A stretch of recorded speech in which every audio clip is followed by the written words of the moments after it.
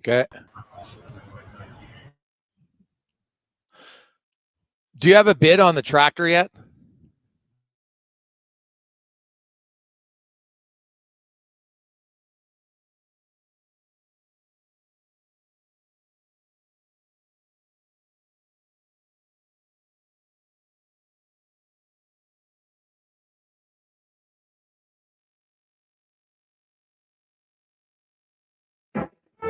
The Jason Gregor Show. Here's Victor Arvidsson to put holes in Lowetide.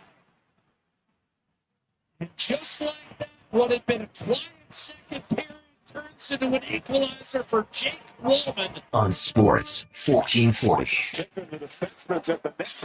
6 goal. And the 2-0 Washington lead. Presented by PlayAlberta.ca, Alberta's only regulated online gambling website. Hyman has hit the crossbar. McDavid a goal post here in the OT. McDavid picks up.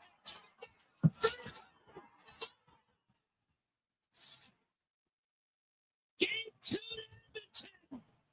Final 5-4 in overtime.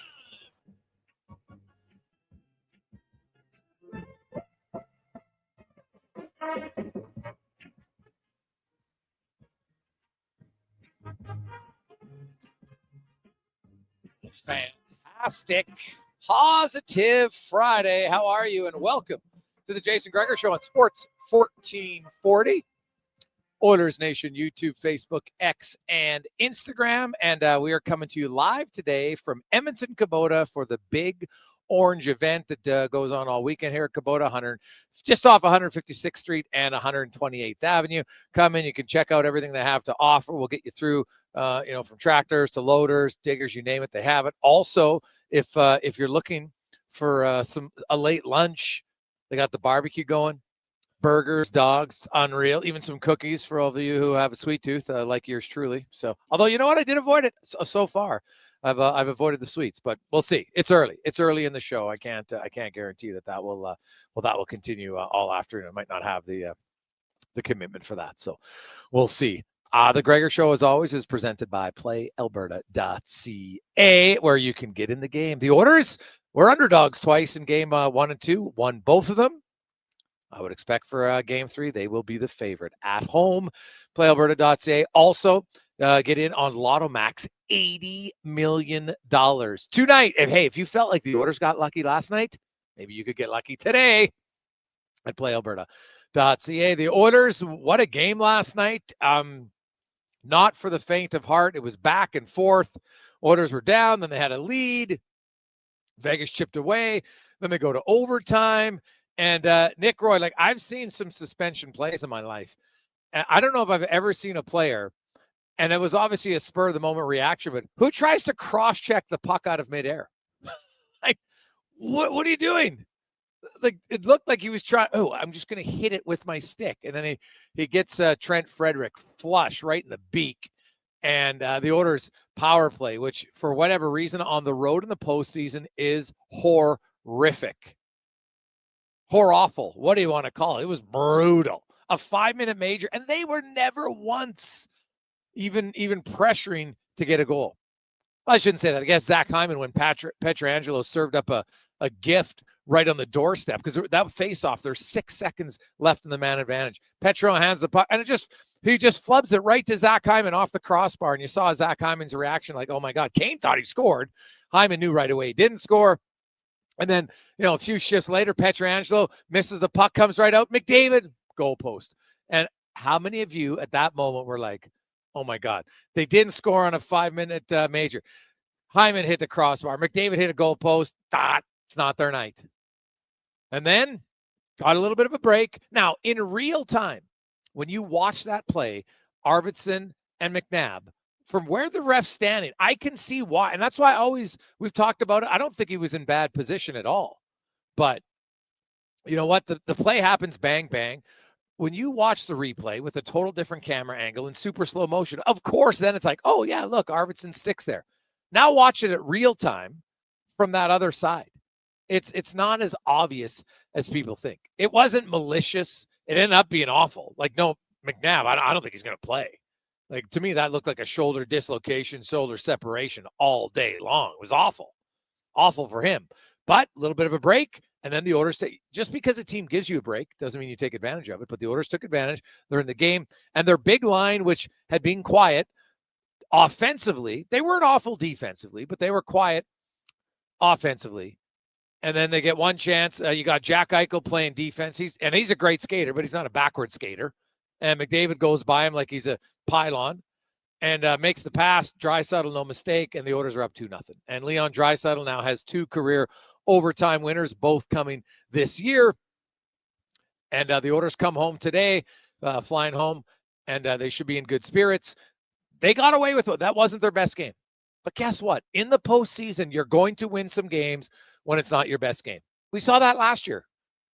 Right? You look at they won game 4 in LA. We're outshot 33-13. They won game 6 against Dallas, outshot 34-10. Now, last night they had more chances. But, Vegas, and I'll say this about the Oilers defenseman.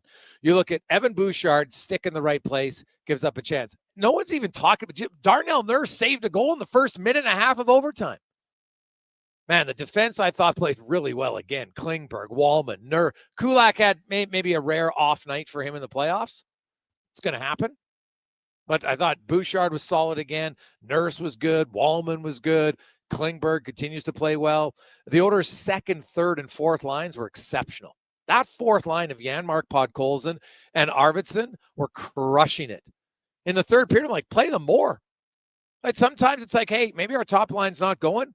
Let's just keep rolling 4 lines, because that line was excellent. The second line, the fourth line were easily the 2 best lines for the Oilers last night. And the Oilers' top line, well, they didn't do anything offensively up until the winner. They didn't get scored on. And so when you're struggling offensively, you got to make sure you don't get scored on. And that's what they did last night. So now there's an opportunity. Woo, mama. It's a Saturday night. It's a 7 o'clock broadcast, 7:15-ish puck drop, and it is going to be a madhouse in Edmonton tomorrow. And hey, do you want to go? So today, here we are at Edmonton Kubota. We got the Ben Stelter Foundation. Mike is here. You want to come down, talk some hockey with Mike? They got a sick guitar over there, actually, specially made just for Ben. Edmontonians are so creative and fantastic. It's awesome.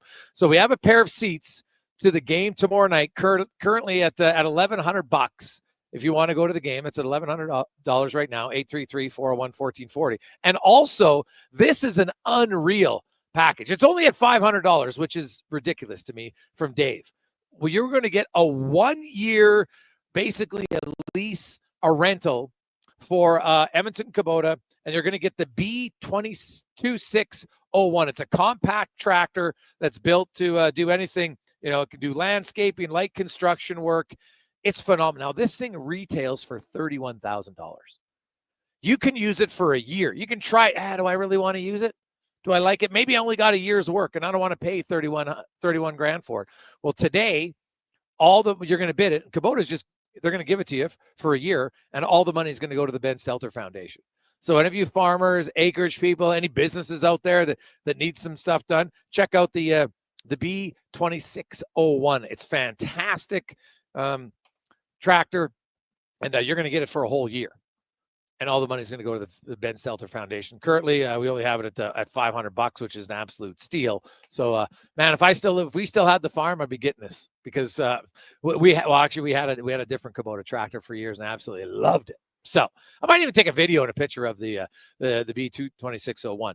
Also, so we are partnering up here at Sports 1440 with 780, the clothing store in Edmonton. They're local. It's awesome. They got 5 locations, and we're going to launch our new T-shirt tomorrow.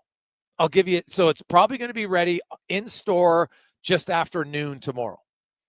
And I'm telling you, it's a limited run, but if you're a diehard Oilers fan, you're going to want this T-shirt, especially the way the Oilers are playing now and who's playing.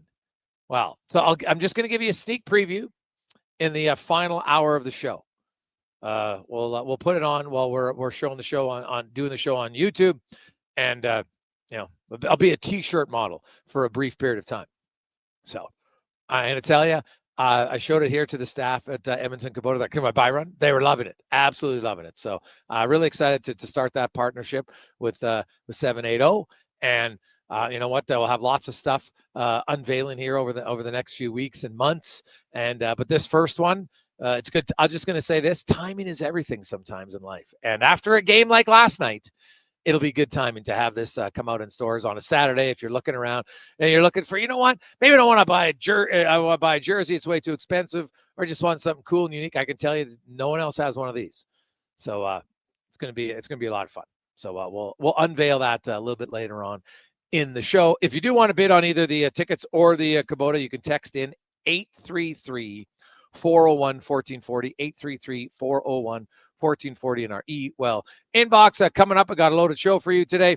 Obviously, we're going to talk a lot of hockey. Also, the Edmonton Stingers home opener this weekend, baby. The Stingers back in action. Excited. So we'll hear from their head coach and GM, Jordan Baker. Kevin Woodley will be by in the 3 o'clock hour as we are going to talk goaltending. We'll break down like Aiden Hill. What did Woodley tell us, man? Woodley, his scouting report, it's not bad. He talked about you want to go high glove when you got time. And when you're in the middle of the ice, you want to attack Hill's hands. And look at Darnell Nurse's goal. Even Pod Colson, maybe not so much as outside as you want, but we'll talk about that goals. We'll look at some of the Vegas goals that they've scored through 2 games. Calvin Pickard, what did he say in round 1? All I got to do is allow one less goal than the other guy. Right? No one's, you know what I love? No one's talking about save percentage. Oh my God, what's his career playoff save percentage? Who cares? Is he winning games? Right? I don't hear anybody. No one's texting in. Well, our goal, we won, but geez, our goalie only had an 888. Why? Because it does not matter. It doesn't always tell you the story. Pickard makes some huge key saves in that game when the Oilers had a few breakdowns. And that, to me, that's the game for Vegas. They played well and lost. Those games, I think, come back and burn you much more than if you just don't play well and lose because you're like, hey, we didn't play well. Some nights that's going to happen in the playoffs. But when you don't play well and you lose, you're like, okay, we know we can play better. When you play well and you lose and you're like, geez, like Edmonton didn't play their best game yesterday, but they found a way to win. And you need a few of those games if you dream of winning the Stanley Cup. No one dominates all 16 games. Or rarely, I should say. I'm sure if we go back to the time, there was one team that played really well in all 16 wins, but it's extremely rare. Last night was a game the Oilers won where they didn't have their best. But it was still better than what Vegas had overall. And ultimately, that's all that matters in the playoffs. That's all, man. So, 833-401-1440. Hey, Greggs, can we talk about how good Wallman has been? Hey, man, from Aaron. Yeah. Well, first of all, he's plus 11. I know some people are like, I don't like plus minus. Well, what do you like? Well, I like goal for percentage. Okay, well, guess what? He's plus 11 at even strength. Right? 17 goals for, 6 goals against. That's all that matters to me. And Wallman has played very efficient for the Oilers. He has a bomb of a shot. We saw it last night in the goal on a nice play by Pod Colson. Nice shot by Wallman. Hey, you get a little bit of luck. It goes off a leg and in. Hey, get pucks on net, man. It helps. And I really liked Wallman's game. Like, you look at Stan Bowman acquiring Klingberg for nothing, and then Wallman, and some people are like, oh, I didn't want to give up that. And I'm like, what do you mean you didn't want to give it up? Why? Guy's under contract for another year. Imagine if they didn't have Jake Wallman. Where would they be right now? Right? What if they didn't have Klingberg? Are you kidding me? With the injury to Matthias Ekholm? Like, those 2 acquisitions have been massive. You look at Trent Frederick. It's worked out really. What about Pod Colson? Pod Colson for a 4th rounder in the summer. Vasily freaking Pod Colson. He has 6 points in 8 games. He's playing .946 a game. And then look at all his numbers. When he's on the ice, 5-on-5, they're out shooting the opponents 40-22. They're outscoring them 5-1. He's been unreal. He's physical. He doesn't make a lot of mistakes. What an unreal trade. Unreal trade. If you look at it, for the value you're getting to the contract that he has, the style of player he is, that line, Janmark, Podkolzin, and Arvidsson, I love. They got a combination. They got speed. They're chipping in with offense. And you know what I like? They got some grease. Watch Janmark coming into scrums. He's punching guys, stops right at Hill, snowing him. Podkolzin's in on everything. Arvidsson, yesterday, did Arvidsson fall down once? I don't think he did. That's what I noticed. He was on his feet the whole game. He's been effective. And I know, as Connor Halley points out all the time, I'm not sure there's anybody who celebrates a goal more than Arvidsson. Like, he loves it. Right? Like, he on the Wallman goal, he's getting knocked down in front of the net. He's battling for position. He scores. He gets up. Like, he is up so fast back to celebrate. He loves scoring. Doesn't matter.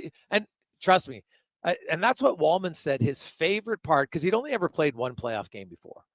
And, young player in St. Louis.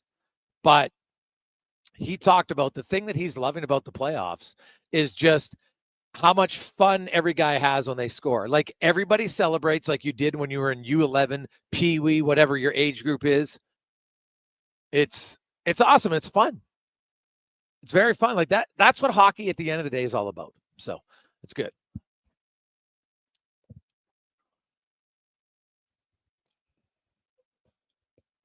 Now, here's the other thing, and we'll get to a break quick. The other thing I want to talk about is, for years, people have texted this show. You've written online. You've talked about the Oilers need more depth. They need more depth. McDavid and Draisaitl can't carry us all the time, which I agree with.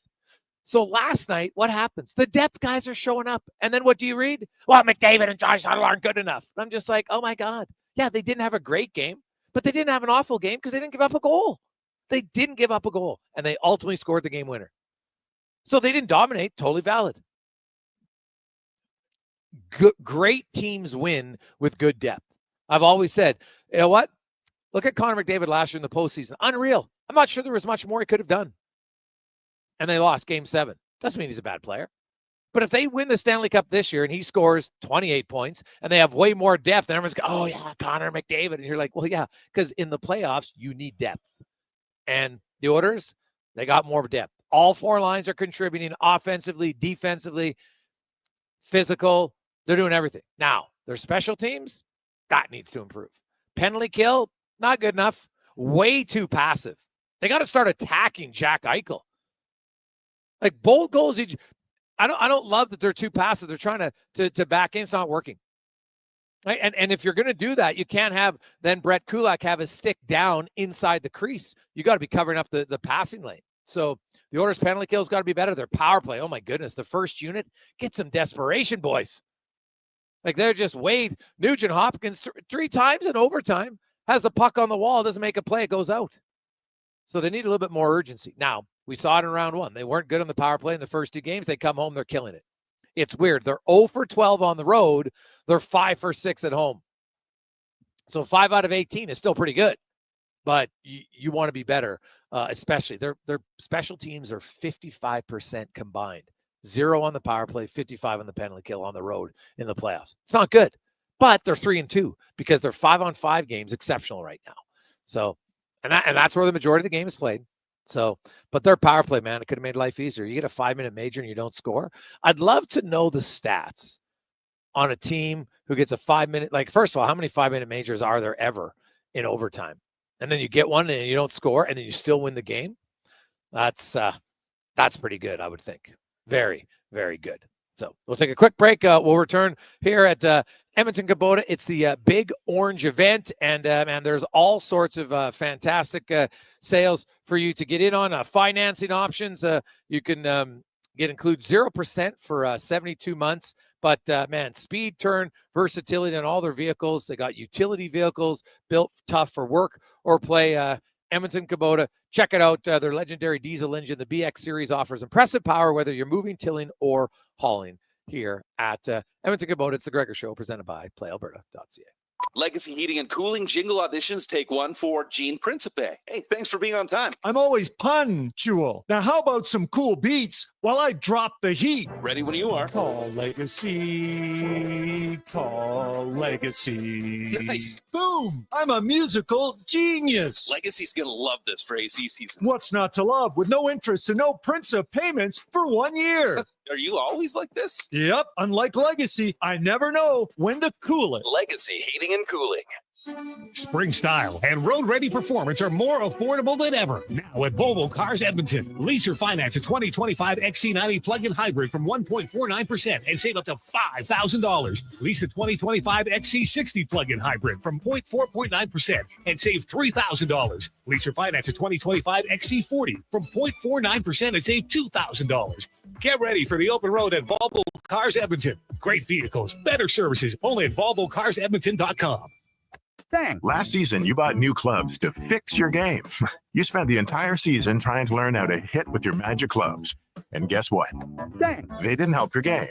Now you're convinced it's your swing, but it really is your clubs. Even though you were told the ones you bought were the best ever made, if they were, you would have gotten better. Every day at Fitted Golf, we continue to prove the right clubs make all the difference in the world. From beginners to pros, Fitted Golf makes all the difference. Yes, fittedgolf.ca. Do it. Your vehicle is a big investment. Protect it at Hughes Car Wash. We use only clean, fresh water and the highest quality car wash soap. Hughes Car Wash, the car wash pros. Find us at HughesCarWash.com. It's playoff time, and we've got a lot to talk about. This is Andrew Walker on Edmonton Sports Leader, Sports 1440. Tune in after every playoff game for the Ridge Social Eatery postgame show. The Ridge is the new hotspot in St. Albert, and it's so good. If you bleed orange and blue and you're not using the all-new Play Alberta Sports and Casino app, then you're missing out. It's the only online sportsbook with odds boosts on all Oilers games. And now, it's not just sports. Play the slots, hit the tables, buy lottery tickets, all in one app, all across Alberta. Download Play Alberta now from your phone's app store and use promo code GOAL for a $100 bonus. That's promo code GOAL! A pizza from Papa John's is already pretty great, but you know what's even better? 2 pizzas from Papa John's. For a limited time, get a medium one-topping pizza for only $6 when you order any large specialty pizza at regular price. The works, the meats. Pick your favorite specialty pizza and get even more delicious Papa John's to enjoy. Whether you're feeding your family, your team, or yourself, get your next meal from your locally owned and operated Papa John's. Better ingredients, better pizza. Papa John's. I take possession of my commercial space in 3 months. I need lighting. I need a fire alarm. I need data. I need a generator. I need panels. Sounds like a job for the men and women of Action Electrical. Projects team reporting. We design, build, and construct all the electrical systems for your projects. Need everything to work right? Get the Action Electrical project team on your site. Facing an electrical menace? Call the men and women of Action. Operating throughout Alberta at actionelectrical.net. Fire bans and restrictions are now in effect for parts of Alberta where wildfire danger is very high or extreme. Because of dry and windy conditions, wood-burning fires may not be permitted on public or private lands. Visit albertafirebans.ca for more information about bans or restrictions in your area. That's albertafirebans.ca. A message from the Government of Alberta. When you need to get away to find a hidden gem where beauty meets serenity, Silver Creek Golf and RV Resort offers a breathtaking experience. With an exquisite 27-hole course, a fabulous restaurant, peaceful camping sites, the list goes on. Whether you spend the day or even the weekend, there's no shortage of ways to have the time of your life. Call Silver Creek Golf and RV Resort to book your ticket today. 780-855-3982. Online at silvercreekgolfcourse.com.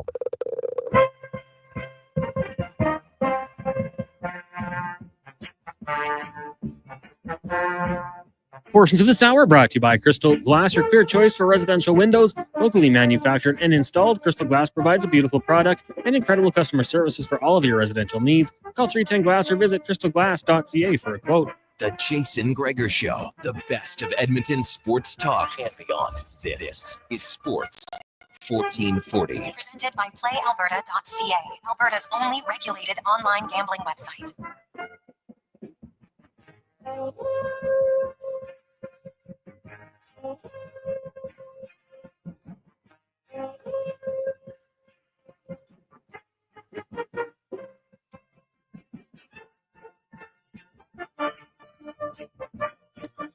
.224, welcome back. Jason Gregor, Connor Halley. The Gregor Show presented by PlayAlberta.ca. $80 million tonight for Lotto Max. Get your tickets at PlayAlberta.ca. And hey, if you want to get some food and you want to look out here, it is the Big Orange event. We're coming to you live today from Edmonton Kubota, just off of 156th Street. Stop in say hello, 128th Avenue. Also, you can get lunch. They're serving up burgers and dogs. They got water and pop and some treats. Also got salad. And I'm telling you, but the dog's unreal. They'll even, it's old school. They'll even warm up the bun for you if you like it. Toast it just a little bit. So it's very good. And we're auctioning off a 1 year, it's basically like a lease, a 1 year lease for the B601 tractor, which is, all the money, by the way, is going to go towards the Ben Stelter Foundation. It's a compact tractor that's built to handle many big tasks, everything from landscaping to light construction work. It's phenomenal. So right now we're up to $800. This machine retails to sell it at $31K. Okay, you're going to get it for a year, basically for free. So $800 for Ben Stelter. We got to get that up a little bit. Jack has it at 800 bones. If you want in, I know anybody who's a farmer. We've had a few people. Hey, Gregor, what if I live outside of Edmonton? Well, yeah, there's not many people in residential that I think are going to use the B2601. Some of you maybe, but yeah, any of our farmers, acreage people, anywhere. You live in Lloydminster, you want to get it? No problem. So yes, that is not an issue at all because you're gonna have it for a year at your farm or your acreage. You get it for the whole year. Right? It's fantastic. So it's a great prize pack from them. So if you want in, we also have $1,100 on the Oilers tickets for tomorrow night's game. 833-401-1440. You can text or call the number. Text in, just say your name, and if you want in on the tickets for Game 3, or you want the tractor. So it's pretty sweet. Now we're up to. Jay is now up to $1,250. Okay, now we're going. Farmer Jesse had went in at $1,100. Now we're up to $1,250 from Jay. So now we're starting to rock and roll here. I know all the farmers and the acreage guys are like, okay, this is too good of a deal to pass up. So here we go. And we're going to talk a little hockey now as we go to our playoff report brought to you by your Alberta GMC dealers. Truck month continues on right now. We're going to get a $5,000 cash purchase credit on any 2025 Sierra HD model. Learn more at gmccanada.ca. From Rogers Sportsnet. Ken Reed joins us now. And Reader, you're watching that overtime last night. And well, first of all, can you think of any play in the playoffs that's similar to what, like, Roy might have had the biggest brain fart that I've seen. I've never seen a guy like, I don't know if he thought he was trying to cross-check the puck, but what the hell was he doing? Like, it made no sense. I've never seen a guy try to cross-check a puck that I can recall. And that was right on the mush. That just nailed Fred. Oh. And he keeps playing. Like, that was if almost like he was just like, I hate you. I don't know what happened if wires crossed, or maybe he was trying to cross-check the puck. Bottom line, he cross-checked the dude right in the face. And I mean, a 5-minute major, you're sitting there going, okay, this is over. I've never seen a game go on for so long that should have ended so many times. It just, how is this? And then the Hyman chance, I'm like, how is this game still going? It made no sense that game kept going and going and going. And I mean, Vegas comes out in overtime just pumping, but somehow Pickard keeps the Oilers alive. It was incredible to watch. It was a game, I think, that sports is best when it's chaos and it doesn't make sense. And to me, that game didn't make sense, and that was the beauty of it.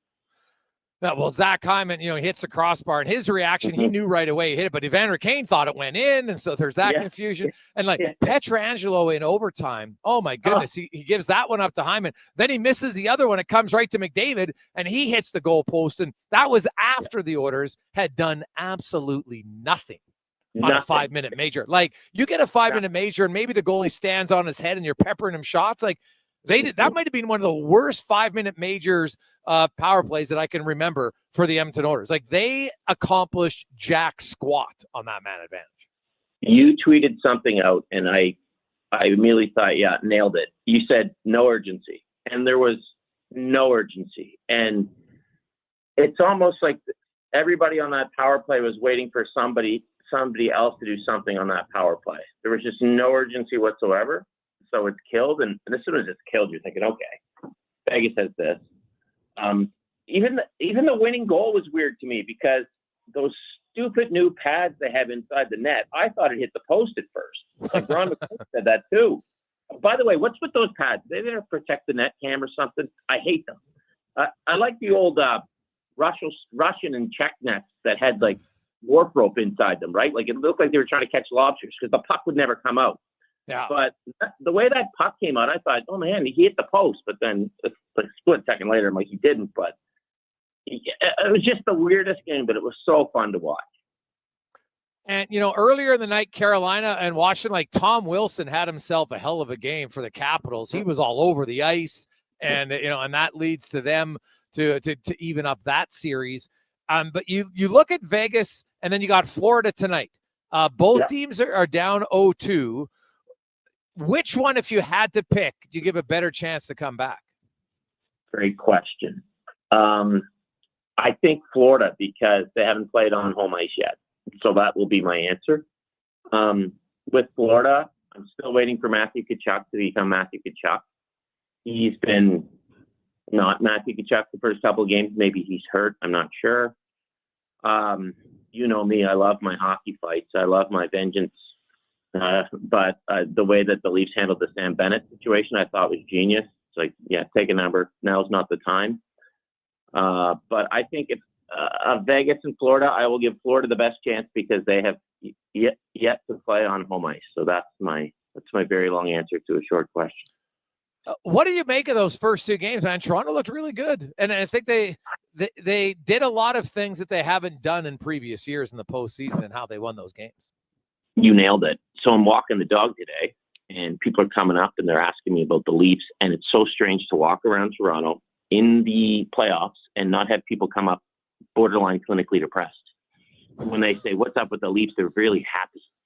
And the Leafs are playing a mature brand of hockey, a different brand of hockey. When they were very successful earlier this year, say in November, December, they're kind of playing this style. Now, obviously, it's amped up in the playoffs, but it's a mature style.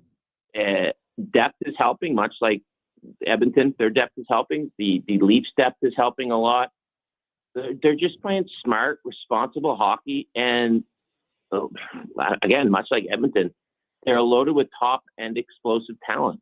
But, I mean, Matthews isn't, goal-wise, he's not going crazy like he usually does. No. But there's other guys scoring, and they are playing like a responsible, grown-up, I'd let the Leafs date my daughter type game, like a mature game that we never saw here before, which I think was the MO for Craig Berube when he came in, and the players have bought into it. And it's the type of game. I mean, you and I remember being on your show many years, and I'd say the Leafs are built for the regular season, not for the playoffs. Well, this team is actually built for the playoffs and not the regular season. Well, their defense is a lot better for sure. Willie Nylander has shown up and played exceptionally well for them. But Bobrovsky's got to be better. Like you look at some of the goals he's allowed here for Florida.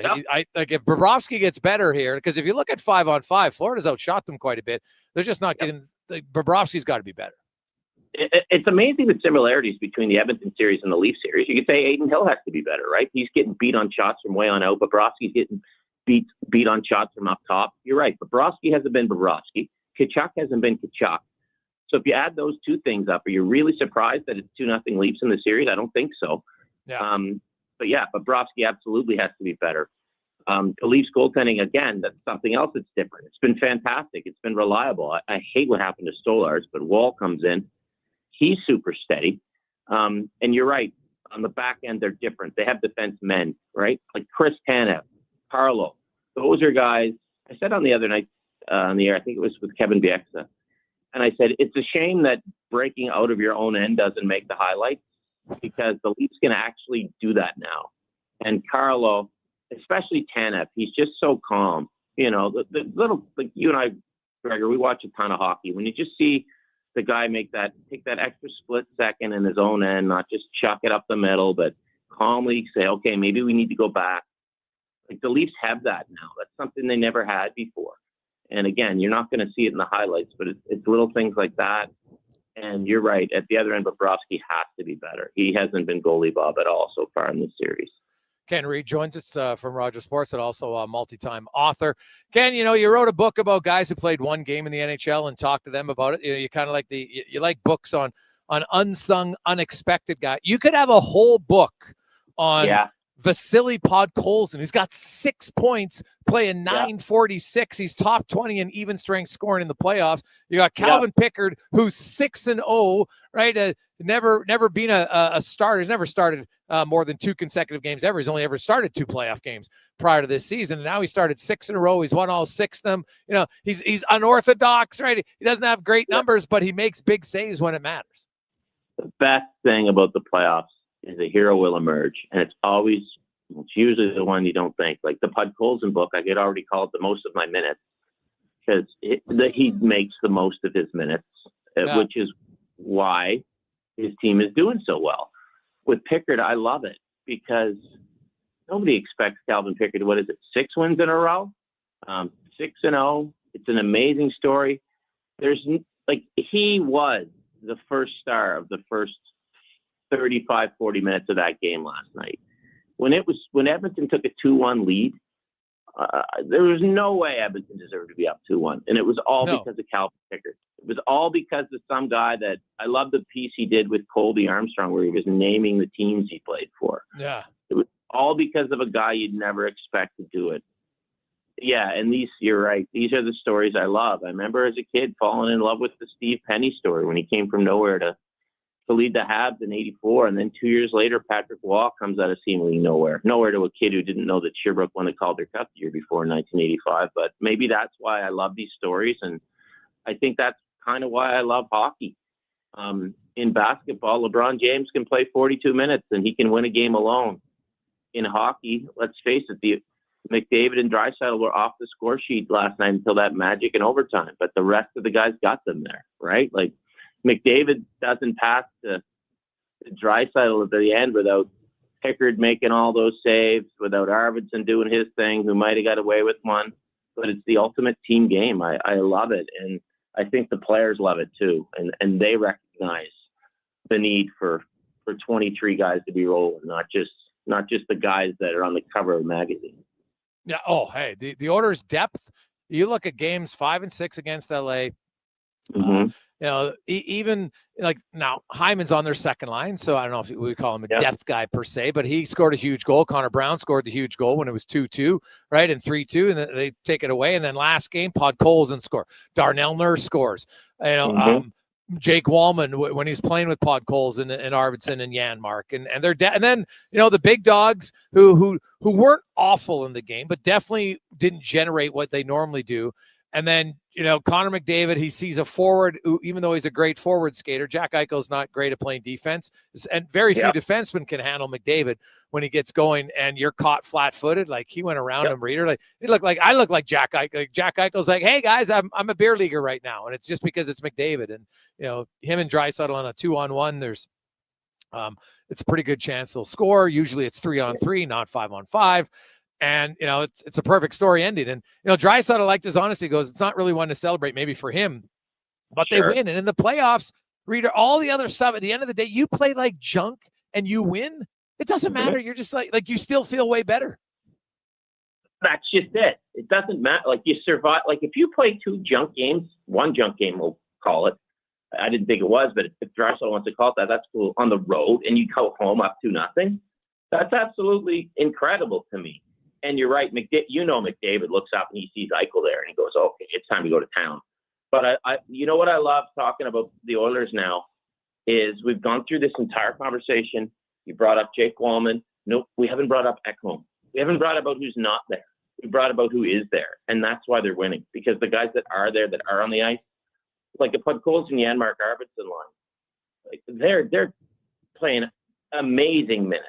Connor Brown looked like Denny Savard there with that goal a couple games ago. He had an outer body experience, but they're getting stuff they got a lot. The depth helped them get to where they got to last year, and it's helping again this year. But I think a lot of people wrote off their depth this year, thinking, they're missing Holloway, which of course they do, and a Broberg, but other guys have really stepped up. And I think the addition of Trent Fredericks made a lot of guys better. But they're rolling, man. And if you can say you played like junk and you still won, that's something special, right? That's when you're onto something. When you're not playing your best, but you're still getting the dubs, that's when you're onto something. Because not every game is going to be beautiful, but if you can take a game where you're not going, pedal to the metal and still win, then you're onto something special. And the other thing is now, Canada dare to dream, Toronto, Edmonton. Like every win, there's a chance. So, like it would be, the social media would be hilarious just for the barbs back and forth between Oilers and Leafs fans. Oh my God. Just for sure, chaos, reader. If you like chaos, then that's the most chaotic Stanley Cup final you could wish for. Listen, Professor Chaos, South Park all the way. I would love to go into my mentions because I'd be being called an Oilers homer. I'd be called a Leafs homer.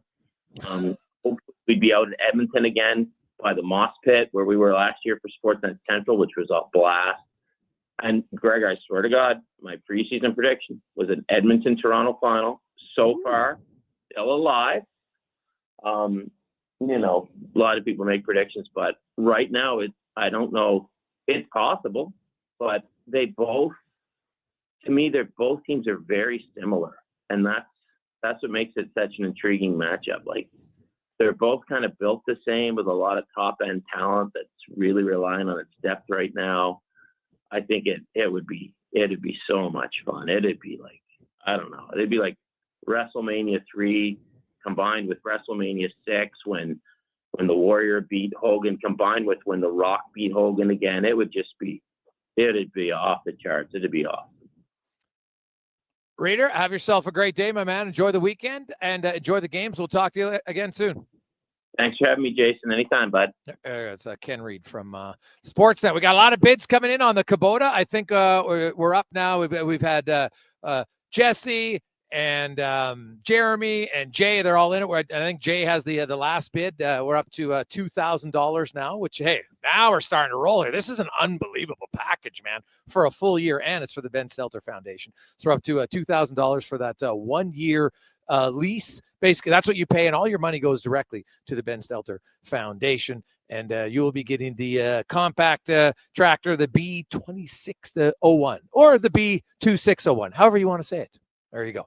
Quick break. We'll return on the Jason Gregor Show, Sports 1440, Oilers Nation, YouTube, Facebook, and Instagram.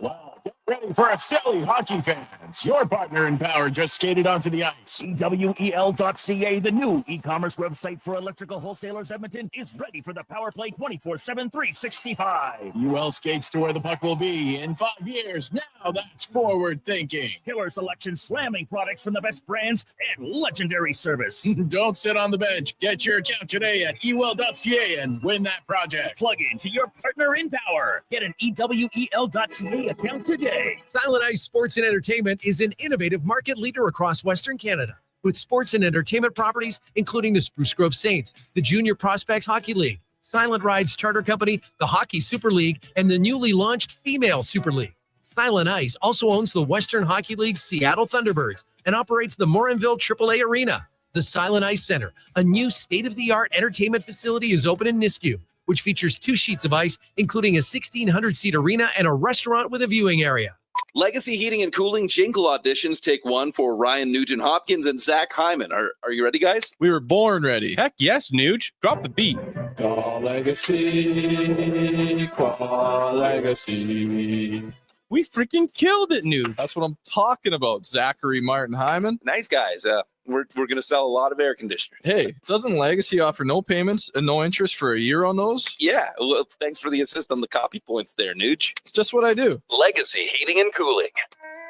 Now, all sizes of premium roast coffee at McDonald's have a new low price, starting at just $1 plus tax, for a small, great tasting coffee every single day. Must be McCafe. Kevin Carius, Lowetide, Jason Gregor. They are all ready for the Cup run. Sports 1440 is your home for all things hockey, including our pre- and post-game show with Andrew Walker. Sports 1440 is Edmonton's sports leader. Experience more at the Edmonton Expo Center. Come for Canada's largest trade show, the biggest names in entertainment, exhilarating sporting events, and more. Stay for the experience. But it doesn't end there. Maximize your brand exposure with Edmonton Expo Center's new cutting-edge feature screens, spanning Western Canada's largest venue space. Captivate an annual audience of over 1 million visitors during iconic events like Pro Rodeo, Disney on Ice, Glow, K-Days, and so much more. To learn more, call 780-660-0514 or visit EdmontonExpoCenter.com today. We've got some good news for you. Employee pricing is back at St. Albert Dodge. You pay what we pay, and if you're in the market for a new vehicle, it just doesn't get any better than that. You'll get a great deal, and it's so easy. No complications, no negotiations. The pricing is simple. Your biggest challenge will be choosing the vehicle you want.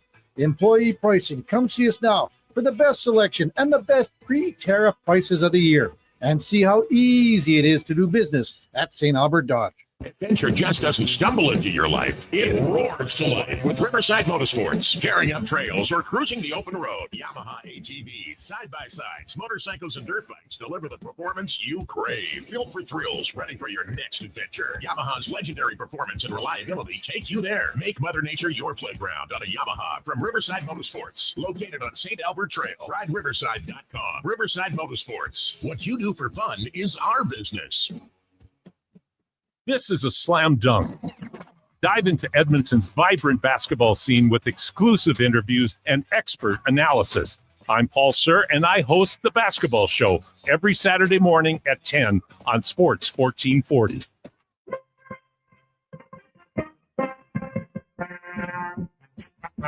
Portions of this hour brought to you by Garage Superstore. By Premier Built Garages, the ultimate destination for everything garage. Storage solutions, cabinets, vehicle hoists, accessories, and even Traeger grills. Visit our massive 8,000 square foot showroom at Calgary Trail and 34th Ave or online at garagesuperstore.ca. The Jason Gregor Show, the best of Edmonton sports talk and beyond. This is Sports 1440. Presented by PlayAlberta.ca, Alberta's only regulated online gambling website.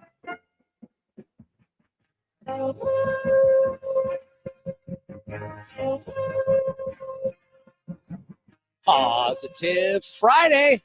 Welcome back to Jason Gregor Show, Sports 1440, presented by PlayAlberta.ca. Also live on Oilers Nation, YouTube, Facebook, X, and Instagram. Remember, we'll have a sneak peek of our new, our first t-shirt. We're going to have lots of them. We're going to have hats and t-shirts and hoodies, Sports 1440 stuff, unveiling different ones at different times. But our first one's coming out tomorrow afternoon, probably right around it should be ready in stores at 780 in Edmonton, of course, and they got it at Kingsway and in St. Albert, Southgate. They got the 5 locations, the 780. So it's gonna be great. West Edmonton Mall. So I'm telling you, I did give a sneak peek here to a few of the people at Edmonton Kubota, and they love it. Can I buy one right now? Well, no, you got to wait.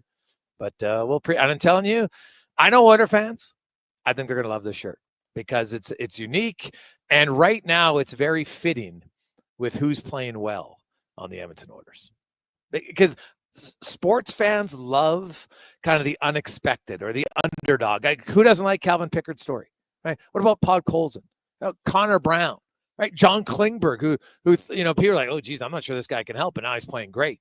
Right? A lot of their depth guys have come back. And, Evander Kane off for 10 months and contributes. So there's lots of positive stories around that. Also, we're up to $2,000 on our 1-year lease for the compact tractor, the B2, the B2601. All the money is going to go to the Ben Stelter Foundation. And we have lower bowl pair of seats for tomorrow's game, currently at $1,100. So if you want to get on that, all the money there also going to go to the Ben Stelter Foundation. They're here live with us at the Big Orange Sale at Edmonton Kubota, 128th Ave on 156th Street. So stop in if you want to check out all the rides they have.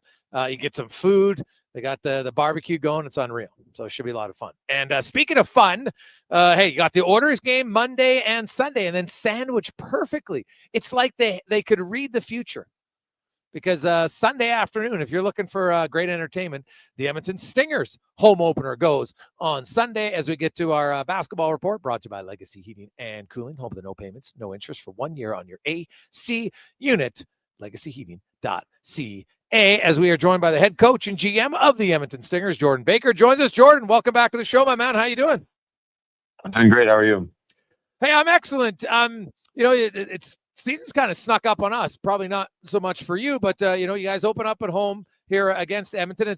It's your only home game for a few weeks, so people who want to go should definitely get some tickets and check it out. But I guess let's talk about the team and the changes to the roster. There's always going to be some changes.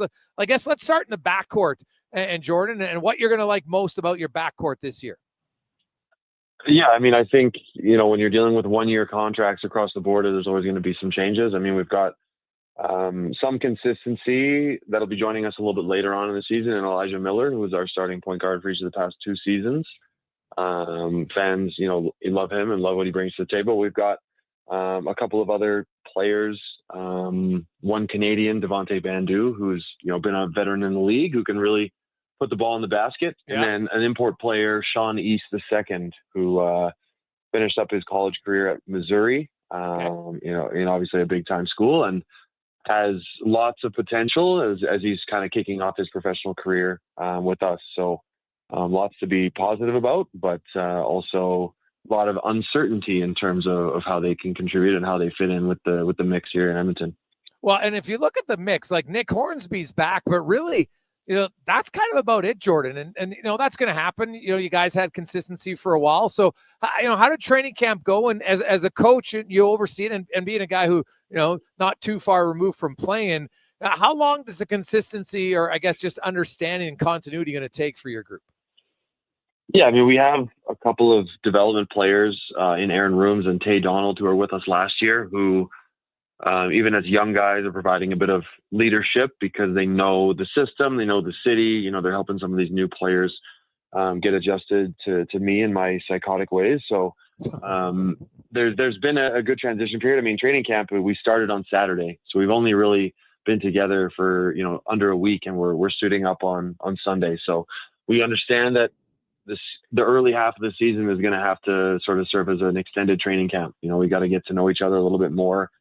There's no preseason games. We're basically rolling right into it on Sunday. So, there's going to be some growing pains and a steep learning curve, but I think we got the right people in the building for us to be successful in what we do, and, take some baby steps this week and hopefully be able to steal one against Calgary. And Jordan, you've been through this before, right? Season openers, you don't have a long training camp. What do you expect from Calgary as far as, and even just what do you expect from a team in game one where there's not a lot of film to look at for what they're going to run? Do you kind of have a sense, though, of what you think Calgary is going to bring on Sunday? I mean, we know their personnel. Everyone has film from somewhere or someplace that we can, dissect and look at some player tendencies. But for the most part, it's comes down to being able to do 3 things, and that's take care of the basketball, not give up any easy turnovers that lead to easy buckets, rebound the basketball. There's going to be probably some disjointed possessions on both sides. If we can control the glass, that gives us a good opportunity to win the game. And then get back on defense. Our transition defense is going to be important. We can't give up anything easy in the full court. We do those things. We put 5 guys in front of the basketball defensively. It's gonna make their lives difficult because they're dealing with the same timelines that we are. So if we can go and get some easy ones and prevent them from doing the same, we'll give ourselves an opportunity. Jordan, who do you expect to be kind of your go-to scorers? Well, that's always a tough question, and part of the reason we've been successful the past few seasons is we always have 5 threats on the floor at once. So we haven't really had a guy who's averaged an exorbitant number of points. We've been very well balanced, and with the roster that we've constructed this year, I think any given night a guy can go for 25.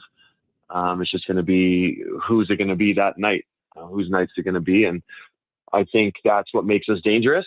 Obviously, guys like Nick and John and Cameron, who are some of the new faces in the league, are going to have explosive evenings. But it's going to be a winning by committee, scoring by committee, as it's been in the past. Now, is that what you'd like, or in an ideal world, do you think, do you want to have maybe 1 or 2 guys that are kind of your go-to scorers? Yeah, I mean, with the way that the league is structured and the way that the salary cap is structured, I think if you're going to get a guy who is going to be a home run scorer, it makes it challenging to be able to build a roster of guys that are going to be capable around him. So what we try to do is spread the wealth and bring in a bunch of players who can contribute. And, we're not going to be crippled by injury if a guy goes down. We've got guys that can step up and fill that spot. So, especially with such a short season, a guy goes down with an injury that's 6 to 8 weeks, he's missing half the season. And so we try to plan for that and be a little bit more resilient with our lineup by being deep without that singular focus another team can take away. Now, Jordan, I don't know if you know the answer to this, but I have to ask you. I always like the in-game presentation that the Stingers do. Do you know, you guys got anything fun for the fans this year that maybe we haven't seen in the past at home games? We've got a couple of fun new contests. I mean, obviously, we've got the Super Dogs coming out at halftime, which is always a great show on that home opener on May 11th. We've got a couple other great fan engagement pieces. I mean, you come to one of our games, we got fan tosses at every stoppage. We got opportunities to get on the court and compete in tic-tac-toe and shooting contests and things like that. But, our bread and butter will always be, that accessibility. Fans, especially young fans, can come on the floor after the game and get autographs from their favorite players. So we really root ourselves in that and being as accessible as possible at that professional level. Well, Jordan, we look forward to talking to you throughout the year again, as always. And the players, best of luck with the home opener, the season opener this Sunday, because then I know you guys are on the road for a bit and then not back at home until the 28th of May. So an opportunity for any of the Stingers fans, get out to the game, watch some exciting b-ball. Perfectly fit in right between the Oilers game. So you got Oilers Saturday, Stingers Sunday, Oilers Monday. Perfect for local sports fans. Thanks for your time. Thank you. That's Jordan Baker, head coach and GM of the Stingers. So a few new faces coming in, which is always exciting. And I'll tell you, bang for your buck. It's one of the best bang for your bucks in the city. My son loves, the atmosphere is great. And what I love is I love the scoring when you get down. So if whatever the score is with 4 minutes remaining, and if you're up by whatever it is, then whatever the winning team has, you got to get to 9 points. So there's not as many timeouts. It doesn't drag on. And man, it makes it fun. So I quite like it. So I would check it out if you haven't been to the Stingers. You can go to thestingers.ca and get your tickets for Sunday's home opener. They put on a great show. I'm telling you, your kids will have a great time. So will you if you like to go to it. Coming up after the sports update, Kevin Woodley will join us. Then we're going to go to Florida, talk a little Leafs and Panthers. We got Woodley on. We got Colin Livingston coming up. Craig Button, Speck, Allan Mitchell. We'll update you. We're up to $2,100 for the tractor rental on a busy Friday here. We are live at Edmonton Kubota for the Big Orange event. We're here. Mike Stelter and the Ben Stelter Foundation. He's set up just across from us. So you come in, you can talk to Mike and learn all the great things they're doing with the Ben Stelter Foundation to help kids, make it a little bit more comfortable for them. Unfortunately, the Stelters, they know from experience, right, the things that the kids need because of Ben's experience. So it's fantastic. We got two auctions today. We got the tractor. We also have a pair of seats, lower bowl. It's currently at $1,100 for tomorrow's game, a Saturday. 7 o'clock. Well, puck drops probably 7:15, but broadcast 7 o'clock start. It's going to be unreal.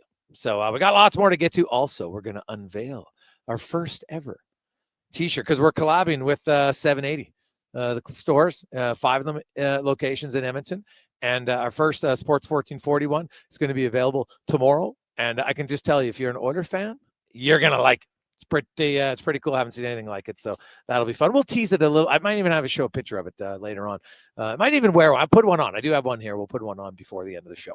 Let's get to the Con Man and a Sports 1440 update brought to you by Booster Juice. They're taking flight with the legendary new Dragon Fruit lineup, introducing the Dragon Slayer smoothie, the Pink Dragon Booster Mixer, and the Dragon Booster Ball. Conquer your cravings, stopping in at your local Booster Juice today. This is a Sports 1440 update. 2 games on the ice tonight in the Stanley Cup playoffs at 5 o'clock. The Toronto Maple Leafs will look to take a 3-0 series lead as they're in the Sunrise taking on the Panthers. Puck drop at 5 at 7:30. You got the Jets and Stars in Winnipeg right now. Dallas up 1-9. Vegas Golden Knights forward Nick Waugh will have a hearing for cross-checking Oilers forward Trent Frederick in last night's Game 2. Ball received a 5-minute major and game misconduct for the cross-check. In the association, you got the Pacers and Cavs meeting in Indianapolis. That gets going at 5:30. Pacers up 2-0. Then at 8 o'clock, Nuggets hosting the Thunder. That series tied at a game apiece. Major League Baseball this evening. Toronto Blue Jays kicking off a series with the Mariners in Seattle. That gets going at 7:40. You've also got the Athletics and the Yankees. Angels host the Orioles. Giants head to Minnesota. White Sox up against the Marlins and the Red Sox in KC. WHL action. League final gets going tonight in Medicine Hat with the Tigers hosting the Spokane Chiefs. Forward Caden Lindstrom and Andrew Basher returning from lineup for Game 1. Lindstrom was the 4th overall pick by the Columbus Blue Jackets in the 2024 entry draft. He missed the entire regular season due to injury. In the PWHL, you got Minnesota Frost and Toronto going at it at 5. Toronto leads that best-of-5 series 1-0. And on Sunday, Edmonton Stingers kicking off their season with a home matchup against the Calgary Surge. You get your tickets at thestingers.ca/tickets. Coming up in hour 2 of the Jason Gregor Show, we'll be joined by Kevin Woodley of In Goal Magazine, Maple Leafs beat reporter Kevin McGran, and we'll speed things up in the Cantor Racing Report with Colin Livingston. I'm Connor Halley. This has been a Sports 1440 update. Sports 1440, a Stingray radio station broadcasting on Treaty 6 territory. Download the free iHeartRadio app and listen to CKJR wherever you go. Hey, Alberta. The all-new Play Alberta app is here. Casino, sports betting, lottery, all in one app, right on your phone. And because it's Play Alberta, you know it's safe, secure, and reliable. Download it now and play over 500 online casino games, live dealer tables, and unique games you'll love. Plus, bet on sports from anywhere in the province. You in? Download Play Alberta now from your phone's app store and deposit using promo code OIL for a $100 casino bonus on the house. That's promo code OIL for a $100 casino bonus. Legacy Heating and Cooling jingle auditions take 1 for Gene Principe. Hey, thanks for being on time. I'm always punctual. Now, how about some cool beats while I drop the heat? Ready when you are. Call Legacy. Call Legacy. Nice. Boom! I'm a musical genius. Legacy's going to love this for AC season. What's not to love with no interest and no Principe payments for 1 year? Are you always like this? Yep. Unlike Legacy, I never know when to cool it. Legacy Heating and Cooling. The job isn't done until the last load is hauled, and having a semi-trailer out of commission is not an option. Whether replacing or adding to your convoy, Edmonton Trailer has a huge inventory of new and used semi-trailers, trusted by the gravel, logging, oil field, fluids, and freight industries. Find a trailer right for you online or at one of their 3 locations. For sales, service, parts, rental, and finance, when you're in it for the long haul, Edmonton Trailer. Spring style and road-ready performance are more affordable than ever. Now at Volvo Cars Edmonton. Lease or finance a 2025 XC90 plug-in hybrid from 1.49% and save up to $5,000. Lease a 2025 XC60 plug-in hybrid from 4.9% and save $3,000. Lease or finance a 2025 XC40 from 0.49% and save $2,000. Get ready for the open road at Volvo Cars Edmonton. Great vehicles, better services, only at VolvoCarsEdmonton.com. Find the perfect tractor for any job at Edmonton Kubota. Their massive selection of compact tractors has something for everyone, whether you're tackling small tasks or big projects. And right now, take advantage of 0% financing for up to 72 months. It's never been easier to get the power and reliability you need. Come down to Edmonton Kubota today. 40. Drive away with the tractor. Oilers Nation YouTube, right Facebook. Fantastic. Kubota, where your perfect tractor awaits. The locks are on a timer. They're going to get out. Sounds like a job for the men and women of Action Electrical.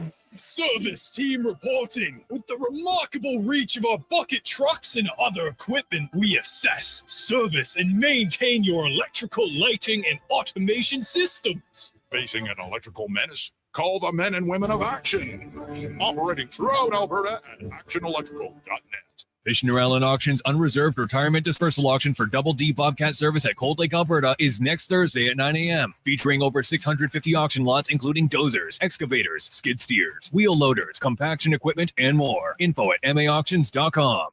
For a rock-solid start on all your spring and summer projects, Bashaw Concrete Products. From concrete to septic tanks, precast water pads to outhouses, plus aggregates, landscaping supplies, and more. Renos, construction. Start planning right now at BashawConcrete.com or call 780-372-3854. That's 780-372-3854. Family owned and operated, proudly serving Albertans since 1963. Bashaw Concrete Products. Missioner Allen Auctions Unreserved Retirement Dispersal Auction for Double D Bobcat Service at Cold Lake, Alberta is next Thursday at 9 a.m. Featuring over 650 auction lots, including impact crushers, screeners, surge bins, radial stackers, conveyors, control van, and more. Info at maauctions.com. When you need to get away to find a hidden gem where beauty meets serenity, Silver Creek Golf and RV Resort offers a breathtaking experience. With an exquisite 27-hole course, a fabulous restaurant, peaceful camping sites, the list goes on. Whether you spend the day or even the weekend, there's no shortage of ways to have the time of your life. Call Silver Creek Golf and RV Resort to book your ticket today. 780-855-3982. Online at silvercreekgolfcourse.com.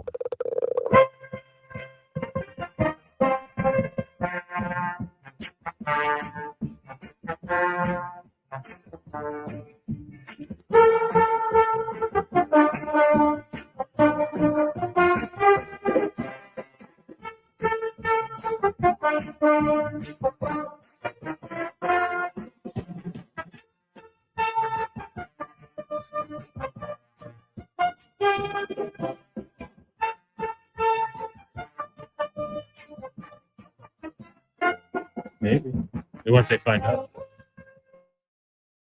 Cantork, we offer sale, rental, repair, and calibration of hydraulic, pneumatic, and battery-powered door wrenches, stud tensioners, and flange maintenance equipment. Order today at cantork.com. The Jason Gregor Show, the best of Edmonton sports talk and beyond. This is Sports 1440. Presented by PlayAlberta.ca, Alberta's only regulated online gambling website.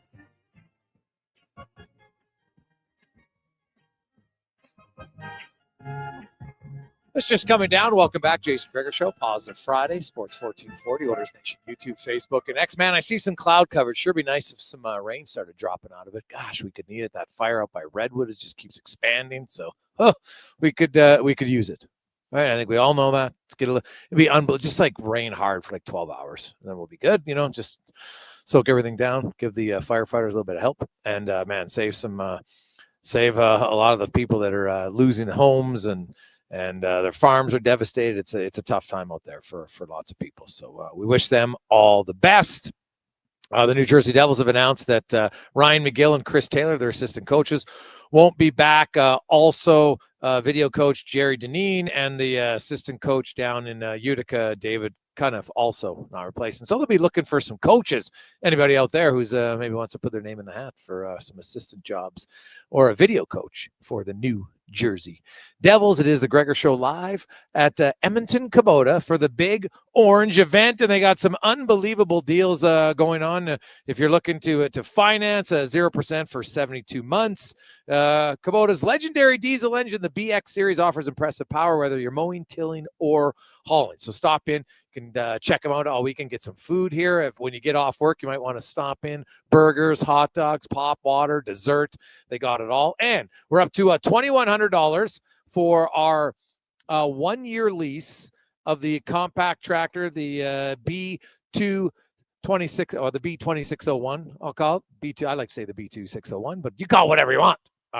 Great compact tractor. It's a 1-year lease. All the money's going to go to the Ben Stelter Foundation. So we got $21 for that. And we have $1,100 for the lower bowl seats tomorrow night, Oilers and the Vegas Golden Knights, if you'd like to go. So it's going to be a hell of a game. Hell of a game.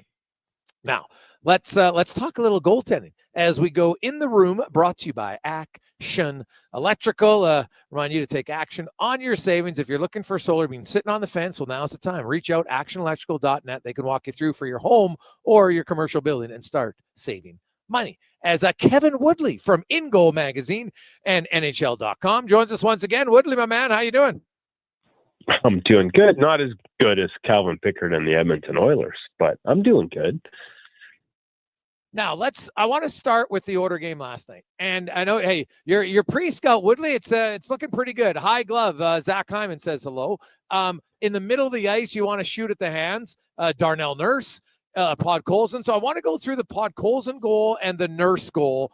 What you saw on those, and are those like the Podkolzin one went through the arm, so I'm guessing that's one he wants back. So tell me your thoughts and evaluation of the Podkolzin and the Nurse goals last night.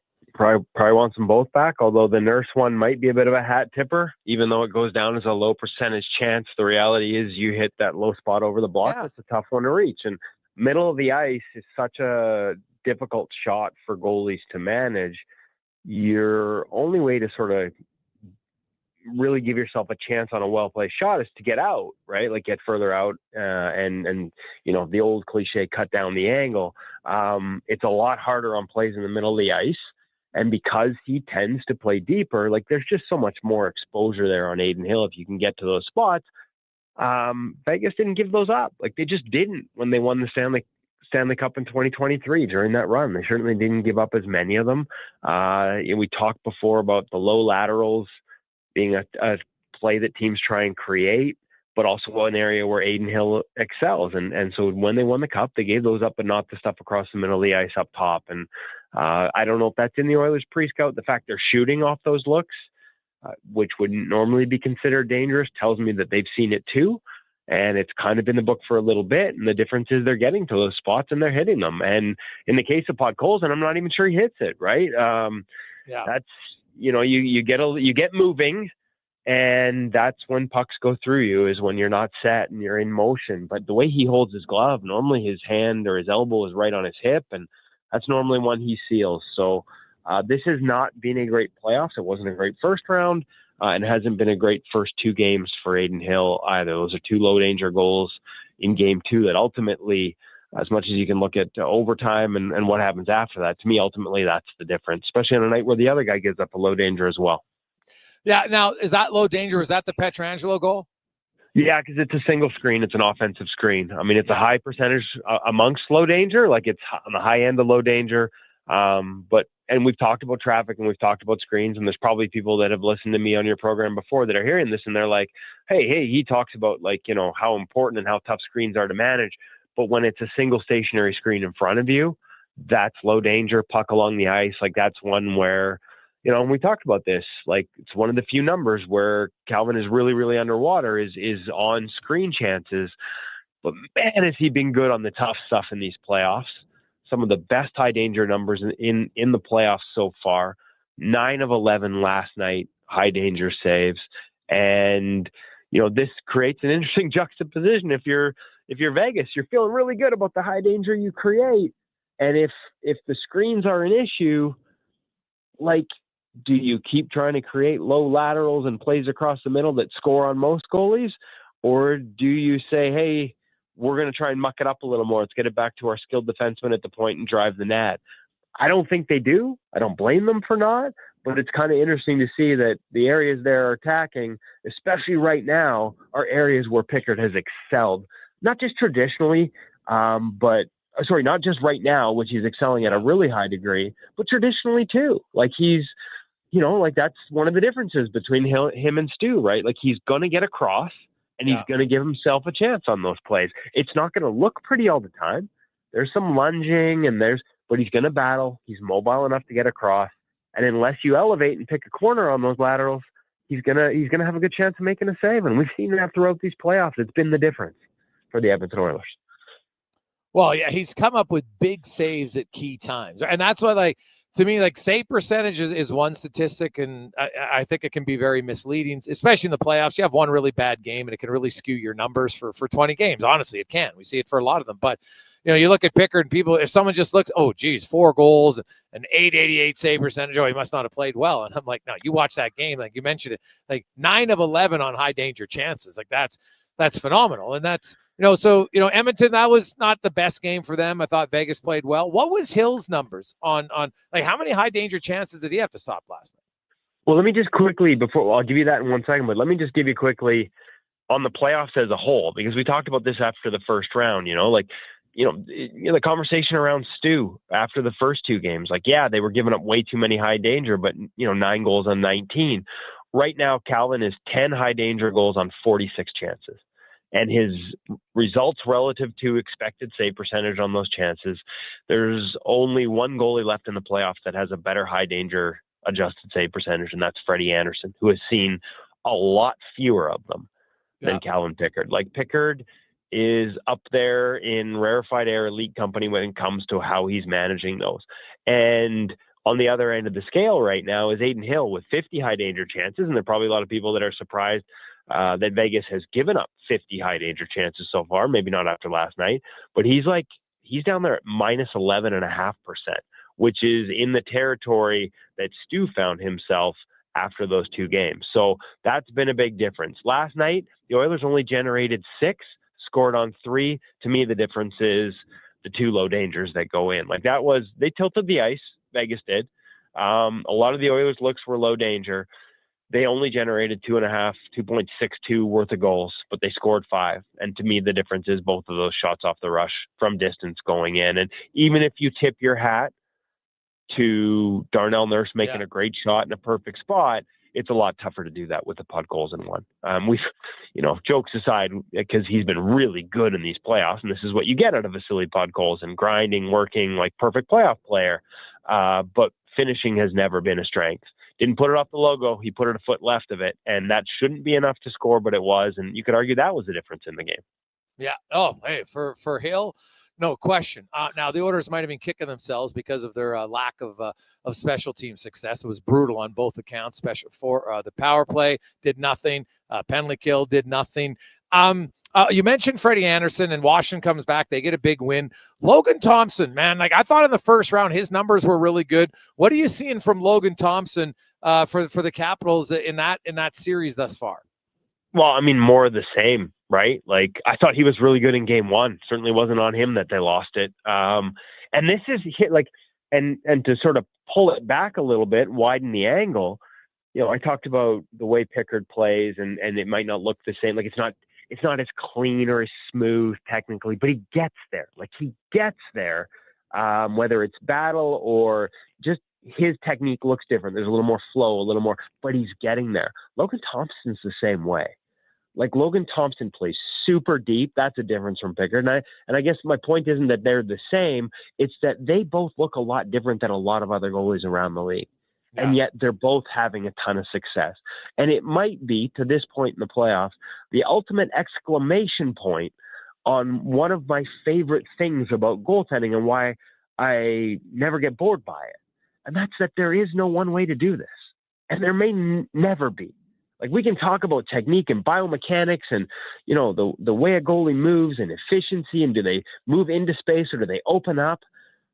But at the end of the day, there are so many different factors that go into it, and so many different combinations of the sliding scale of give and take in each of those factors that can add up to elite goaltending at any given moment and how that shifts. And these two guys may be the double exclamation point on that in terms of how they play and having success. Because you're right, to this point, Logan Thompson is doing in the playoffs, for the most part, again, small sample, so one game here and there can sort of skew numbers, but he's tied with Freddie Anderson at the top of the NHL standings in terms of adjusted save percentage.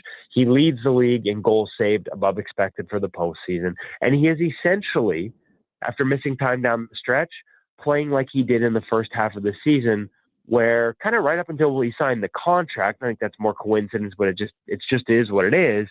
Right up until that point, he was in the Vezina discussion, and then it fell off, and then there were some injuries. Comes back fresh off the injuries, and he is playing at the level he did at the start of the season, which, as I said, was worthy of being in the conversation as the best goalie in the league. And if he can continue that, then Washington has a chance to show a regular season few saw coming was more than just a fluke. It was for real. Kevin Woodley joins us from Ingo Magazine, NHL.com. Kev, Sergei Bobrovsky, man, you talk about some of the saves that Hill should make. I look at that Toronto series, and Florida just simply, they need a few more saves from their goalie. Yeah, I mean, I get that. The one thing, at the end of the day, he's well below expected. His numbers are down. I think And I remember saying this to you as the Oilers started their comeback from that 3-0 hole last year. What you saw in those first 3 games was the best of Sergei Bobrovsky performing at like optimal levels. Like that was a heater for a goalie who already has a really high floor. But the reality is, for the past couple of seasons, you know, he's been outplayed in several seasons in Florida by his backup. Like the numbers sort of paint the picture where, you know, last year was playoff Bob, and the Oilers saw the ultimate peak of playoff Bob for 3 games and then again in Game 7. And he hasn't reached that. He looks more like regular season Bob. And how much of that is exposure? Because the book is written. There are no secrets. Much like Connor Halley and the discussion around him, he's been in the playoffs enough. People have seen relative strengths and weaknesses. Everybody knows how to attack him. And so how much of this is Bob not being able to come up big in those moments, and how much of this is the team not protecting him? There might be a little bit of both in this. But at the end of the day, I can show you all the charts in the world, and we did them at NHL.com on where goals are going in, and they're going to go in high on Bob. But it's not like you're just coming down the wing and blasting it and they're going in high on him. It's not like just shoot glove. Like you have to do other things. You have to make him move to get him into that low stance, to get him locked in low and wide so that you can make him go east-west and elevate over him. Those same things are true. Calvin Pickard made 9 outstanding saves on high danger chances, 9 of 11 last night. Are we having a different conversation if more of the 11 are put in the top third of the net instead of in the bottom half, where he gives himself a chance to get across? Right? Like, so teams and Toronto right now, they are doing things to Bob. They get him extended, get him wide. And when he's like that, there's exposure up top. There is on most goalies. Right. They're executing when they create that exposure. And so as much as I think the narrative got overhyped on playoff Bob last year to a degree, outside of the 4 games where he beat the Oilers, the first 3 and the final one, I think we're like, there's an element of this just is who he is and who he's always been. And if you can create the exposure, it's always going to be there. If you can create the exposure, 1, and then 2, execute to the upper half of the net with it, this is what happens. And so I think in playoffs, we can want to create we can just want to buy into it more. I'll give you the Connor Halley. In the first round of the playoffs, St. Louis scored 11 high glove goals on 15 shots. He had a high glove save percentage of 250. If you were to look at that chart going into round 2, what do you say? I'm shooting all day on Connor Halley, high glove. Guess what his regular season save percentage is there? It's 862, and the league average is 800. Wow. Like, high glove is not a problem for Connor Halley. But it has been. It can be if you create and this is, I guess, my point. I should have made it clear at the beginning of a long, rambling answer. But what you do to create, what you do before the shot, and then whether you execute to that part of the net is what matters. Because if you don't do all the other stuff, just shooting at the glove is not going to create the type of success that we're seeing in these playoffs, whether it's Hellebuck or whether it's Bob, whether that's screens that force him into a block where he drops his hand to his hips, or low laterals that force him to push across and fall forward, and the bottom half is covered, but the top half is available if you can hit it. It's those things that matter more than ultimately where the puck goes in. And in a perfect world, if you do both, you're going to end up scoring more, winning more, and we're going to have more conversations about what's wrong with the goalie. Kevin Whitley from Ingo Magazine joins one last one for you, Kev. Speaking of Hellebuck, what'd you make of his game 1 against Dallas? And it looked like improvement, especially early on, something to build off of for him. Yeah, absolutely. And if I could just go back to that last point, remember the first 3 games? Remember when we talked about this in Florida for Edmonton last year? Because it's all fresh in it's all coming back to me now. Remember how we talked about how they created the chances, but then they tried to beat them along the ice? Yes. And we're like, that's not the pre-scout. You not only was he good, but you made him look better. Like, that's what's not happening right now. So, yeah, and in Connor Hellebuck's case, I worried about this series because Dallas was really high in the season-long rankings for screen goals and broken plays. 2 of the things we've talked a lot about that plague Hellebuck come postseason. But to be honest, I thought he looked really good in game 1 against Dallas. And I thought part of that was the environment looked a lot more controlled. I thought as a team they played better. Yeah, there were screen chances, but they didn't have the pace and the level of chaos that we saw against St. Louis in terms of how they created it. And I thought So part of that might be the environment. It looked like a much more predictable environment, and that's when Connor's at his best. But I thought he looked controlled. He stayed over his edges. Even then when they worked him down low post to post, he didn't get caught on his knees. He was sort of playing off his post. There was a great backdoor chance early where he just goes post to post and gets it off the blocker. High danger save. The guy executes and shoots it up high, but he's in such good position. Like, that's Connor Halley at his best. He read it.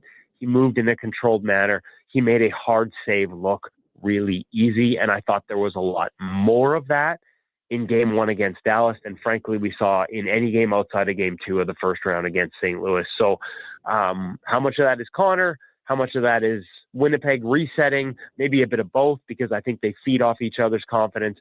All of it bodes well, despite the fact they lost that game. And again, interesting, broken play off a defenseman where he is forced to open up going east-west, and the deflection. So at the end of it, 2 of the attributes that are difficult for him end up costing him goals. But I thought the control with which he played and with which they allowed him to play bodes very well for the Jets moving forward if they can maintain it. Kev, as always, buddy, fantastic stuff. We appreciate it. Enjoy the weekend. We should have lots to talk about on Monday, man. Yeah, hey, and listen, we've got plenty of rain coming here in Vancouver, so I just heard you coming out of the break or into the segment. I hope we can send some of that eastward and you guys get some of that to help out with the fires. Yes. Hadn't heard about that, but we'll do our best to send it your way, my friend. Awesome, Kev. Appreciate it, man. Take care, guys. There you go. That's Kevin Woodley from Ingo Magazine and NHL.com. We're up to 2250 now, courtesy of Jay for the tractor, all for the Ben Stelter Foundation. They got the tickets at 1100 and more. So, hey, man, we're great. We're not even halfway through the show. I love it. 833-401-1440 in our eWell inbox. It is the Gregor Show presented by PlayAlberta.ca. We'll come back. We continue the playoff talk on the Gregor Show.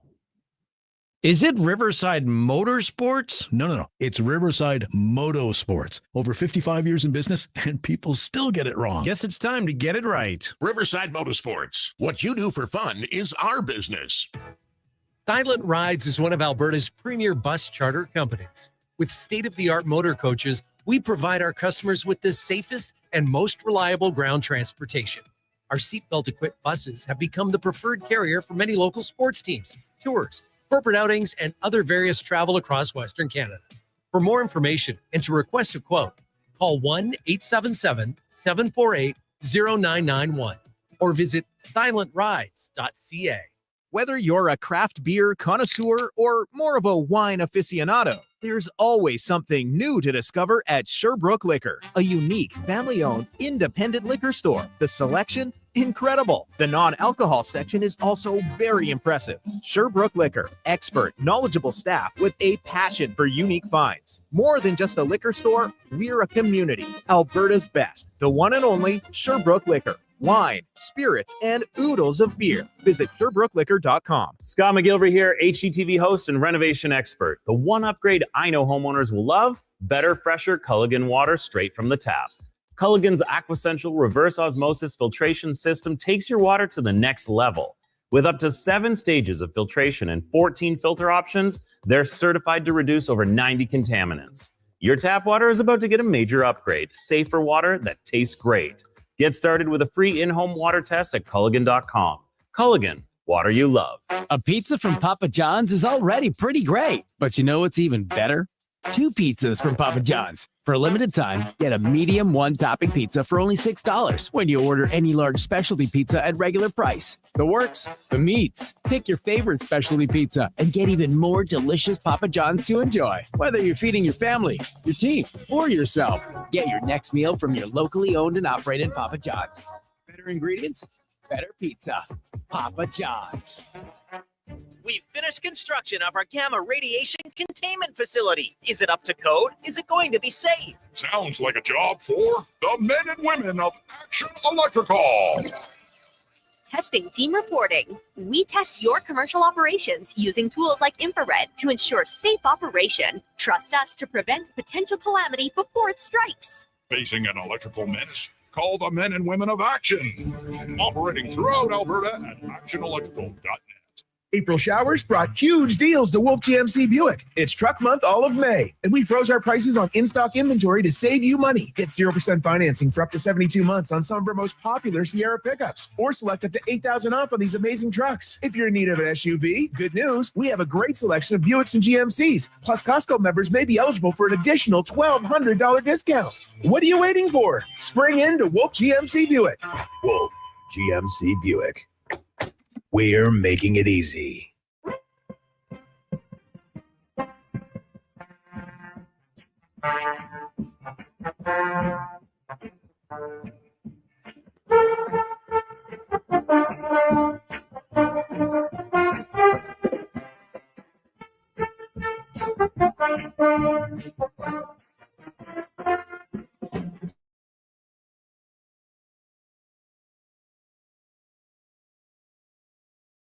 Wings, plus play Oilers score and win for your chance to win on the Rocks gift cards. Oilers Hockey at OTR. Book your table today. Jasper Ave in 118th. From puck drop to kickoff, it's the Jason Gregor Show on Sports 1440. Presented by PlayAlberta.ca, Alberta's only regulated online gambling website.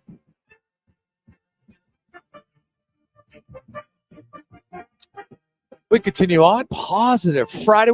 Hey, you know what? It's windy. The rain. Oh, God, hopefully it comes. Anybody out there? Let us know. Is it raining where you're at? Because man, we could use some here in the Edmonton and area, and send it out to Redwater, all over the province. Let's be honest. Especially, it's pretty dry right now. I see the wind blowing. We don't need the wind. We need some rain. We need some rain. So I think everybody's aware. I don't even know if some people know how much that fire's been building. So hopefully, kudos to all the firefighters and medical emergency people that are out there trying to help people just salvage their farms and their acreages and businesses. And man, it's awful, awful, awful stuff. But every time there's something awful, there's always something great. And as always, listeners are stepping in. We got some great packages today. We're helping out the Ben Stelter Foundation because we are live at Edmonton Kubota for the Big Orange event. We're up to $22.50 for the 1-year lease for a compact tractor, the B2601. Hey, maybe we want to do it the B2601. Whatever you like. It's the same numbers. And it's fantastic. Everything from landscaping, like construction work, it does it all. You'll have it for a whole year. Now, this thing retails for over $31,000. So this is a fantastic opportunity for you. Try it out for a year. Maybe you only have enough work where you need it for a year. You try to rent one of these, it's going to cost you way more. So this is a great deal for you today. And you'll help out the Ben Stelter Foundation. So that's up to $22.50. And we also have a pair of seats, lower bowl, currently at $1,100 tomorrow night. Oilers and the Vegas Golden Knights, where the Edmonton Oilers are up 2-0 in the series. And historically, they've only ever lost one series in franchise history when they're up 2-0. So if you're a believer that history repeats itself, pretty good chance that it might. Pretty good chance. Now, we got a lot of text flying in, 833-401-1440, 833-401-1440. Guys, I have to say, my granddaughter's a huge fan of the Stingers, loves to go to the games. Players are super friendly with the fans as well. From Sam, oh, buddy, I'm telling you, it's great bang for your buck. And you're right, you sit close. And you're right in there, small atmosphere. It's fantastic. So I highly recommend, if you haven't been to a Stingers game, to check one out. They got the home opener coming up on Sunday. Also, just going to get the code man here to answer that question.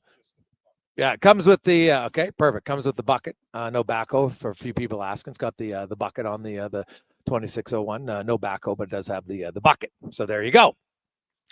Oilers, of course, flying home today from Vegas.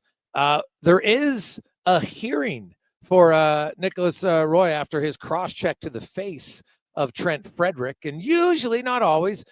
Like, now, here, when I watched that play, because, man, like, I don't know about you, but when you were watching that, were you kind of like, WTF?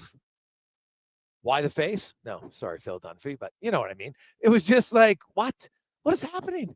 Like, what was he thinking? It was stunning to me. We're in overtime. I can't ever think, like, I've seen guys get mad and cross-check a guy in the face, but like, there was nothing that had been like leading up to this. And I did see the puck, and they're like, maybe he's trying to cross-check the puck. But have you ever seen anybody try to cross-check the puck? Like at any league ever? I can't recall it ever seeing it. So that might be your excuse for it, but that was a weird decision. So he's got a hearing later this afternoon. I won't be surprised if he gets a game. Like, I don't think he gets multiple games. Hell, Pietrangelo thought he was Paul Bunyan, and he got a game. So I could see it being a game for Nick. Like, part of me was like, well, maybe he'll just get a fine. Like, he got kicked out. It got the 5 minute. It wasn't overtime, but they probably don't want that. Like Trent Frederick's right in the beak. He's leaking all over. He comes back and plays. Now, unfortunately for the Oilers, they couldn't take advantage of it. It ultimately didn't hurt them because they ended up winning on Draisaitl's second overtime winner of the playoffs this year. And, that line hadn't done much. And that, to me, if you're an Oiler fan, you're sitting at home today or you're driving, you're in the office, you're like, God, they're up 2-0. And they didn't need McDavid and Draisaitl up until the overtime goal, right? And the power play's done nothing on the road, all playoffs. In 5 games, they don't have a power play goal on the road, and their penalty kill is 55%, but they've won 3 of the games. Their 5-on-5 scoring right now is off the charts good, like off the charts good. And that's what's winning them game. And it's not their 5-on-5 from their top line. It's okay, but it's amazing how good their depth scoring has been 5-on-5. It's what fans, and rightfully so, have been asking for. The Oilers need more depth. They need more depth. A lot of people thought they didn't have as much depth as last year. I think many people claiming that are rethinking it. And it was one game, and McDavid and Draisaitl, well, they didn't have their best game. They still combined on the overtime winner. Pretty important goal. McDavid wasn't on the ice for any goals against. Draisaitl was on for 1. So their, quote, bad game still wasn't that bad, right? Like, they didn't give up a lot. Now, they didn't generate much until it mattered. And do you think that Vegas is going to be able to slow them down every night? I don't think so. Especially because I'm a big believer. You get success on the power play, it transitions into your game 5-on-5 because you got confidence, you're touching the puck more, you're making plays. It's good. So we'll see how they go from here. But I like it. Hey, Greg's, where are those seats? They're lower bowl. And they are, I don't know the exact, I don't have the seats in front of me, but I know they're lower bowl. They're not club. That's all I can say. They're not club seats. They're lower bowl. So still really good seats, but just not in the club. And the club seats, of course, are basically between the blue lines, right? So that's what I know. So there you have it. Because I don't have they're not my seats. Tickets aren't in front of me. They're going to be great. Hey, boys, the reason why Crosstrek was a frustration with the missed trip on McNabb and losing an OT and being down 2-0, coming to Oil Country. Only explanation is he could see the future. From Mondo. Well, that does, you think about it, because honestly, Cons, what did you make of that play? Like, I honestly, I stopped it and I'm like, did I miss something? Like, I rewound 30 seconds before, like maybe Trent Frederick speared him or maybe did something, but nothing happened. That's why I'm like, he didn't, I don't think he was thinking like, this is going to be malicious. I'm going to cross-check you in the face, because it just made no sense. Like, there was no reason for it to happen, especially, factoring where you are in that game, Gregor. It's overtime. You're not going to do anything stupid like that. So I kind of just chalked it up to like muscle memory. Like, you're going to go for the puck, or you're going to cross-check a guy, and it just, the wires crossed and he just delivered the shot to the face, because you're right. It made absolutely no sense on the play. And, glad for Frederick, because that could have been a lot worse. Glad he was able to stay in the game and just get a little bit of a patch-up job. But it honestly made no sense. I kind of lean to like one game, but I also wouldn't be holding my breath, because I could just see the NHL saying, he got 5-minute major. He missed the rest of the overtime period. Let it go. I don't know why, but I could just see the department doing it that way. I like this texter, Rick. Hey, guys, that was the Dane World Cup dumb. That's a fair comparison. Headbutt. Like, he just had the headbutt and he kind of snapped, and nothing had happened up until that point for him to headbutt a guy. Well, you should never headbutt a guy. Let's be honest. Like, I don't care what happens, but there wasn't like there to mean something so egregious that it was deserving of a headbutt. And even if Nicholas Roy was thinking that there was the puck there, even that one is odd to me. Hey, guys, to my eye, it looks like Leon is playing nicked up. Still good, but not 100%. Your thoughts, Doug? I didn't really notice Draisaitl having any problems against LA. Then they had some time off, and no one was talking about Draisaitl nicked up in game 1. I just think Vegas, they had a good game. Like, look at Draisaitl. If he's that nicked up, is he going to be playing that many minutes? Or like, look at that one shift that led to the Darnell Nurse goal. So Draisaitl's out there long. He's about to change. Then the puck gets turned over, so he ramps back up in the offensive zone. Even tired at the end of his shift, he's still able to distract or disrupt the defender enough that creates the turnover. So I don't know. I think anytime guys don't have a dominant game, they must be hurt.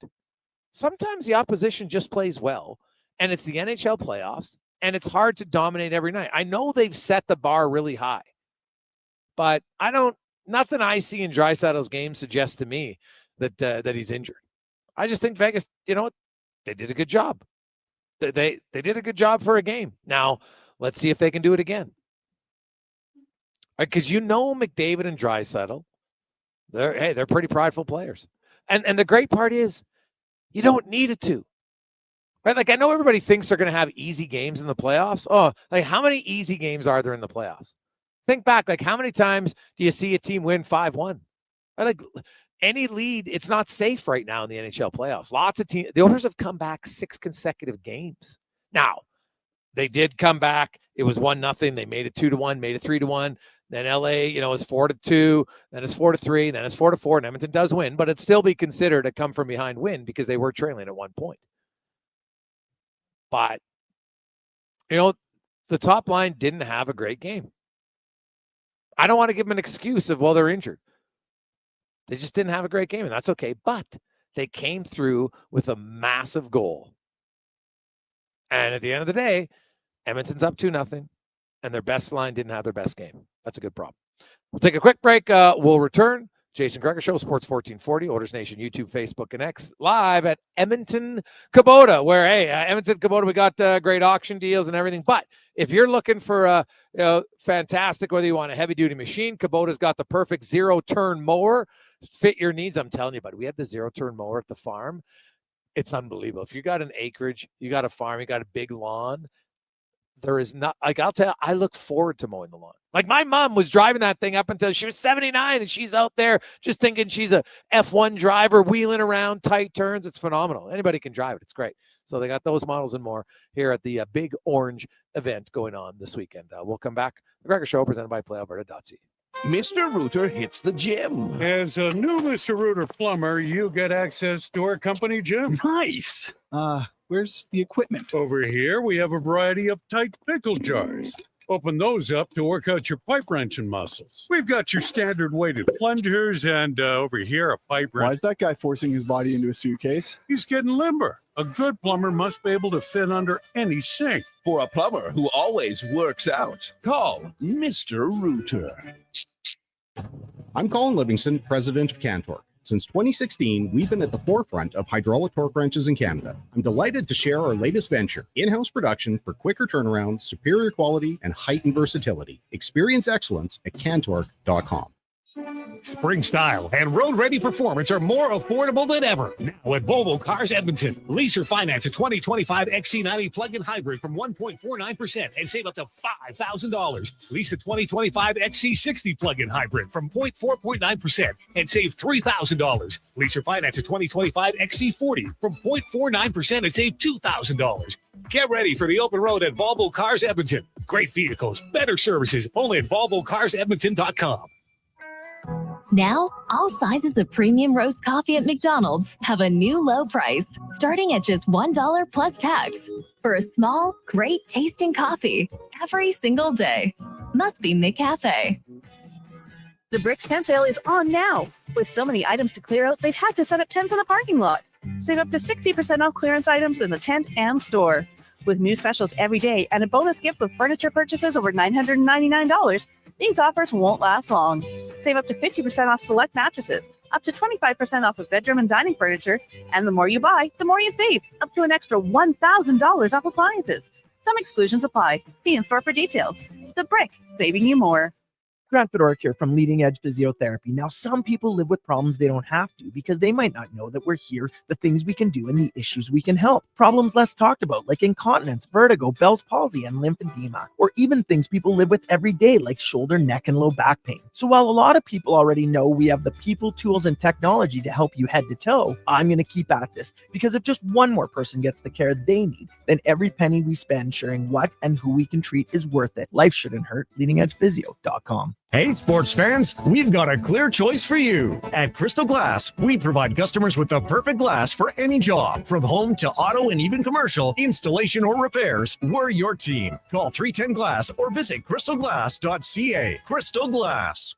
For a rock-solid start on all your spring and summer projects, Bashaw Concrete Products. From concrete to septic tanks, precast water pads to outhouses, plus aggregates, landscaping supplies, and more. Renos, construction. Start planning right now at BashawConcrete.com or call 780-372-3854. That's 780-372-3854. Family owned and operated, proudly serving Albertans since 1963. Bashaw Concrete Products. Fishner Allen Auction's unreserved retirement dispersal auction for Double D Bobcat service at Cold Lake, Alberta is next Thursday at 9 a.m. Featuring over 650 auction lots, including dozers, excavators, skid steers, wheel loaders, compaction equipment, and more. Info at maauctions.com.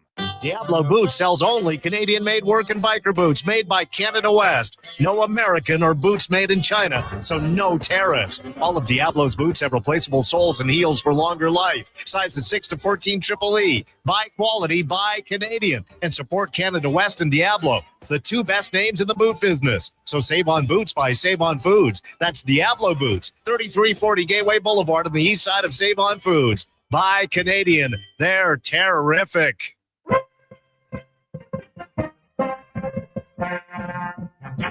Portions of this hour brought to you by Japa Machinery. Japa is digging deep on their 50-year history of supporting Alberta's construction industry with their line of special edition Blackout excavators. Visit japamachinery.com for all the details. Hat tricks, touchdowns, and home runs. Get it all with the Jason Gregor Show on Sports 1440. Presented by PlayAlberta.ca, Alberta's only regulated online gambling website.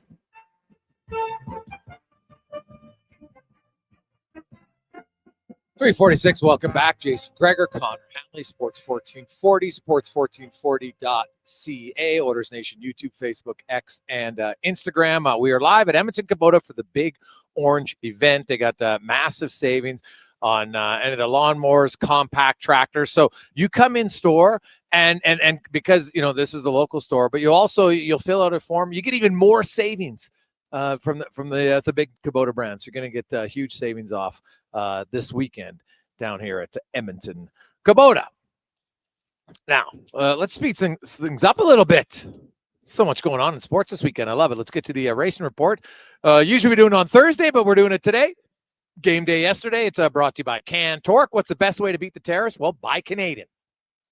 Cantork's products are only made in Canada, but also right here in Edmonton. Save money, support Canada at cantork.com as Colin Livingston joins us once again. And CL, man, there's lots going on. What about the race in the rain? I know you've talked about it a lot, how difficult it is, and we saw that again, man, with racing in the rain in the formation lap, and Leclerc crashed out there during the what do they call it, the reconnaissance lap? Yeah. I mean, we talked about it a bunch earlier in the year.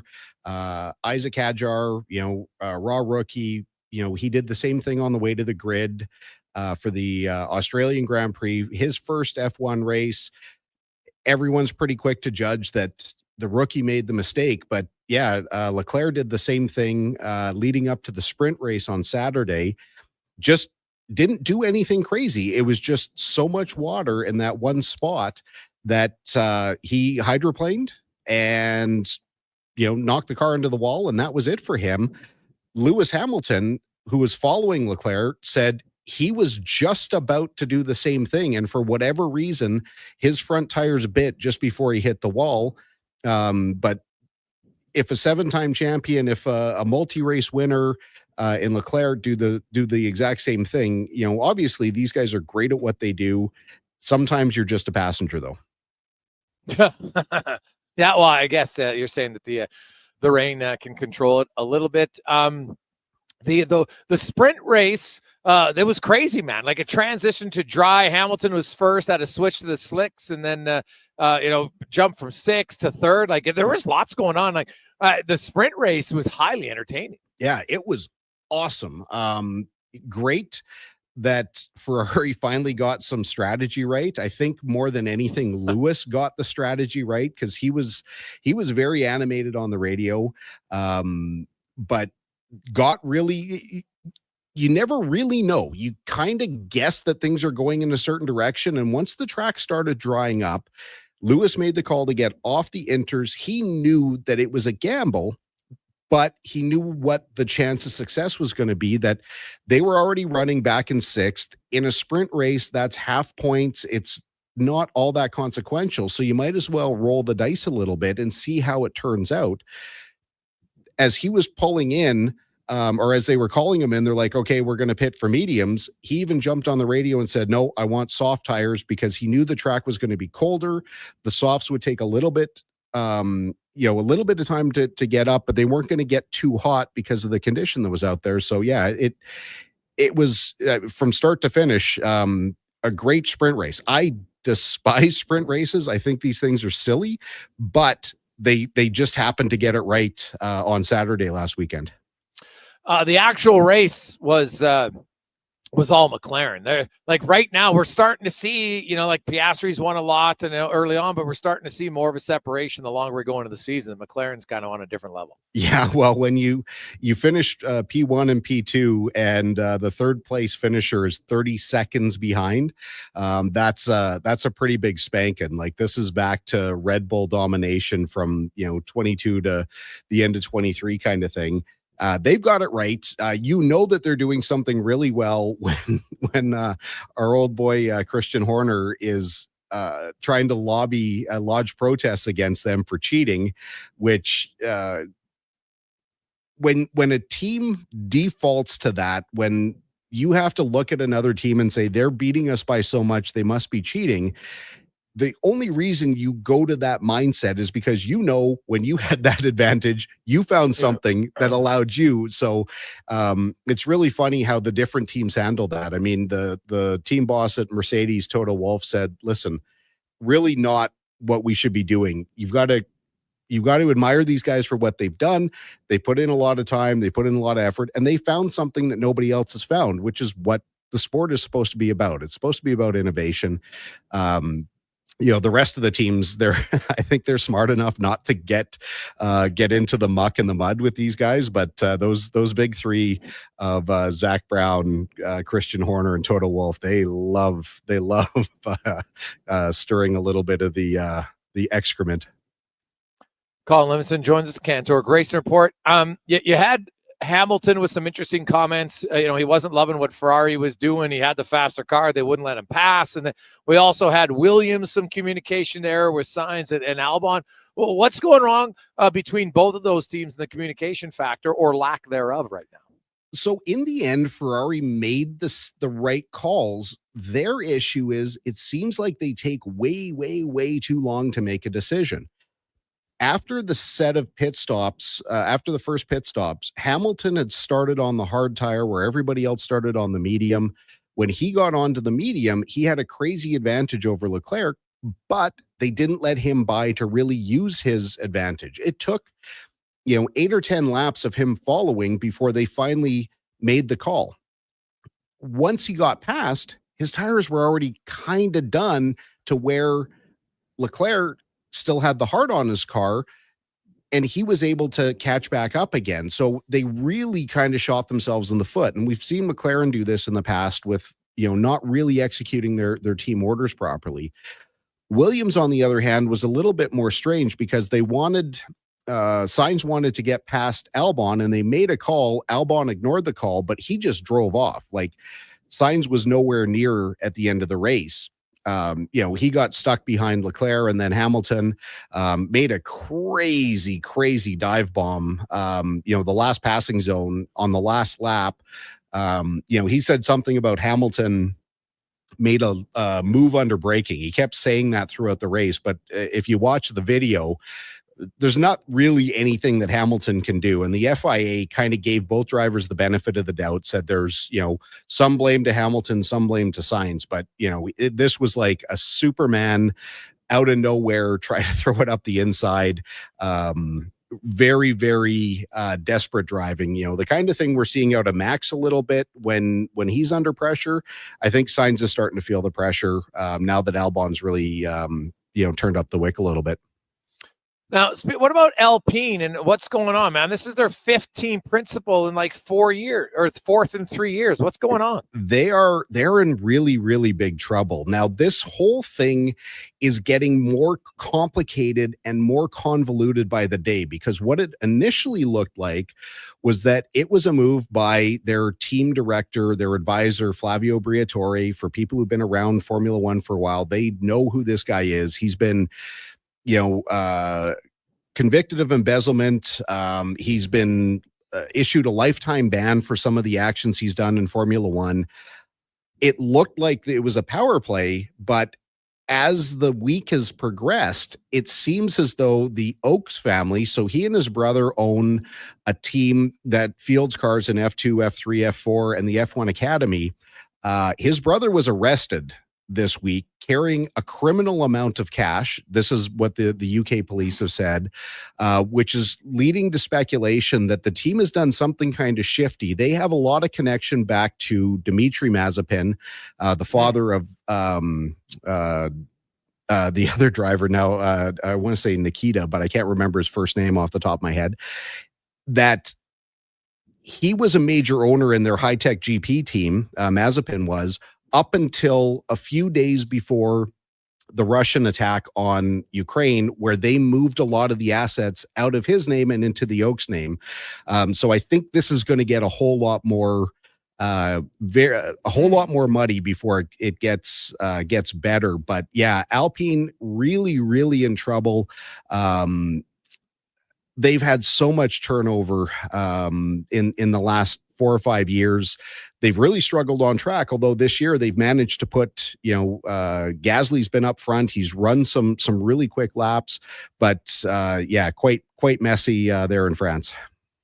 Oh yeah, that doesn't look good at all. Let's switch over to IndyCar and Paolo. He's dominating right now. Yeah, he's on another planet. That Chip Ganassi group really seems to have figured out how to run for him. Dixie's doing okay, but he hasn't got the same fire in a bottle that Palou's got. But yeah, he drove away. I mean, I talked to a number of people and they all said the same thing. They thought the race was boring, and I thought it was great. Like, there was no caution. Dixon, he started 26th and passed 14 cars on track. So no caution, just through pure pace. They kind of messed up their strategy in the beginning of the race and then had to recover. Watching Rinus VeeKay really on one of the least funded teams was challenging for a podium.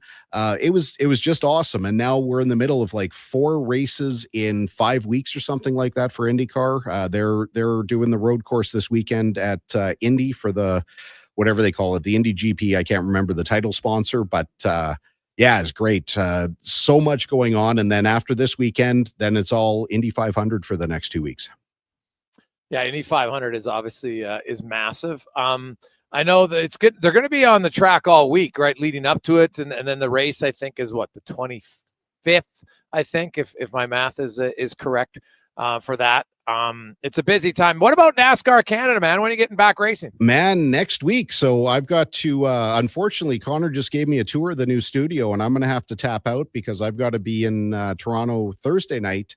We're on track. Alex is actually running 2 different series throughout the year. So we've got the road courses again for NASCAR Canada, and then we're running in a sports car series. But we'll be back at Canadian Tire Motorsports Park. Maybe I'll call in on Thursday or Friday. Maybe we can patch something together. But really looking forward to getting back to a racetrack. It's been far, far, far too long. Yeah, awesome, buddy. Well, have a good one. We'll talk to you again next week. Enjoy the weekend. You bet. Thanks, Gregor. It's Colin Livingston in the Racing Report, brought to you by Can Torque.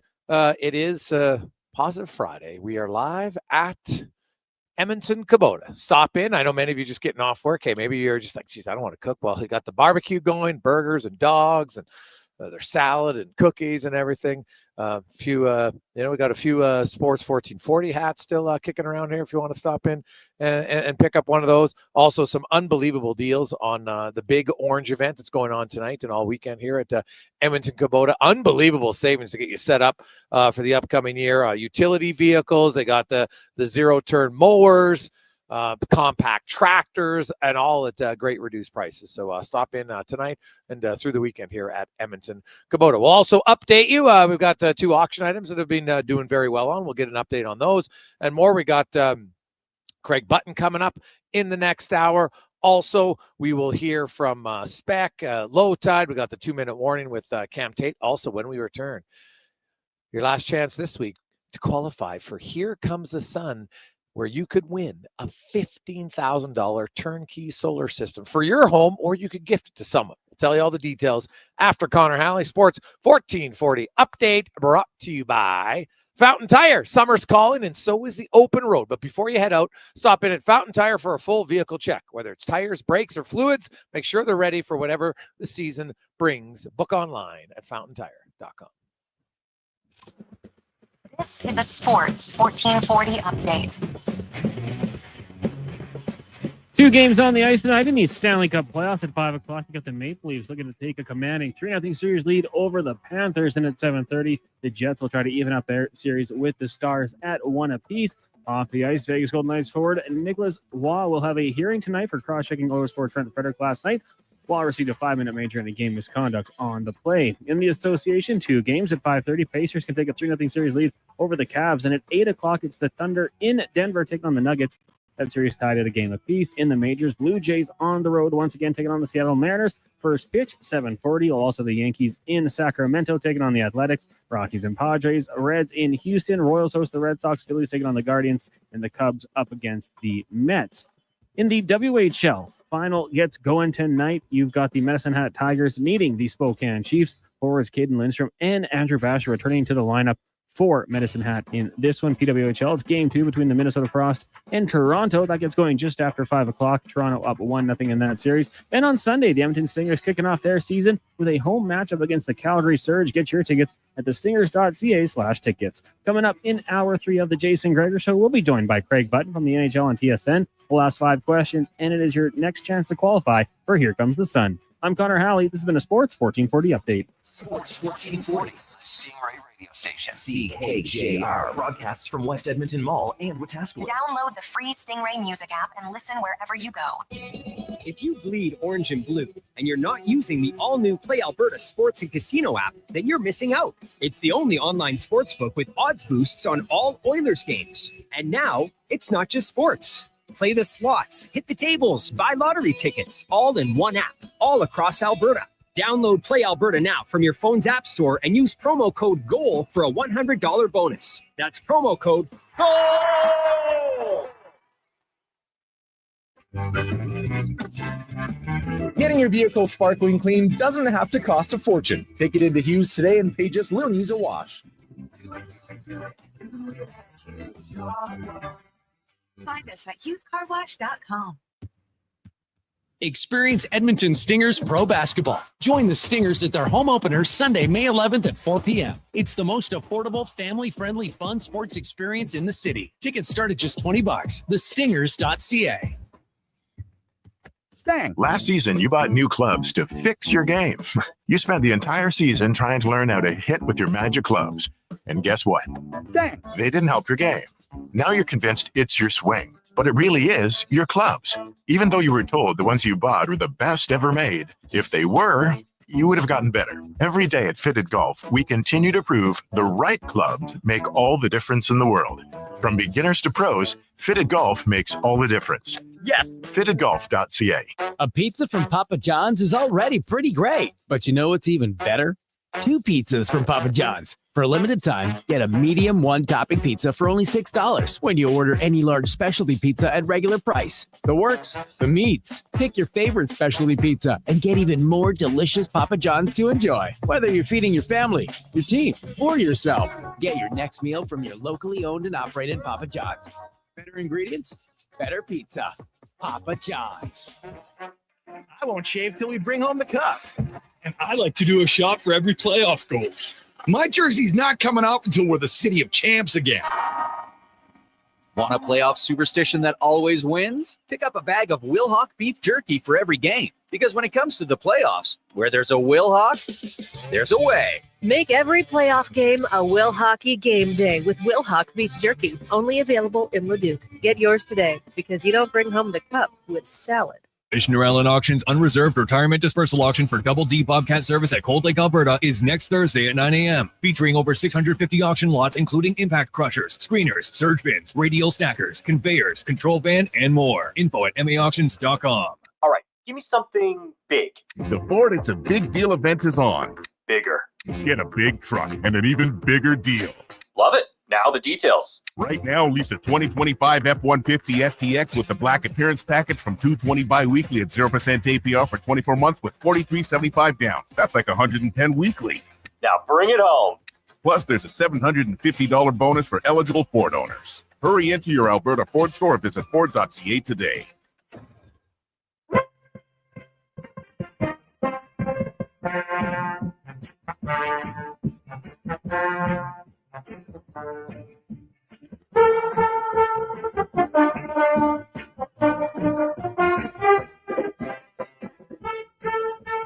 Portions of this hour brought to you by Japa Machinery. Japa is digging deep on their 50-year history, supporting Alberta's construction industry with their line of special edition blackout excavators. Visit japamachinery.com for all the details.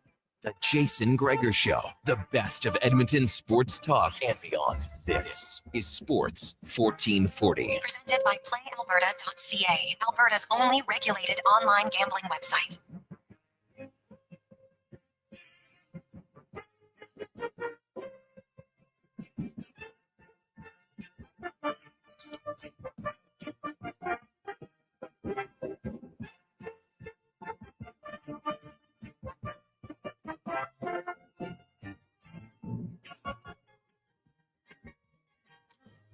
Little extra brass bonanza for you in a positive Friday.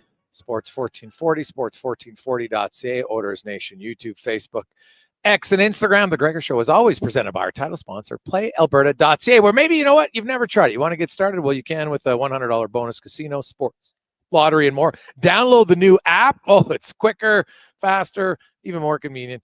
And so check it out at PlayAlberta.ca. It's also Lotto Max. $80 million tonight. Get your tickets. 80 schmil. Could have yourself a pretty good playoff party, don't you think? PlayAlberta.ca. It's time now for Here Comes the Sun, courtesy of Action Electrical, where you're going to qualify today to get a turnkey solar system valued at up to $15,000 for your home, or you can gift it to someone. Now, there's a few stipulations. A, you need to be a homeowner.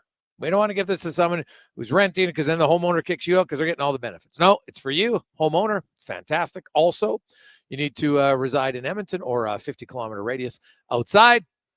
Ideally, you must have shingles that are 12 years or newer, simply because otherwise the cost for you is going to become way more when you got to replace those in the near future. So it's pretty simple. That's it. Today, hey, I know what we're doing. I think on a positive Friday, most of you are going to get this answer pretty easily. So 833-401-1440. 833-401-1440. Very simple. The Edmonton Oilers in the first round had 11 of their 12 regular forwards. I don't include Jeff Skinner because he only played one game. So they've had 11 of their 12 forwards had a goal. The 12th forward scored his first goal of the playoffs last night. So now all 12 regulars have scored. Who was the 12th forward for the Oilers to score a goal in the playoffs this year? His name and your name. 833-401-1440. The 12th Oiler forward, that is, to score a goal in this year's playoffs. He did it last night. 833-401-1440. And we'll give you about 10 minutes. So don't worry if you're listening online, you got time. And we'll go from there. So we do have lots and lots of text to get to. 833-401-1440. 833-401-1440 in our eWell inbox. Hey guys, listening to Woodley and all the chances the Oilers gave up, are you concerned that will continue? Well, here's the thing. The playoffs, I think we're fooling ourselves. You think every game is going to be easy and dominant. Like because the Oilers dominated the majority of game one.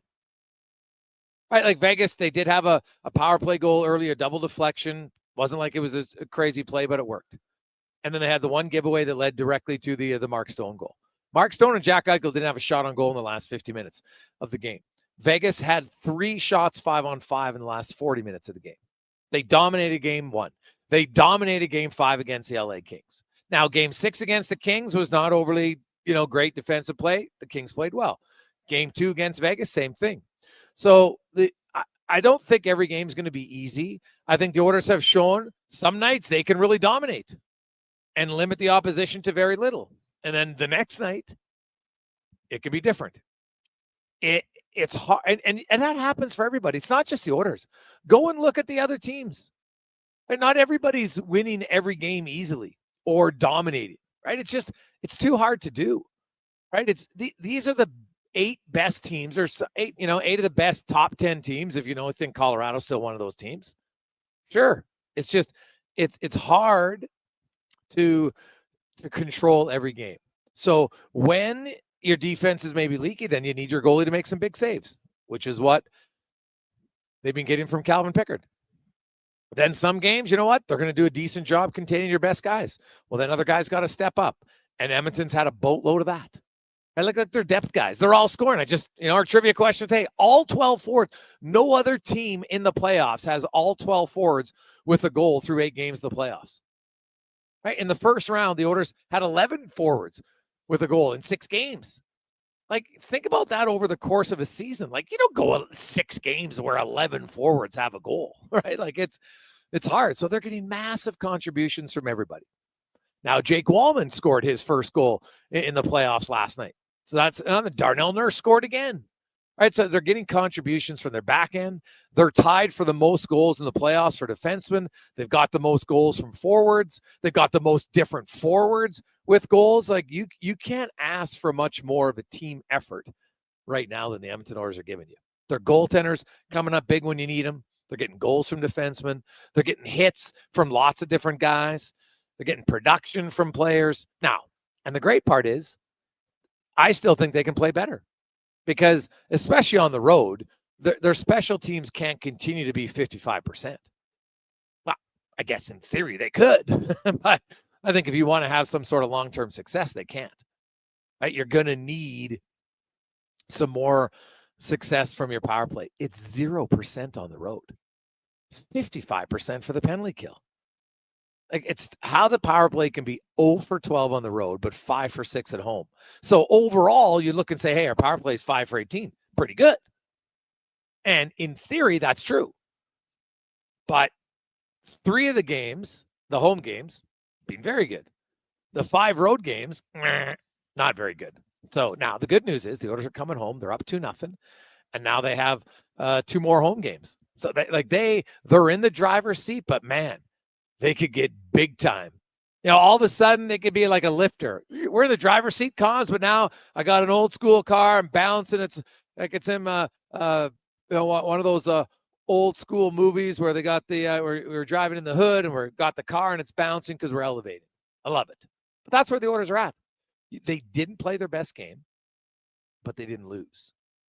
And in the playoffs, in a series, you're going to need to win a game you probably don't deserve. And that happened last year. Look at the Dallas series. The Oilers had no right winning game 6. None. They had 10 shots on goal in a playoff game. But Stuart Skinner played great. They won. Game 4 against LA last year. They had 13 shots, gave up 33, 1-1-0. So you're going to have games where your goalie's going to have to be good. And last night I thought Pickard was very good. Now, as Kevin Woodley talked about, you didn't love the Pietrangelo goal, but that's okay. That's going to happen. Aiden Hill, he sure didn't like the Pod Colson goal. No question about that. So 833-401-1440, 833-401-1440.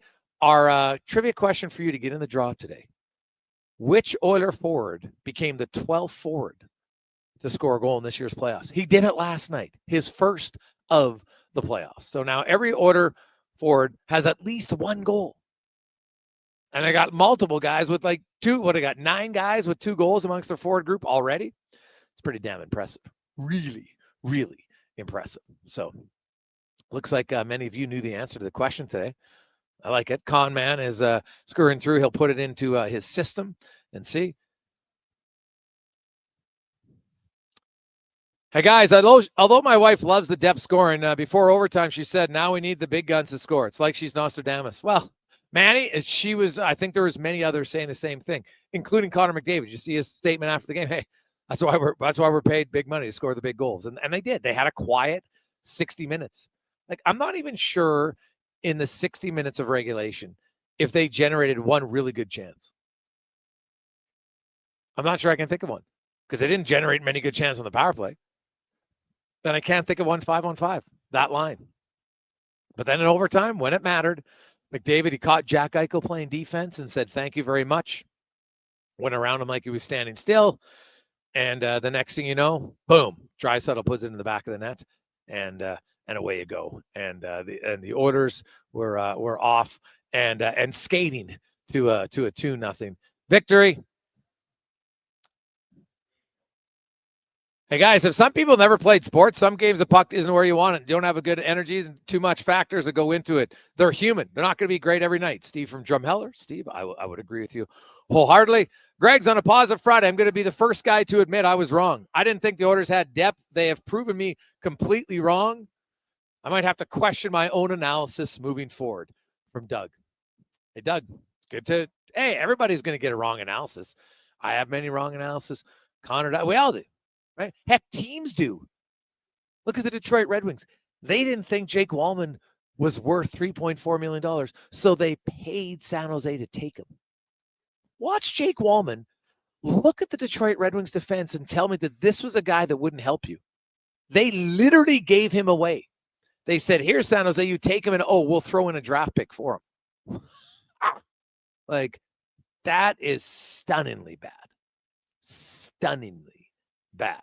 So, hey, guys, it kind of looked to me that Roy expected Frederick to do the same thing, got his hands and stick up, and didn't have time to realize Frederick wasn't doing that and went full send right to his beak from John. Yeah, like, I would love to get some true serum into Raw to tell, okay, what were you thinking? Were you just mad? Did you just snap? Because, my goodness, that was one of the most unexpected cross checks to the face that I've ever seen. Because I've seen guys get mad and something happen and a guy just, he's not thinking straight and he cross-checks a guy in the face. But Frederick didn't really do anything remotely physical to him. He just lost it. Lost it. And he's having a hearing today, in case you missed it, which, good chance. Well, minimum, he's going to get fined. I would think he's going to get a game. I don't think that's worth 2, but who knows? Right, one playoff game is quite a bit. And remember when Pietrangelo got 1 game for the tomahawk chop on Paul Bunyan swing on Leon Draisaitl? I don't think he's going to get more than 1. And I wouldn't be shocked, Con. Do you think he'd get none? I wouldn't be stunned by that. Because it was just so, it was really dumb. But I'm kind of maybe he was actually trying to cross-check the puck. Because it's the only thing that makes sense. There's no reason. He's not really a dirty player. He's not a guy who has a short fuse, who has a tendency to do stuff like that. That's why and who knows? Maybe that's why. Maybe he got mad and he didn't know how to control himself and he acted like a toddler. I'm mad.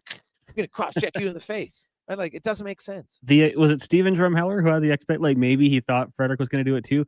Gregor, here's the thing, though. I mean, if he's not suspended, He's -4, 1 shot on net, like, in this series so far. So, just saying, Oilers fans, maybe it's not the worst thing he's out there. It could be worse. Like, it's not the worst thing if he doesn't get a suspension. This isn't Jack Eichel who's going to be hanging around. This is a guy who's struggled a little bit in this series, but I have no way to describe it. And I said it on Fantasy Frenzy. I said it with you. Like, if there is no suspension, it wouldn't shock me. Just the way things go. It's the playoffs. Maybe they let it slide with him missing and being ejected from the game already. But if it's me, I'm tossing 1 game at him.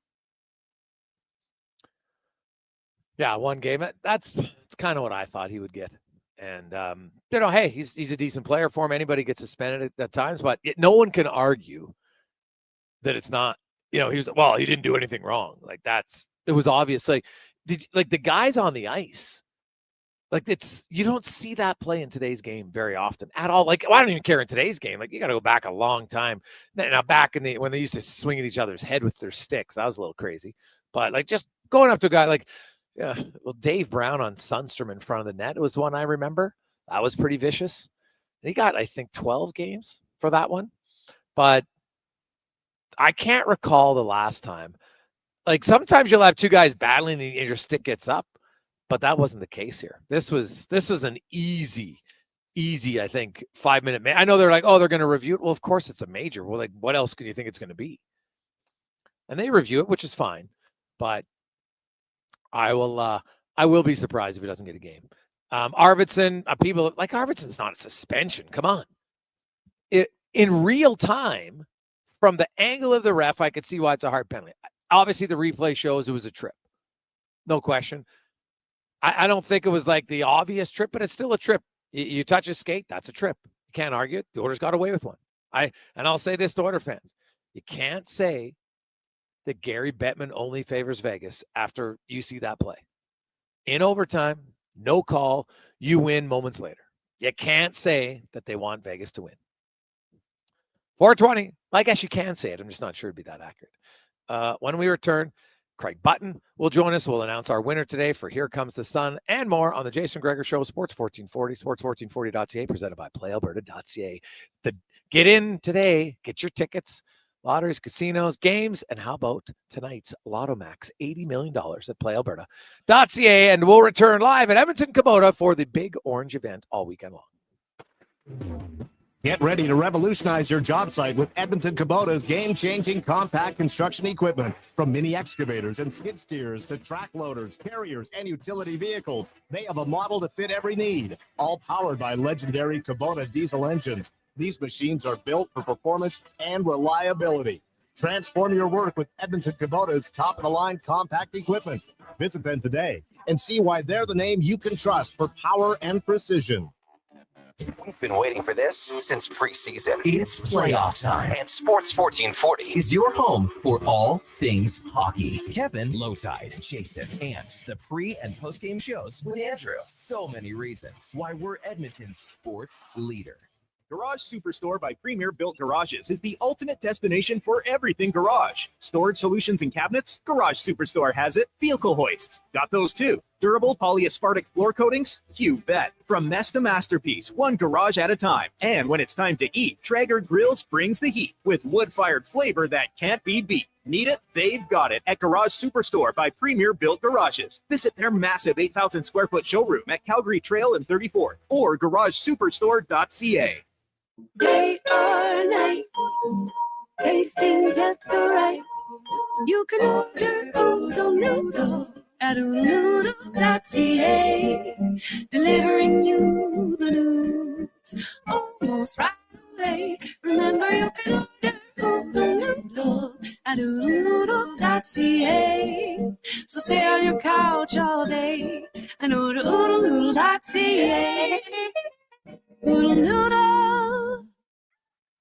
The crow of the rooster, the drip of the coffee maker, the creak of the shed door, the turning over of the tractor, the rustle of debris, the loading of the trailer, the building of the pile, the strike of the match, the burst of flame, the driving back to the house, the twist of the bottle top, The feet up after a job done. The rolling into bed. The wind hitting the windows. The wondering if the pile was fully out. The fear that it's too late. The panic to get your family and neighbors out in time. 63% of Alberta's wildfires were started by people. Don't be that person. A message from the Government of Alberta. Whether you're a weekend camper or you want to spend the summer on a great golf course, Silver Creek Golf and RV Resort has something for everyone. Over 200 service sites, enough room for large groups, and their new online reservation system for campers. See what Silver Creek RV Resort has in store for you. Call 780-855-3982 and book your reservation online today at silvercreekgolfcourse.com. Explore beyond the boundaries of capability and value during Truck Month at GMC. Right now, get 0% financing for up to 72 months on the 2025 Sierra 1500 Crew Cab Pro Graphite. With a TurboMax engine delivering 310 horsepower, GMC Pro safety features including automatic emergency braking, plus a max towing of up to 9,500 pounds. You'll be ready for anything this Truck Month. Ask your GMC dealer for details. At Fountain Tire, we're all about one thing, taking care of your vehicle. Oh, and your wallet. I guess that's two things. Save up to 20% off select tires until June 14th. Fountain Tire. We're on this road together.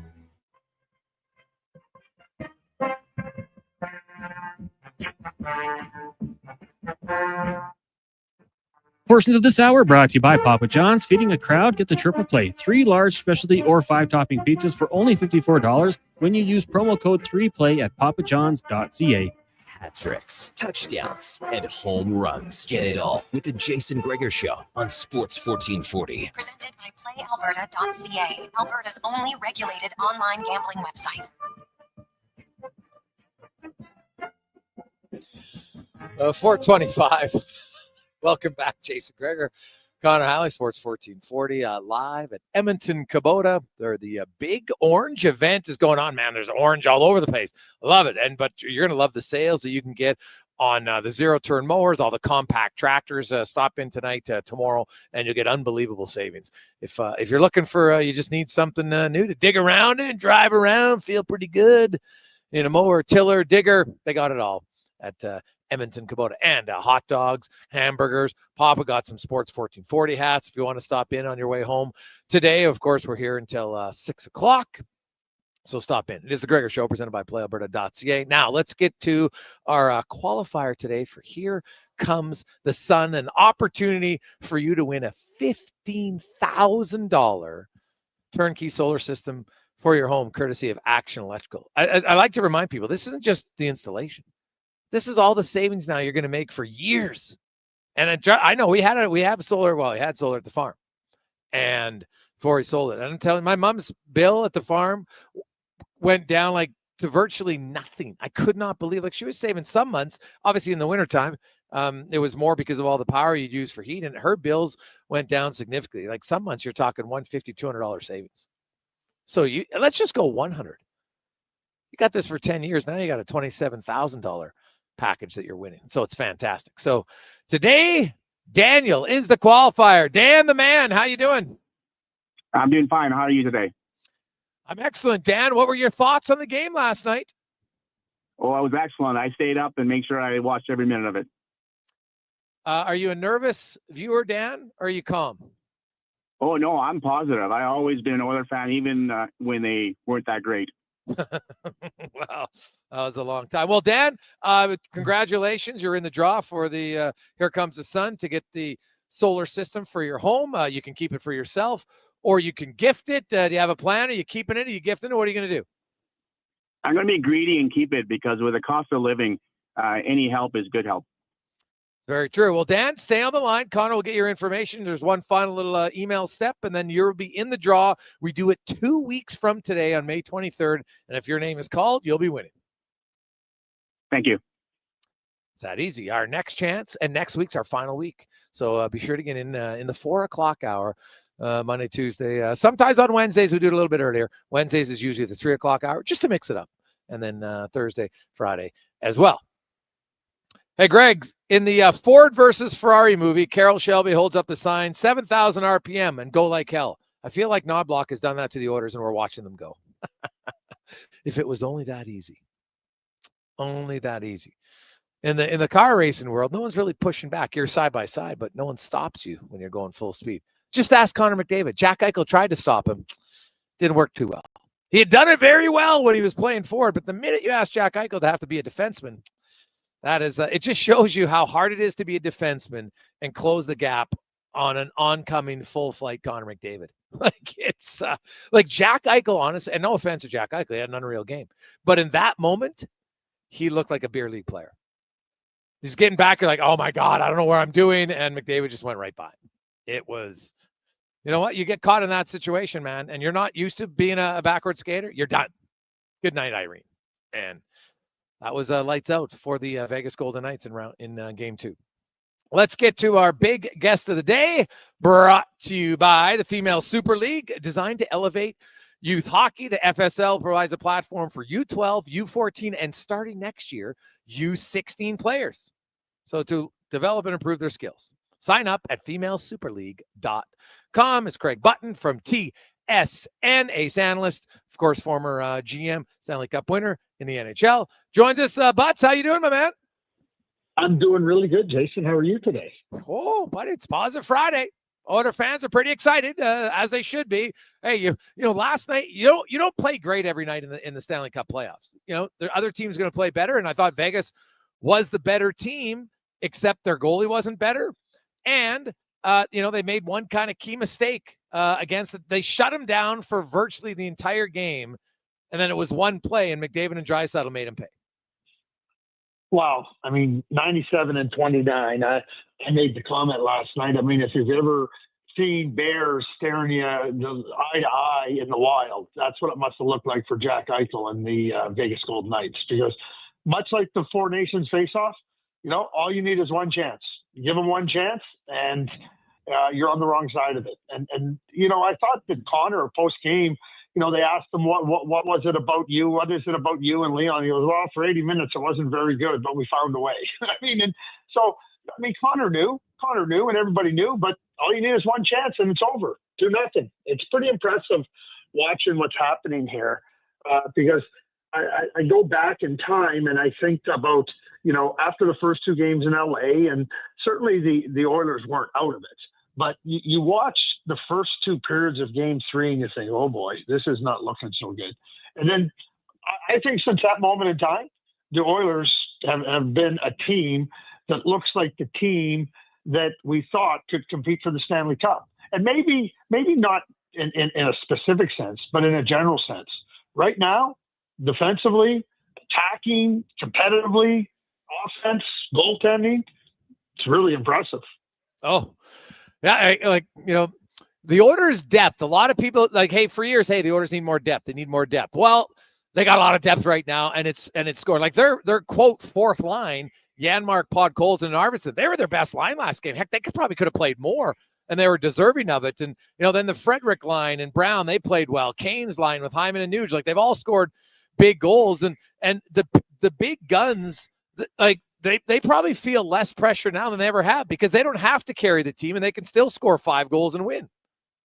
Well, that's exactly it, Jay. You take the burden off of those top players. And not that I mean, the next time we talk about them being too burdened will be the first time because they don't look at it as a burden. They just look at it, that's our job. But it does make it easier on Connor and Leon to be able to know, okay, we're not at our best tonight. We don't have to press. And we'll keep playing. We'll wait for our opportunity, knowing that others are stepping up in a big way. And certainly, you know, Calvin Pickard has been awesome. And I mean, I don't think they win that game without Calvin Pickard last night. And the way he plays and the way that I think the team in front of him has settled down. And I said this, 2006, the Carolina Hurricanes lost their first 2 games of the Stanley Cup playoffs. Cam Ward went into the net. I'm seeing some similarities here with Calvin Pickard going into the net and how it's lifted the team. Carolina won the Stanley Cup. Yes, they beat the Oilers that year, but they won the Stanley Cup. The Oilers are playing that well right now. Well, they are playing well, and now they come home. Now, yesterday wasn't their best game. If you look at high quality chances, we had Kevin Woodley on. They gave up too many. You don't want to give up 11 high danger, but right now, funny enough, Pickard's better on the high danger than he is on some of the low danger chances, which is great for him. But the Oilers, we've seen him now. Game 5 against LA, they gave up nothing. Game 1 against Vegas for 50 minutes, they gave up nothing. So they've shown they can do it. Obviously, you probably don't want to go to the opposite end like we saw in Game 6 and then in Game 2. But when you look at the Oilers' overall game, Craig, are you surprised that when they lock it down, how well they've been able to lock it down in these games? I wouldn't say I'm surprised because we saw it last year. We saw it for a real long stretch this year. We hadn't seen it very much in the truest form from the Four Nations face-off, maybe just a little bit before that, and really until they got in to that Game 5 where they stifled the LA Kings. Chris Knobloch's a hell of a coach. I don't know how many more times I have to say it. He's a hell of a coach, and he's playing last night with essentially 5 defensemen. Ty Emerson isn't playing a lot, as the game goes on. And the 5 defensemen are handling it really, really well. Darnell Nurse, this time, I shouldn't say this time last year, but Darnell was having his own kind of struggles last year. Now he's just steady. He's a force, and he looks so confident and sure of himself. Wallman's played well, and certainly John Klingberg has given them a real boost. And I didn't see it coming. I mean, there was hope. You know that, Jason. There was hope with Klingberg.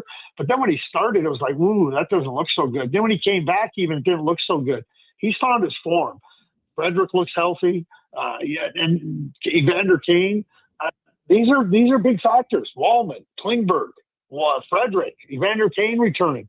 These are big factors and have really helped the Edmonton Oilers reach this point. Yeah, 100%. Craig Button joins us from TSN.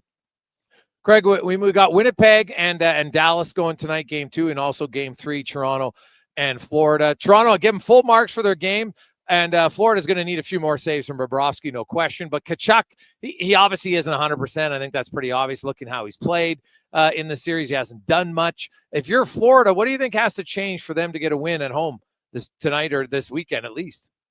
Well, number one, Bobrovsky's been awful. I mean, the reason, a big reason that Florida beat Tampa Bay in the first round was because Vasilevsky was awful. And now you have Bobrovsky not playing very well. And Jamie McLennan, I'm sure Kevin will share the same sentiments. 4 of the 9 goals are goals that should be stopped.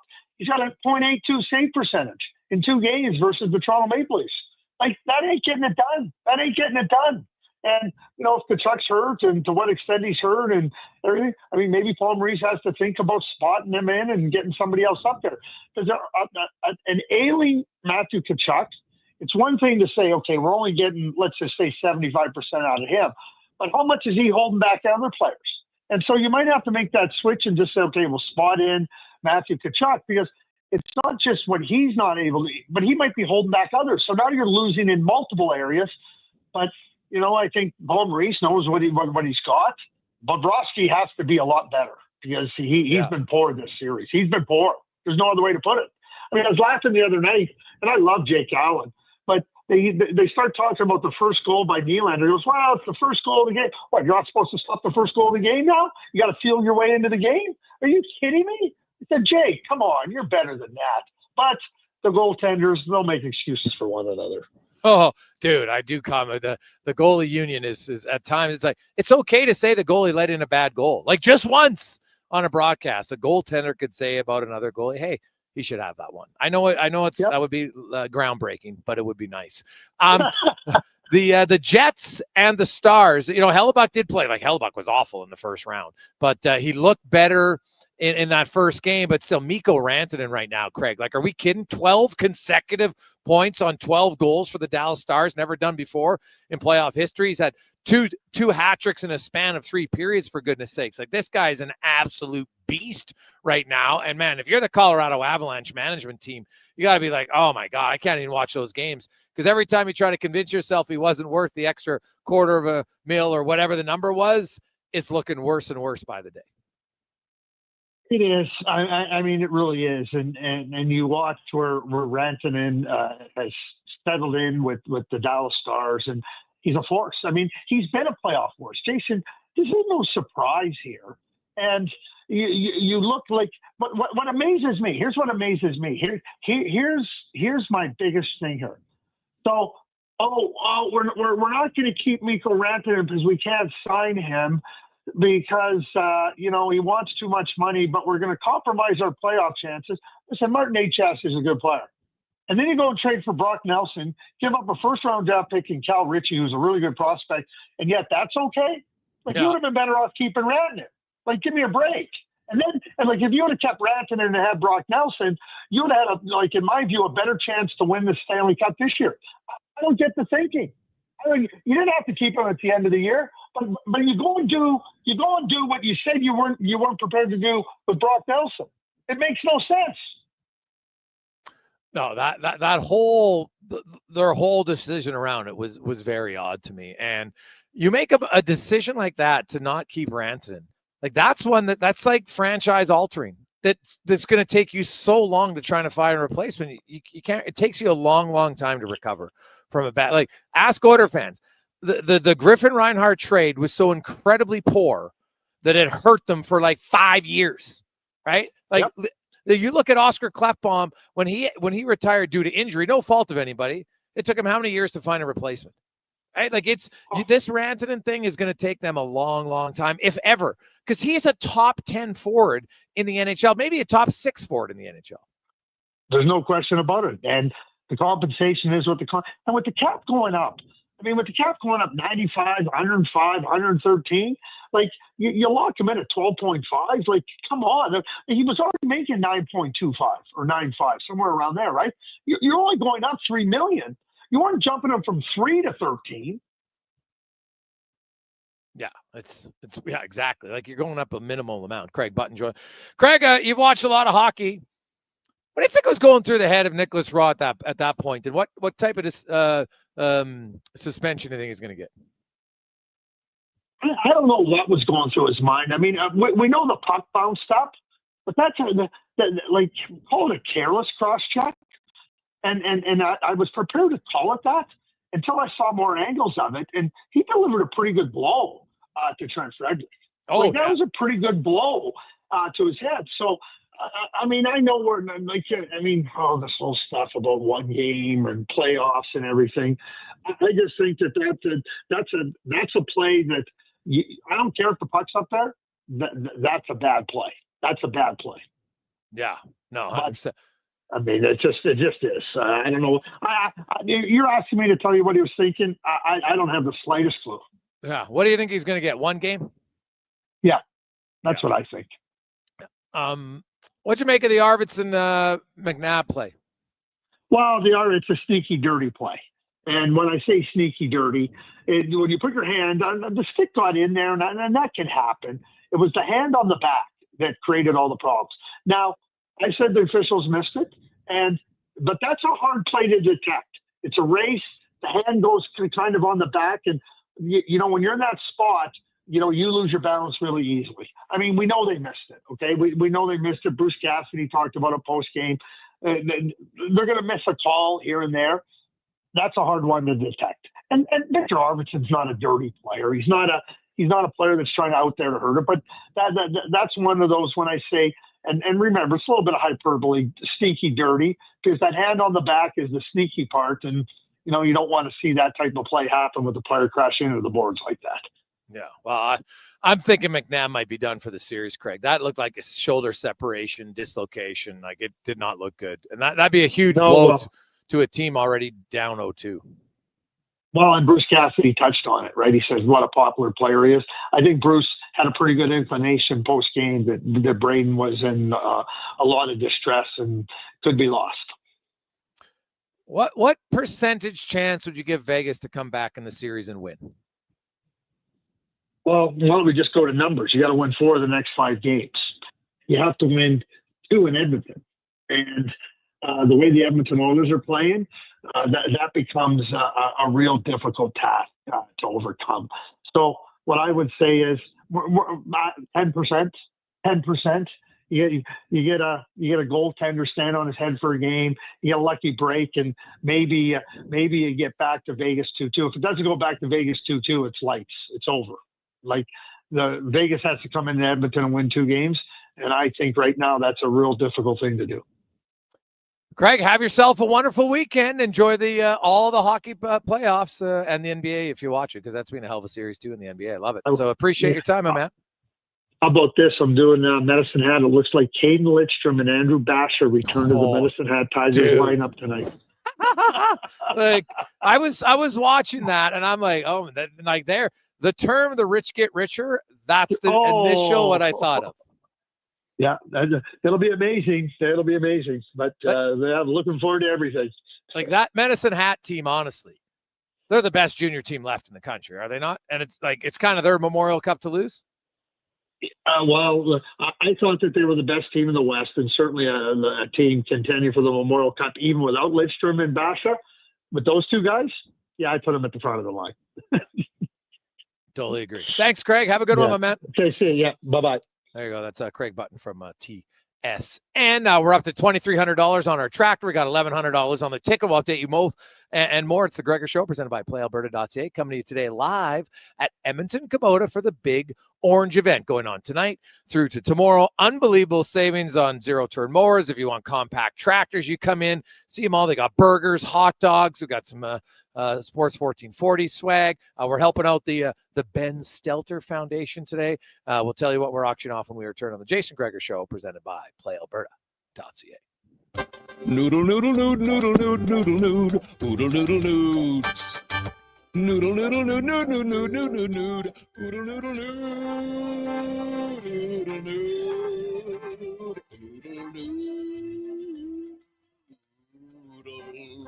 noodle, noodle, nood, noodle, nood, noodle, nood, noodle, noodle, noods. Noodle, noodle, nood, nood, nood, nood, nood, nood, nood, noodle, noodle, nood. Trouble low down to Oodle Noodle tonight because dine-in is open. The month of May brings machines, mud, and for us, many an opportunity. We're GS Construction, and we love the warmer weather because it means we can get to work. But to keep things moving, we need the right people on our team. You built your skills. You know your work matters. Now's the time to bring that experience to a crew that gets it. We're hiring experienced top men and pipe layers. So if you're ready to dig in and be part of a team that has your back, apply now at gsconstruction.ca for this great opportunity. The Bricks tent sale is on now. With so many items to clear out, they've had to set up tents in the parking lot. Save up to 60% off clearance items in the tent and store. With new specials every day and a bonus gift with furniture purchases over $9.99, these offers won't last long. Save up to 50% off select mattresses, up to 25% off bedroom and dining furniture, and the more you buy, the more you save. Up to an extra $1,000 off appliances. Some exclusions apply. See in store for details. The Brick, saving you more. Missioner Allen Auction's unreserved retirement dispersal auction for Double D Bobcat service at Cold Lake, Alberta is next Thursday at 9 a.m. Featuring over 650 auction lots, including dozers, excavators, skid steers, wheel loaders, compaction equipment, and more. Info at maauctions.com. Fire bans and restrictions are now in effect for parts of Alberta where wildfire danger is very high or extreme. Because of dry and windy conditions, wood-burning fires may not be permitted on public or private lands. Visit albertafirebans.ca for more information about bans or restrictions in your area. That's albertafirebans.ca. A message from the Government of Alberta. I'm Rick Showers from No Bull RV, and I love being Canadian. Despite what's happening south of the border, we've never been more united in our country, and that's a good thing. Know what else I love? The great outdoors in Canada.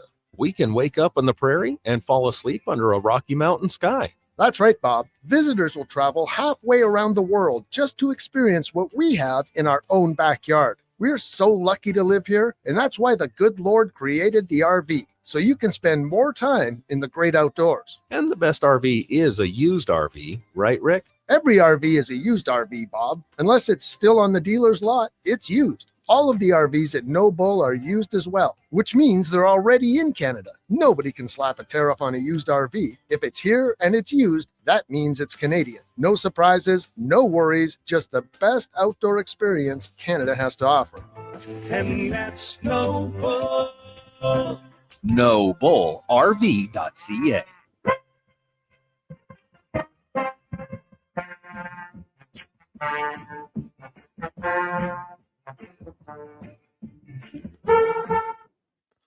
Portions of this hour brought to you by Leading Edge Physio. The team in Old Strathcona have special training dedicated to reducing the impact of cancer care before, during, and after your diagnosis. From lymphedema to the management of fatigue and side effects of chemotherapy and radiation, they can help. Learn more at leadingedgephysio.com. The Jason Gregor Show, the best of Edmonton sports talk and beyond. This is Sports 1440. Presented by PlayAlberta.ca, Alberta's only regulated online gambling website.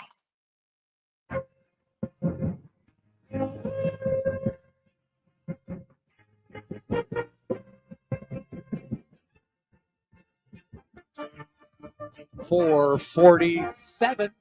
Positive Friday. We're up to $2,500 from Jay on our package today. This is helping out the Ben Stelter Foundation. Now you're going to get a 1-year lease on a B2601 tractor, compact tractor, durability. It handles great for everything from landscaping to light construction. So you'll have it for a whole year. Phenomenal deal. So that's up to $2,500. Also, we have a pair of seats for tomorrow's game. These are Oilers Attack Twice, Lower Bowl, section 17, row 17. Like, those are great seats, man. I know exactly where they are. That's the section just right beside the club section. So you're just outside the club. It's unreal. Like, you'll have a great vantage point. So that's a pretty good bargain right now at $1,100. So based on the prices of, I know that sounds like craziness, but trust me, ticket prices in the playoffs are ridiculous. So that's also helping out the Ben Stelter Foundation. So if you want to go to the game tomorrow night, should be a lot of fun. Remember, it's 7:15-ish puck drop, give or take, tomorrow night. Now let's get to 5 questions brought to you by The Brick. We're saving you more. That's what they love to do. Right now, you can save up to $1,700 off sofas and sectionals, and one of the best deals ever, 70% off scratch and dent appliances at The Brick and thebrick.com. It's time for 5 questions on the Jason Gregor Show. All right, Jason, question number 1. If there was a Conn Smythe power rankings through the playoffs so far, who are your top 3, 1 through 3? Wow, Mikko Rantanen would be 1. I'd have Logan Thompson at number 2. And just because the Oilers' depth has been so unreal, I might go right now William Nylander for Toronto, because Edmonton's had unbelievable depth up and down. Like, McDavid obviously would be close, but you know what Mikko Rantanen's done in Dallas is just like he'd be the runaway leader. But we're not even halfway through, so lots of way to go. Yeah, we had a texter ask if Calvin Pickard would be in there. And they said, what can he do to get higher, more mentions? And I said, well, maybe Mikko Rantanen could stop scoring goals, because he's running away with it with 2 hatties in 2 periods. Like Calvin Pickard's winning games and it's great, but he's not going to be a Conn Smythe Trophy. Let's be real here, people, and that's okay. But no. Question number 2 for you. Do you think that Vegas should consider looking at a goalie change, or is Aiden Hill the guy through thick and thin for them? Well, they do have Akira Schmid, and so that's the one guy that you would think maybe. Hill hasn't had a great playoffs really, but Schmid's only played. Like Hill won you a Stanley Cup. He's going to get a long rope, but I would say if he allows 1 or 2 weak goals in Game 3, they might have no choice. So I don't think they'll do it for Game 3, but I could see it. I could see it coming down in the near future. Yeah, I'm with you. Like, obviously not for Game 3. He's your guy. You got to give him the opportunity to bounce back. But if it continues, I would. You're going to need to shake things up somehow if you're down 0-3 going into Game 4. So if that happens, I for sure would look to make a change. But at this point, I think you give your guy another chance to rebound. Question number 3 for you. Looking at the World Championships, Canada's roster looking pretty fun. You got Crosby, McKinnon, Fleury. Binnington went over Shen. Does the talent over there make you more likely to get up a little early and watch these games? I'm going to be bluntly honest. Zero chance. Like the world champion, you get to the playoff round, maybe. I got NHL playoffs to watch. Like, sorry, it's not even comparable. So zero chance that I would get up early to watch. For me, it actually might sway me because I grew up watching this tournament when the Oilers would miss the playoffs all the time. Like the Anson Carters, the Ryan Smith, you know, whenever an Oiler would go over there and represent, I'd always get up and watch it. So I do have a bit of a connection to this event. So I might get up a little bit early, and I'll probably be up anyways these days. But yeah, might tune in to see Sidney Crosby represent Canada one more time here. Question number 4 for you. When you look at the NHL and the NBA playoffs, which team down 0-2 is the most surprising to you? Well, in the NBA, the Boston Celtics, no question. You know, they've been the top team all year long. You know, they've won. They're defending champ. They're healthy. They don't, you know, like Florida's got Kachuk, who's not, you know, he's a shadow of himself right now. And Toronto's a pretty good team. Like Florida is the road team, right? They weren't the top team. So yeah, to me, it's the Boston Celtics for sure. Yeah, I mean, you look at the Cavs down 0-2. The circumstances are tough because, like, you know, a missed shot and they're right back in this series. But the injuries they have probably lean to that being more realistic. I'm going to say, though, I thought the Panthers, coming off the way they played against the Lightning, they would at least have a split there, but not the case. So I'll go with the Panthers, and we'll see how they respond tonight. Question number 5 for you. On this day in 1980, the slasher horror film Friday the 13th was released in the United States. So when it comes to movies or TV shows with numbers in the title, what would you say is your favorite?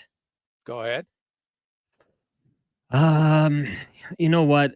I sent you a list, and there's some good ones, but there's also a lot of bad ones. But I think for me, I didn't even need to look at your list when you sent me this question. Oh, really? You had one? Yeah. Oh, okay. Well, I think it's easy for me. You go first. I don't want to steal your thunder potentially. Oh, I'm taking 7. Okay. 7 was unreal, man. I have a second one, but I'll take 7, and I'll see which one you take. That was the way I was leading actually as well. I mean, that movie's just great. But how about Ocean's 11? I think we talked about Clooney already. Yeah, I thought you were going to take that. See, 12 Monkeys would have been my second one. Okay, that's a good one. Oh, I love those movies. So, but 7 was, Pitt was great, man. 12 Monkeys was awesome too. So, you know, if I go kind of like for a cheesy movie way back in my younger days, 16 Candles was pretty cheesy. The 40-Year-Old Virgin is hilarious. I'm just trying to think of movies with numbers in it. 21 Jump Street. Yeah, that's not bad. Good for a laugh. Yeah, it is good for a laugh. You know, well, another one that was awesome was 300. Yeah, that was a good one.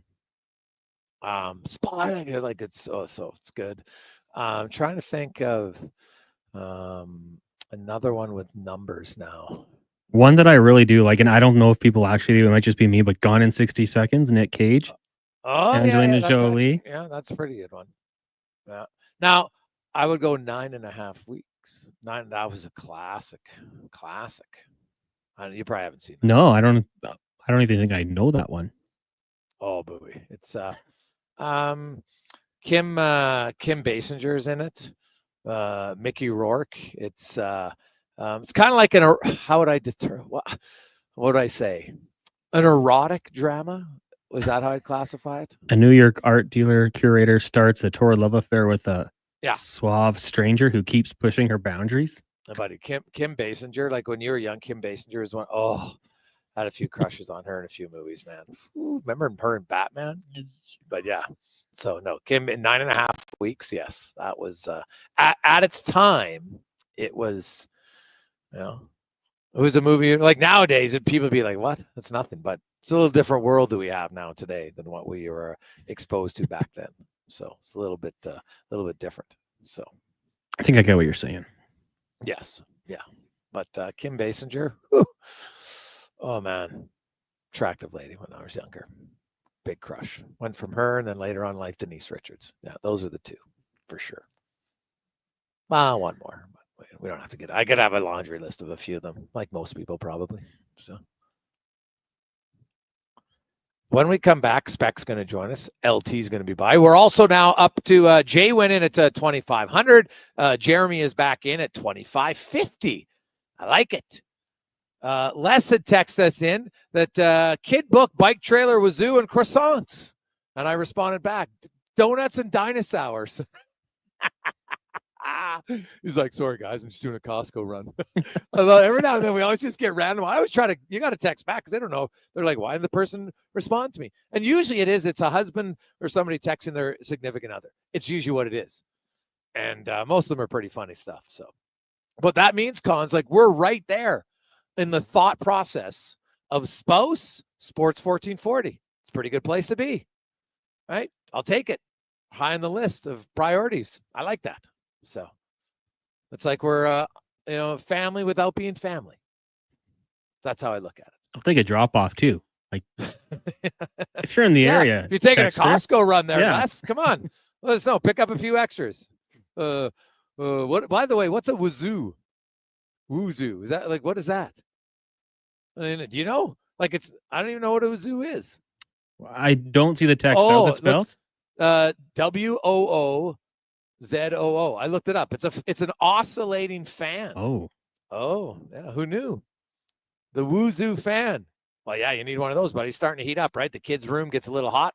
You gotta have the fan in there, cool it off. You got that guaranteed. They got a young child who's running hot when they sleep. Or their room's super hot. You just want to cool it down. Guaranteed. We've all been there. I get it. 4:59. We'll return. Jason Gregor, Connor Halley, Sports 1440, coming to you live from the Big Orange event at Edmonton Kubota, where you can get fantastic deals, fantastic food, too, as an extra bonus. Come in, stop in. The burgers are unreal. Hot dogs, got some cookies and brownies. A few other things. I got a few Sports 1440 swag for you to stop in and pick up if you'd like. And also in the final hour, I've been teasing it on the show because tomorrow, right around 2 o'clock, is when it's going to drop. Our first collaboration with 780, the store in town. They got 5 locations, and they're helping us. We're teaming up. We got some Sports 1440, and we got like a playoff T-shirt just for you. Based on how the Oilers are playing, the decision to make this shirt is looking better.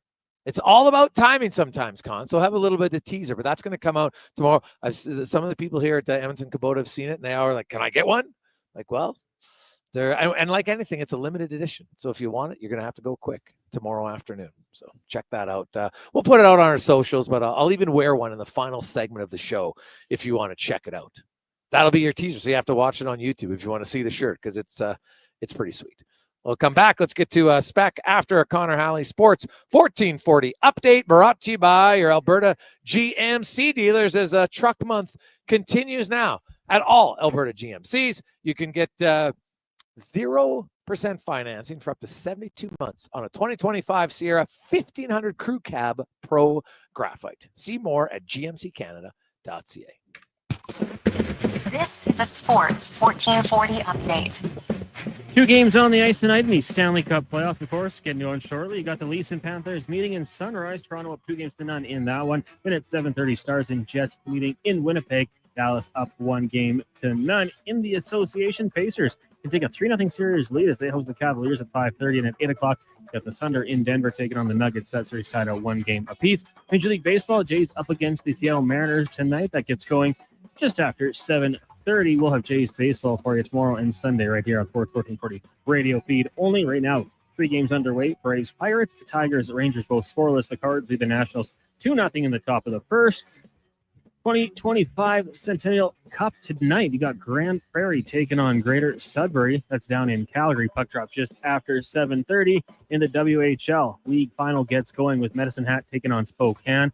For Medicine Hat, forwards Caden Lindstrom and Andrew Bassett returning to the lineup in the PWHL. It's game 2 between Minnesota and Toronto. Getting going shortly. Scepters lead that series 1-0. And on Sunday, the Edmonton Stingers kicking off their season with a home matchup against the Calgary Surge. You can get your tickets at stingers.ca/tickets. Coming up in hour 4 of the Jason Gregor Show, we will be joined by Mark Spector of Rogers Sportsnet and Allan Mitchell from the Lowdown with Lowetide. I'm Connor Halley. This has been a Sports 1440 update. Sports 1440 in West Edmonton Mall and Wetaskiwin. CKJR is a Stingray radio station. Download the free radio player app and listen wherever you go. Hey, Alberta. The all-new Play Alberta app is here. Casino, sports betting, lottery, all in one app, right on your phone. And because it's Play Alberta, you know it's safe, secure, and reliable. Download it now and play over 500 online casino games, live dealer tables, and unique games you'll love. Plus, bet on sports from anywhere in the province. You in? Download Play Alberta now from your phone's app store and deposit using promo code OIL for a $100 casino bonus on the house. That's promo code OIL for a $100 casino bonus. Bringing every project to life requires the right team. By joining the Japa Machinery Group service or sales teams, you can be part of setting a new industry standard. Celebrating a legacy of excellence with Japa. Learn more at japamachinery.com.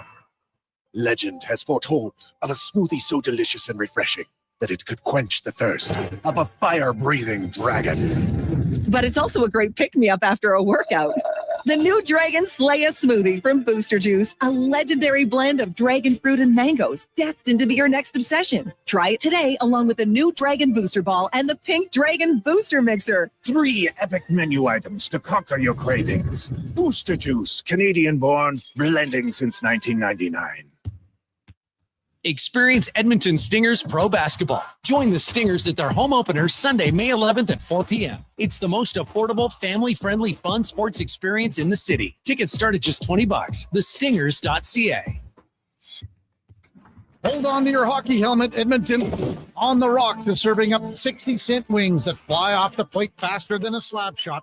And Molson Canadians for $5.25. OTR's TVs, hey, they're so clear you'll see the puck better than the ref. That ain't hard, is it? And every game night during Edmonton's playoff run, specials start 30 minutes before puck drop and last for the whole game. Be a part of the legend. See the menu at ontherocks.yeg.com. You've got a go-to coffee spot, a trusted barber, even a lucky game day jersey. But when it's about looking your absolute best, there's only one name you need. Mr. Dirk. Family run since 1939, we're experts in crafting impeccable tailor-made suits and offering a wide variety of everyday styles. Pair that with personalized one-on-one fittings and the convenience of on-site tailoring. Mr. Dirk elevates your style game. Visit our Edmonton store or explore MrDirk.com. Score big on style with Mr. Dirk. The crow of the rooster. The creak of the shed door. The building of the pile. The strike of the match. The burst of flame. The driving home. The wind hitting the windows. The wondering if the pile was fully out. The panic to get everyone out in time. 63% of Alberta's wildfires were started by people. Don't be that person. A message from the government of Alberta. Commissioner Allen Auction's unreserved retirement dispersal auction for Double D Bobcat service at Cold Lake, Alberta is next Thursday at 9 a.m. Featuring over 650 auction lots, including impact crushers, screeners, surge bins, radial stackers, conveyors, control van, and more. Info at maauctions.com. Portions of this hour brought to you by Culligan for all your residential water needs. Your local water treatment company, more than just big bottles, Culligan.com. The Jason Gregor Show, the best of Edmonton sports talk and beyond. This is Sports 1440. Presented by PlayAlberta.ca, Alberta's only regulated online gambling website.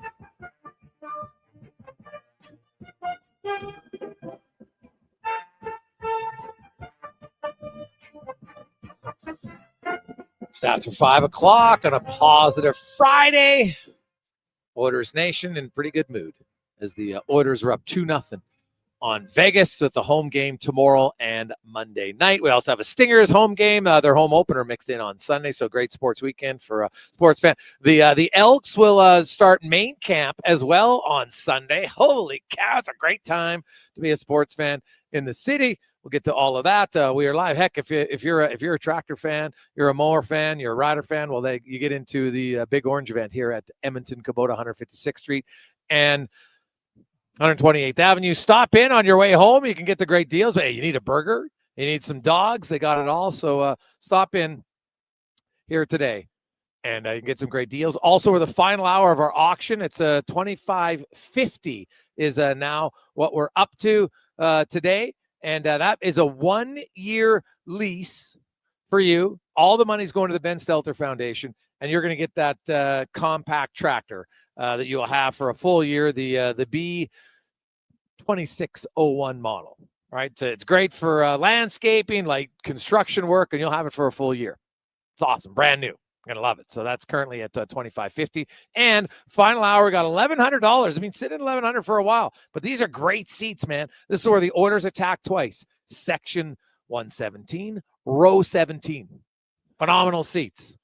That's right outside the club section. Those are really good seats for tomorrow night's game. So $1,100. That's also going to the Ben Stelter Foundation, courtesy of Edmonton Kubota.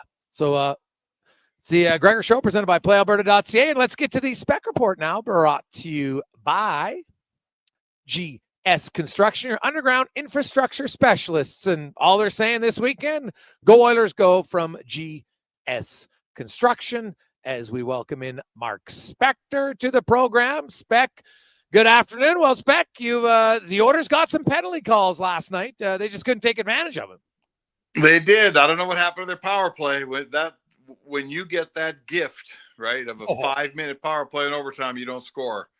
Boy, I'd like to know the stat on how many times you still end up winning that game. That's like hockey karma. When you don't score on that, you almost never get another chance, right?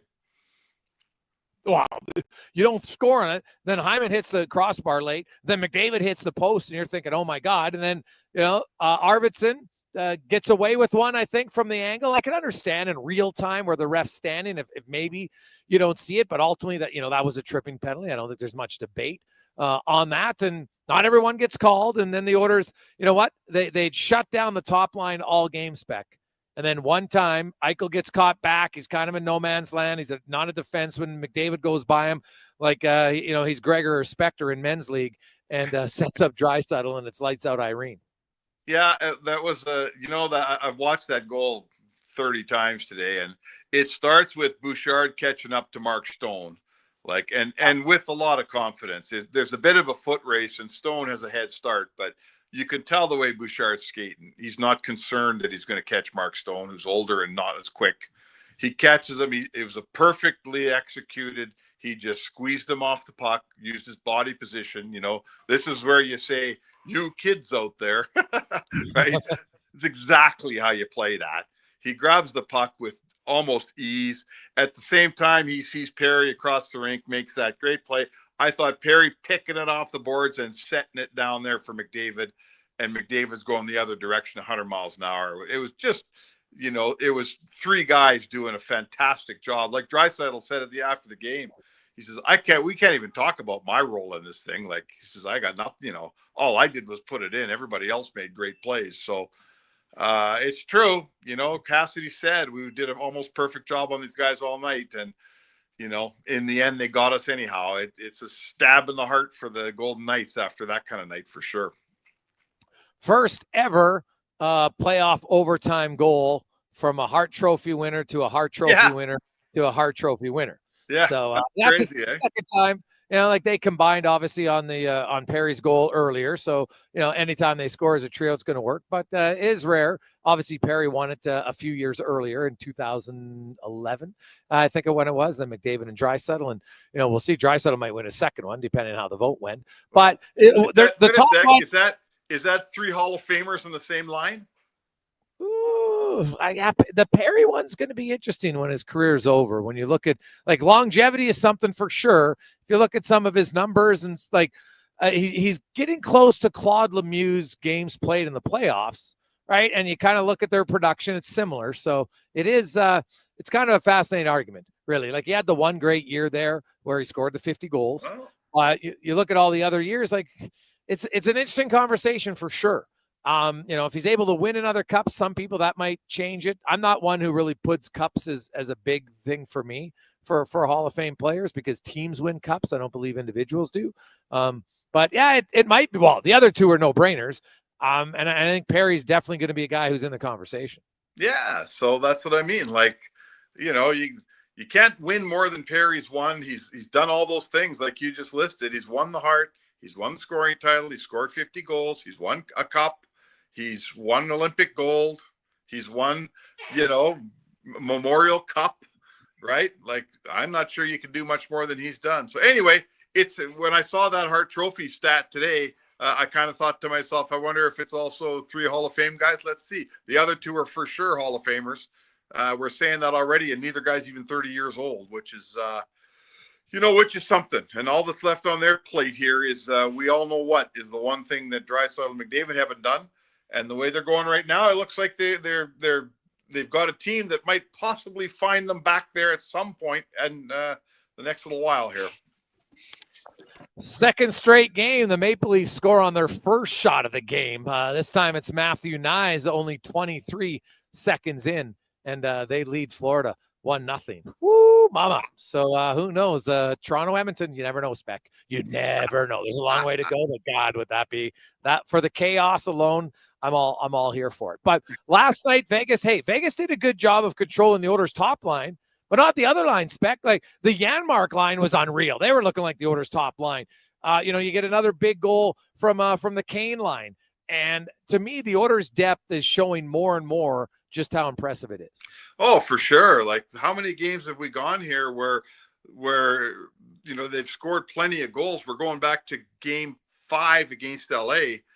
And it's not 29-97 scoring them. Of course, they scored the overtime winner last night, but there's a bunch of goals here, spread out. How can we be? We're only 8 games in to the playoffs, and every single Oilers forward and a few defensemen have goals already. Like that's a crazy stat, man. There's teams play and win the Stanley Cup, and there's guys among their forward group that don't get a goal. So, their depth this is something that I don't think any of us saw coming, frankly. Their depth, like right down to their fourth line. Who thought Janmark, who scored twice all year, would have a couple goals already? And, Podkolzin on a fourth line somehow looks better than he did on the second line. It's good. I'll tell you, every championship team you've ever seen has 4 lines. Like there's no such thing as a 2-line good team. And the Oilers have gone from a team that were top heavy and reliant some nights too much on their top line and their power play. They're winning games and their power play is not even helping anymore. Oh God, their power players right now is pathetic. Like it's unreal how bad it is, but they're winning. So now I should say their power play is terrible on the road. It's unbelievable at home, right? Yeah. Like 5 for 18 is a really good power. Like your power play, like, hey, we don't mind it, right? It's pretty good, right? It's what is that, 28, 29%? Sure. But you're 0 for on the road, and you're like 83% at home. It's very odd. It could have cost them the game last night, but it didn't. Their penalty kill though too, Spec. I'm sorry, but their penalty kill is way too passive right now. They can't just allow Jack Eichel to set up and then just stand there. They got to attack him. I don't like what their penalty kill is doing in this series. No, I'm totally with you, especially after it happened the first time. You can't give them time. Like, I think we all know this with great players. You give them time. You're just giving them fuel, right? They're going to beat you if they have time and they're standing there picking their spot. So, no, they've got to, Mark Stewart here has to go to work on this thing, because you can't continue to lose the special teams battle and win games. I mean, you can't, they're coming back every night. They won 6 in a row. They're coming back every night. That in itself, you're kind of pushing your luck. But if you think you're going to lose the special teams battle every night and keep winning hockey games in playoffs, it simply won't happen. You're right. Their home and their power play somehow gets magically better at home. But like if Arvidsson gets that penalty in overtime, like I'm firing up my computer the way the Oilers are going right now. Oh yeah, you're saying on the penalty kill, you're thinking good night, Irene. That's probably fair. What do you think of Roy? What do you think he gets a suspension? And what did you make of the Arvidsson play? Yeah, I think I do think the hearing tells me he's going to get a suspension. I just think you can't. There's just no mitigating factors in that play. Like there's no, if I'm Roy's defense attorney, I can't think of a excuse for what he did. Like he cross-checked Frederick square in the face here. That's got to be a game. Like I know where you and I are on the same side of trying to predict Department of Player Safety. You're going to just look like an idiot trying, but I just can't. I can't see an out. I can't see what Roy's argument is, why I cross-checked Trent Frederick directly in the kisser. Like, I don't get it. So, yeah, there's a game there. And absolutely, Arvidsson should have had a penalty last night. There's no question. There's no suspension. It's not a suspendable act. But, it's a really good example, Jason, of why the league and hockey in general has gotten rid of the touch icing rule we used to have, right? Like that's exactly the reason why we don't do touch icing anymore, because that used to happen every 6 or 7 games to somebody. So it was I'm not going to say call it a dirty play, just a careless play by Arvidsson. Get your stick out of there. What's your stick doing in there? All that's going to happen is someone's going to get hurt. And I listened to Bruce Cassidy today, his availability. The tone of his voice, Jason, told me he felt like he's going to lose Roy tomorrow. He doesn't. Oh. It sounds very much like he feels like he's not going to have him. And he entertained the prospect of not having McNabb either. He didn't say yes or no that he won't have him, but he did say that, there is a possibility here that we won't have this guy. And I'll tell you what, the way Petrangelo's playing, I don't know if he's sick or injured or what. He wasn't very good last night, I didn't think. If they lose McNabb, that's big trouble for Vegas. Well, you throw in, I think McNabb, I'd be stunned if he plays, but they might get some good news. Dorofiev's on the trip and might be able to play tomorrow. He's on the trip. I think they're kind of stringing him along the way the Oilers, did the same thing to us, didn't they, with all those injuries at the end of the year?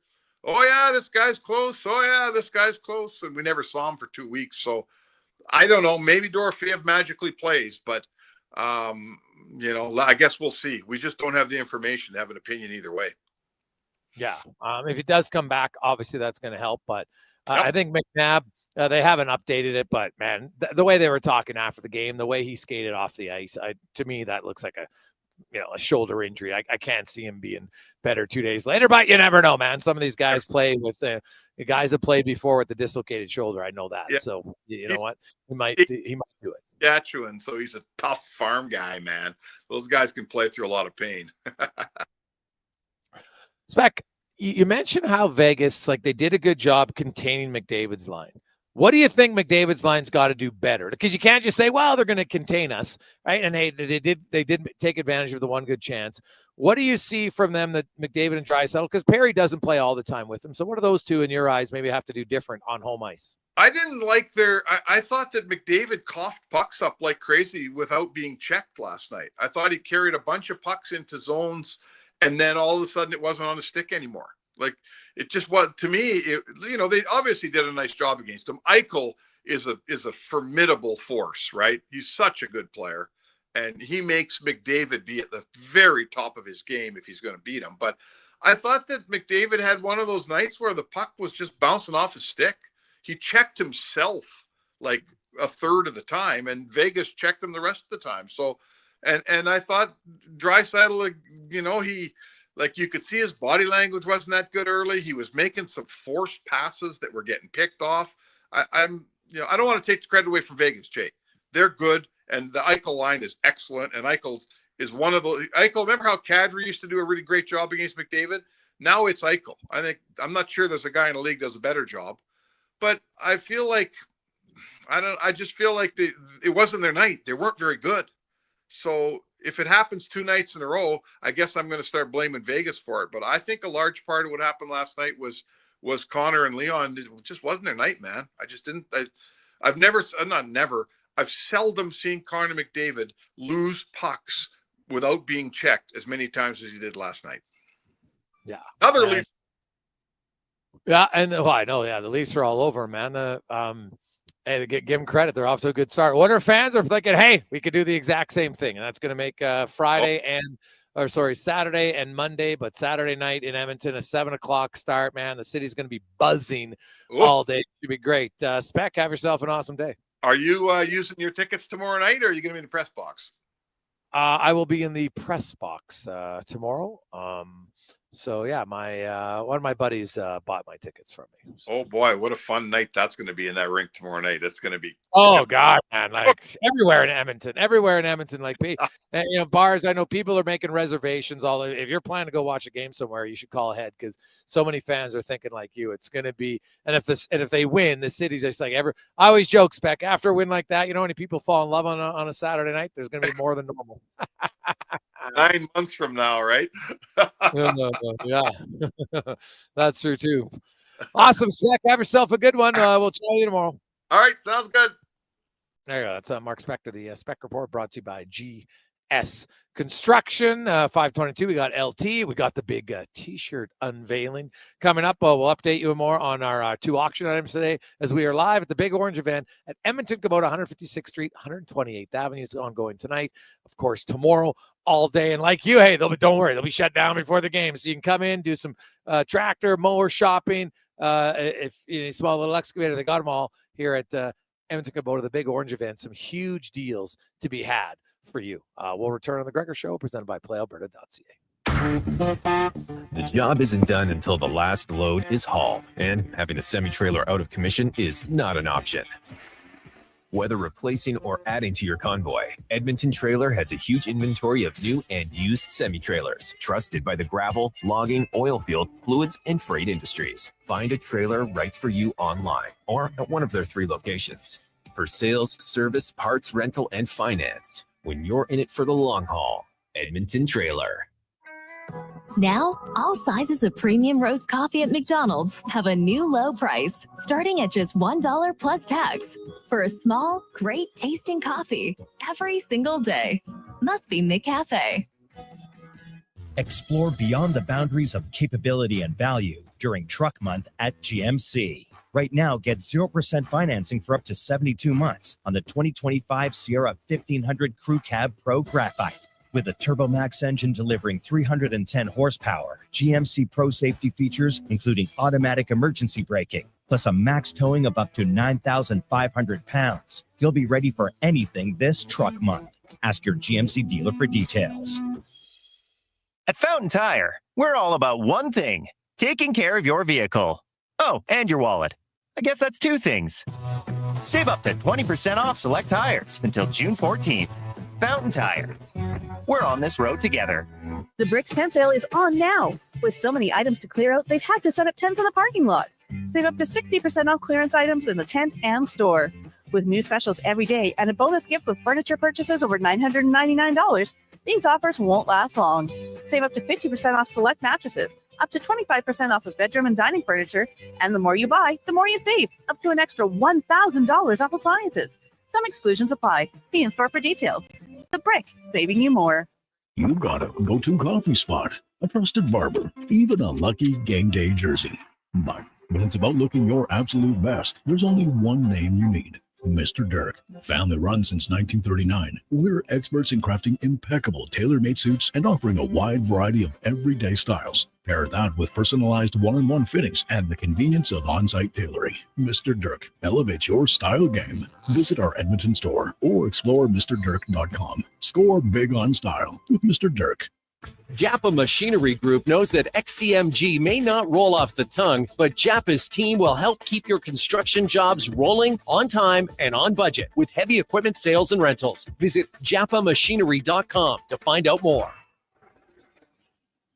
Work hard, get dirty, build better communities. If that sounds like a good day's work to you, GS Construction wants you to be part of their team. Right now, GS Construction is looking to hire experienced top men and pipe layers for underground sewer and water work. So if you know your way around a trench, take pride in doing the job right, and want to be part of a crew that has your back, let's get to work together. Apply now at gsconstruction.ca. Commissioner Allen Auction's unreserved retirement dispersal auction for Double D Bobcat service at Cold Lake, Alberta is next Thursday at 9 a.m. Featuring over 650 auction lots, including impact crushers, screeners, surge bins, radial stackers, conveyors, control van, and more. Info at maauctions.com.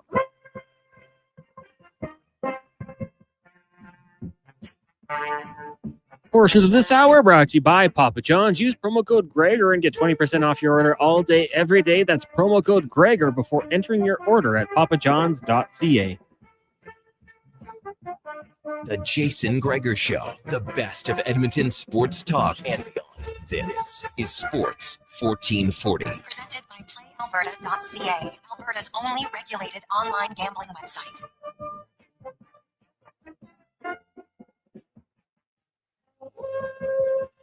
So Friday rolls through. The sun comes out a little bit. We could use some rain, though. I think we could all agree we could use some rain. Pretty dry out there right now. 833-401-1440, 833-401-1440 in our he will inbox. It is the Gregor Show, presented by PlayAlberta.ca. Positive Friday. And you know what that means? Lotto Max, $80 million. The Martin Marinson of Lotto jackpots tonight. So good luck at PlayAlberta.ca. We still have our package up to, it's at $25.50 right now. I think, who has that? Jeremy? I think it's Jeremy at $25.50. And we'll get that. The tickets are at $1,100, section 117, row 17 for tomorrow night. Should be a heck of a game. Now, let's get to the oil report brought to you by Volvo Cars Edmonton.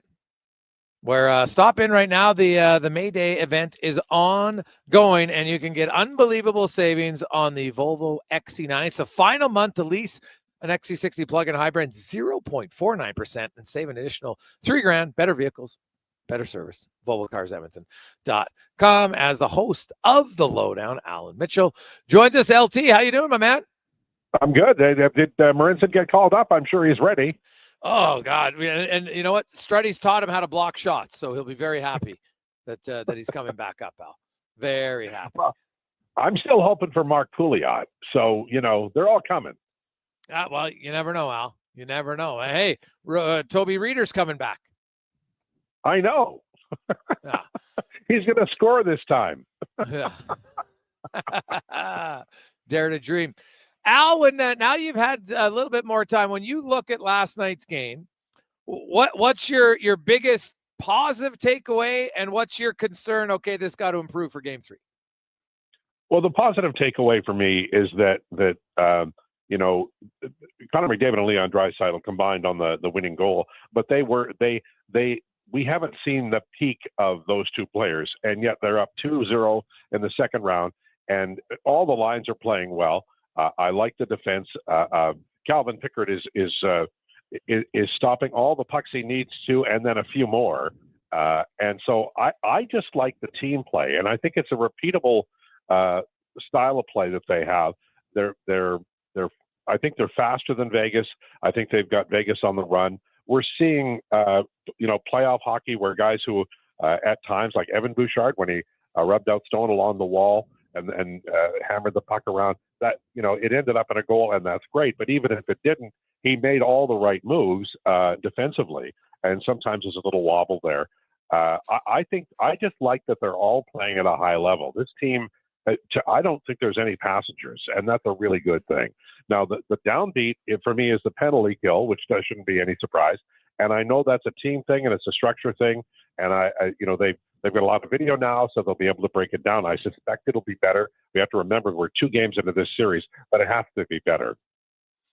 Yeah, well, to me, the biggest takeaway for the Oilers is stop taking penalties in the first 5 minutes of the game and getting down 1-0, because you're like that would help. It's been a problem for this team early in games. I think it was 6 minutes last night, but still, they've taken, I think that's at least 5 games, 4 for sure, where they've taken a penalty in the first 7 minutes of the game. So it's not ideal, especially on the road, because your penalty kill can't stop anything on the road. Your power play can't score it. But at the same time, man, that's a positive for the Oilers, because I just can't see their special teams continuing to be this bad on the road. It's literally not possible. If you look at, I think they've played 8 playoff games and they've allowed 11 goals against on the penalty kill. It's an enormous number. It's just not possible to be that bad. And what I really like about this team is their 5-on-5 outscoring, and that's a key. It really is. You play such a big part of the game at 5-on-5. And when you can pretty much count on, I think they're +5 in what is now 8 games. So it's not a goal per game, but that's a big advantage that you have. And there's so many positives. They have McDavid and Draisaitl on the same line, and nobody's going, oh my God, they gotta move this guy down to this line to save that line. Nobody's doing that. We talked about it later in the year about when everybody gets back, Evander Kane, Trent Frederick, they'll have real depth. Well, this is what it looks like, and it's impressive. Yeah, well, I know some people are saying, oh, they got to split up the top line. I'm like, what are you talking about? What do you mean split up the top line? All your other lines are scoring. I'm going to play the odds that my top line, I'm going to challenge him and say, play better. You're capable of playing better. Play better. Yeah, and they scored the winning goal last night. Corey Perry, just a nice kick up to McDavid, and like we've spent many years talking about where's Connor McDavid's Yari Curry, and the truth is it's Leon Draisaitl. It just is, and they're great centers. It's great when they're apart, but if you go back and you look at when they play at 5-on-5 together, it's like having a power play historically. It's like you start the game up 1-0. Hard for a coach to resist that. And in previous times, Jason, it was difficult for him to, for a coach to say, okay, well, I'm going to do this all the time. But right now, you've got three lines who are playing well without those two. Hell, man, play them together. Oh, yeah. It makes, to me, now is the time to say, hey, our top line, I'm very confident if there's any people that can figure it out and get going. And again, they've got 3 points in 2 games each. So it's not like, wow, geez, they're playing poorly, but they're averaging 1.5 points a game. Like, I think sometimes people think, well, poorly, like, yeah, they're not dominating every shift like they have, but it's hard to do that every game. They'll do it some games, and I'm sure they'll do it again. But right now, the other lines are playing so well, it's taken all the pressure off that top line to have to be the ones to carry them every game. And I know that they'll never say it, but it's got to be a little bit of a relief. Oh, sure. And on a 2-on-1 in overtime, if you're the coach, you're a bleeding genius to get those two guys on the 2-on-1, but you have to play them together, and that's what happened. Yeah. Allan Mitchell joins us. Al, the penalty kill is, I don't understand why they've suddenly gone to a passive penalty kill against Vegas's power play. Like, they're eating them up alive. They got to get back to being aggressive. Like, 3-time Jack Eichel, you just let him sit up in the corner there. And I don't blame Emerson because it's clearly a systemic choice, but I don't agree with that choice to go back to being a passive penalty kill. No, they seem to be trying to catch the pass. And I think that's, you're waiting to react. You're giving the initial contact. You're giving all day for these guys. And Vegas is a really talented team. You pressuring them is a really good idea because they'll just eat you up, and they've proven that. So, pressure. Whatever the Oilers are doing, Vegas has figured it out pretty well. So you might as well try something else. This particular penalty kill alignment isn't working. So try something, and I know they will because they're a pretty innovative coaching staff. But pretty clearly they're going to have to junk that one at least against Vegas. Maybe bring it back later, but it doesn't work against Vegas. No, it doesn't work. Calvin Pickard, Al, the story seems to get more of a Cinderella, movie type story. Like, you look at him last night, he's not standing on his head and getting shutouts. He's just making the big save at the big time, which is massive for this team. Yeah, for me, I think that anybody who didn't get to see Grant Fuhr, this is sort of what Fuhr did. The save percentage is at .926. There are, sometimes holes occur in the defense. There's a 2-on-1, or there's a point blank shot, or, an errant pass for the slot, and Pickard's stopping those. And so, there's two kinds. There's the shot total, the volume of the shots, and then there's the quality of the shots. And Pickard has stopped some grand chances here in the playoffs. I think it's a great story. I really do. And I think that the greatest thing is that it's given the rest of the team and the fans, I think, an opportunity to not completely be absolutely upset or anxious every time a shot is heading at the Edmonton net. And a lot of that, I think, was overblown during the year. I think Stuart Skinner and Calvin Pickard, they had tough times and good times. I think both goaltenders are quality NHL goaltenders, but it's a nice story, and it's allowing the rest of the team to kind of I think have confidence. I know they like playing with them based on everything we've heard. So it's a good story all around. And it's not exactly St. Louis playing Laura Branigan's Gloria, but it is a rallying point. That their veteran backup goaltender that everybody loves is suddenly in the spotlight. It's a cool story. Oh, 100%. It's a cool story. And I want to end out Janmark Podkolzin and Arvidsson. Pod Colson becomes a 12th forward with the goal. He's got 6 points in 8 games, Al. You look at his shot when he's on the ice, the Oilers are out shooting the opponents 42-20. Right, they're outscoring them 5-1. Pod Colson in limited minutes has been unreal for Edmonton. He has, and it like that. There was early on in the playoffs in the LA series, I think it was. Janmark had a 2-on-1, and there was no real passing opportunity, and it was a clear, shot option, and he passed anyway. And I'm like, oh, Mr. Janmark, and I thought, well, there won't be any offense from that line. Well, shows you what I know, because I think Pod Colson is just forcing himself into the conversation for this team at a higher level. Now he's doing well on the fourth line. Don't move him. But when all is said and done and the dust settles here at the end of the season, I think he's a guy who, moving forward, is going to have a more prominent role. LT, have yourself a wonderful day. On Monday, are the Oilers on the verge? Are they going to be bringing brooms to the game Monday night? I think it'll be. I don't know that they'll sweep, but I think they'll have a chance Monday night. Okay, so you're saying they win on Saturday? That's yes, that's what I'm saying. I think they'll win Saturday, and then it's going to be hard. Vegas is a great team. It's going to be hard to finish them off in 4 straight. That's my belief. All right. Al, enjoy the weekend, my man. We will talk to you on enjoy. Lindy. That's sounds good. Have a great one. You betcha. Allan Mitchell, a.k.a. Lowetide, here on Sports 1440. The big orange event continues on at Edmonton Kubota. We'll take a final break. We'll get everybody get their chance for the final bids and more when we return to the Gregor Show, presented by PlayAlberta.ca. If you bleed orange and blue and you're not using the all-new Play Alberta Sports and Casino app, then you're missing out. It's the only online sportsbook with odds boosts on all Oilers games. And now, it's not just sports. Play the slots, hit the tables, buy lottery tickets, all in one app, all across Alberta. Download Play Alberta now from your phone's app store and use promo code GOAL for a $100 bonus. That's promo code GOAL! Legend has foretold of a smoothie so delicious and refreshing that it could quench the thirst of a fire-breathing dragon. But it's also a great pick-me-up after a workout.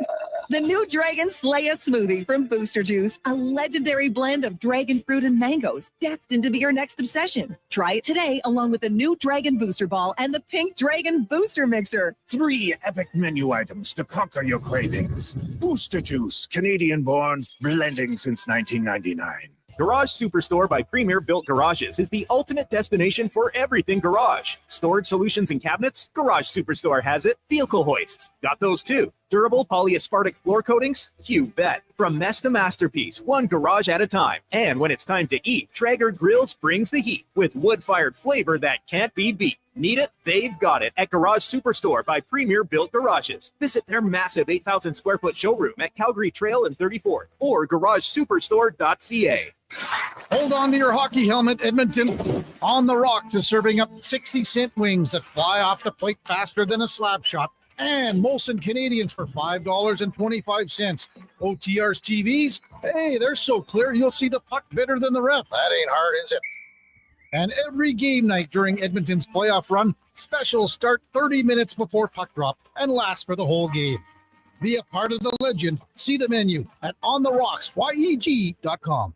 Fisher Allen Auction's unreserved retirement dispersal auction for Double D Bobcat service at Cold Lake, Alberta is next Thursday at 9 a.m. Featuring over 650 auction lots, including dozers, excavators, skid steers, wheel loaders, compaction equipment, and more. Info at maauctions.com. At Vision Credit Union, we've been around a long time. In fact, we've been serving rural Alberta communities for 75 years. We launched in 1950 with $128, 21 members, and a mission to help our communities. It's still our mission today. That's why we return 75% of Vision's profits to members, offer full-service banking in underserved rural communities, and prioritize contributing to charitable causes in our hometowns. We're here for good. VisionCU.ca. Fisher Allen Auction's unreserved retirement dispersal auction for Double D Bobcat service at Cold Lake, Alberta is next Thursday at 9 a.m. Featuring over 650 auction lots, including impact crushers, screeners, surge bins, radial stackers, conveyors, control van, and more. Info at maauctions.com. Portions of this hour brought to you by EWEL. Get your power play amped up with EWEL, supplying the City of Champions and Alberta with quality electrical gear since 1975. EWEL.ca is your partner in power. The Jason Gregor Show, the best of Edmonton sports talk and beyond. This is Sports 1440. Presented by PlayAlberta.ca, Alberta's only regulated online gambling website. We continue on. Welcome back. Jason Gregor, Connor Halley, Sports 1440, Oilers Nation, YouTube, Facebook, X, and Instagram for Captain Crossbar. And Jeremy, be sure to answer your phone because the comman's going to call you guys. Everybody gets their last chance to get their bid in for the tractor 1-year lease on Austin. This is a great deal, and it's all going to help out the Ben Stelter Foundation, where you're going to get the B2601 Kubota tractor for a year. Pretty sweet deal. Currently at $25.50. Let's get to the 2-minute warning. Cam Tate, brought to you by Legacy Heating and Cooling, where the rates never change. All of a sudden, your AC unit, furnace conk out, you need it fixed tonight, on the weekend, no OT. That's how you build a legacy at legacyheating.ca. Here's Cam Tate, a longtime journalist in town. Cam, of course, born with cerebral palsies and wheelchairs. Always wanted to be on radio, but due to the disability, couldn't until now. Through the wonders of technology, Cam's words come to life in the 2-minute warning. The way the Oilers are rolling, we'll have plenty of time to talk about that, but not today. Today's different. Today's about someone special. Joan, my wife, my teammate, my best laugh. She always had a scotch waiting for me. Late nights coming back from Camrose or Olds or Calgary, covering Alberta Junior Hockey League, layoffs, no words, just the glass on the table. She got it, and man, she was funny. Fort McMurray, 2008, missed the team bus after the game. Back to Camrose, no clothes, no razor, nothing. The Oil Barons gave me a shirt and track pants, both 4 sizes too small. I came rolling through the front door looking like a shrink-wrapped reporter. She didn't blink. If I had any spare change, she said, I'd give it to you. That was Joan. She came to Weyburn in 2005, 10 days, Junior A Nationals, stayed at the Perfect Inn. What a name, Perfect Inn. Day 8, she looked around and said, most husbands take their wives to Italy, Paris, Hawaii. You take me to Weyburn. She never let me take myself too seriously. First time I brought her to the Rexall Place press box, she wore a red blazer. Calgary fan. Oilers were up big. Third period, she spun her chair around, faced the crowd, opened a magazine, didn't watch a second, didn't care. She was just happy to be there, beside me, always beside me. 2 years ago. That changed. I lost her. My Joni. And the silence after games never felt louder. But I'm grateful for the love, the laughs, a son, 3 grandsons, and a million memories that still show up unannounced. Just like she used to. I miss you, my Joni. Forever. 2-minute warning. With Tate. Gregor Show Monday, Wednesday, Friday, Sports 440. Was that Mexican at the end? What the hell happened there? But it's touching stuff from Tater. And, of course, anybody out there who's lost a spouse, their anniversary never gets easier. I would say that. She'd be probably pretty pumped to hear Tater's words, or maybe not. She might be sick of hearing his words. Based on her sense of humor, probably a little bit of both. 833-401-1440, 833-401-1440. Cons, we went up to 2,600. You see that on the text line? All right. I will call back Jeremy then. Yeah, call Jeremy. Yeah, call him back. So, yeah, you get on the phone. So, hey, boys are going back and forth. I like it. Because technically we said you have until 5:55, so the auction is still open. 833-401-1440, 833-401-1440. Lots of text flying in. We got a lot of questions on the orders. Lots of excitement. Gregor, at the start of the playoffs, did you see Edmonton having this much success, or were you one who thought they would lose to LA? Actually, I had the orders. I picked them in the daily face-off. We do a whole then you have to pick each round and each team and yada, yada, and who wins. Actually, I had the Oilers going all the way to the Cup final and actually winning. So I was saying it all year long. I liked Edmonton's team. And I thought when they got healthy, now I didn't expect Ekholm. I want to be very clear. I had Ekholm in the conversation at the time. He hadn't been injured. But I thought when Kane comes back, and I'm a big Trent Frederick fan, and I really like the Wallman acquisition. I thought, man, Edmonton's defense is really good. I didn't expect their depth scoring to be this dominant, I'll be honest. I also didn't expect their power play to be this anemic, especially on the road. So now we're not even halfway through to the Stanley Cup playoffs. That's what makes it so hard to win. And, if this continues and Edmonton, like right now, Edmonton's up 2-0. And I said, if Edmonton goes up 2-0, I don't see any chance that they lose the series. Whether they win in 4, whether they win in 5, 6, or 7, I think the Oilers are now winning this series. But man, could they win it and make it easy on themselves? Like winning it in 4 or 5 games. That would be massive because rest is the ultimate advantage for teams.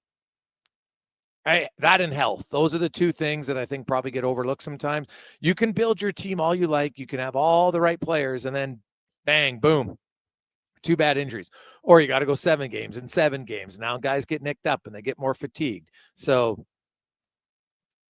we'll see where it goes. So I look at the Oilers and I think they're good. Hey, if they can stay healthy, they got a really good chance. I do think their special teams has to improve. I know that if you look overall their power play, you'd say, hey, 5 for 18, pretty good. But when you're that bad on the road, when it's specific games, like it's either been feast or famine. They've been really good in games, or they got 5 in 3 games, or they got 0 in 4 games. So, or 5 games. So that's not good. But I do think their power play can improve. Their penalty kill, I'm surprised they decided to go with a passive penalty kill. Because they're getting murdered. Like if you're going to go with the passive penalty kill, you can't have nobody checking Eichel and then have your defenseman, in this case, Brett Kulak, have a stick not in the passing lane. He has a stick down low in the crease. Like you can't do that. So little things that they're going to have to work on. So, but they'll be good. Yeah. Like Dallas will be tough. But if Edmonton can get out of this series and get out of it quick now that they're up 2-0, I really like their chances moving forward. Hey, guys, Pickard could be the Cam Ward of 2006. A little different story, right? Like Cam Ward was a young kind of rookie. Calvin Pickard's the veteran guy. And, yes, Ward did take over for, Marty Gerber, I think it was. And if I'm not mistaken, Gerber came back and played a few games later. I think I got to check it again, see how many he played. But as far as, a guy who wasn't the starter becoming the starter and winning, yeah, that's fair. Right. Gerber did come back and start a few games later in the playoffs, and Cam Ward ended up starting 21, and that's what we could see here. Right? I still don't think we've seen the last of Stuart Skinner. I think at some point he's going to get in. And hey, Pickard's just got to keep making the big saves. If he keeps doing that, it's he's going to give Edmonton an opportunity. Now, ideally, they'd like to reduce some of the big chances. That would help. You don't want to. The amount of high danger chances they're giving up is just not the recipe for success long term. So they'll want to definitely improve there. 5:50, Jason Gregor, Connor Halley live at Edmonton Kubota for the Big Orange event. Of course, gets back up tomorrow morning. So if you're looking for whether you need a mower, whether you want a small compact tractor, 0-turn mower, excavator, they got some unbelievable deals. So you want to stop in here at Edmonton Kubota. And also, I think I made the promise, Cons, so I will do it. I forgot. So I'm going to get you, Cons, to give me your thoughts quickly while I put the T-shirt on. All right. Actually, I don't know. Maybe I won't even put it on now because I forgot to do it during the break. But I'll just hold it up on the camera here for everybody, and they can see it. So we have our first shirt. This is going to be available tomorrow. Okay, so I know some of you are watching online right now. So I'll just lift it up. I'll just slowly lift it up. This is what the shirt's going to look like. You'll see it.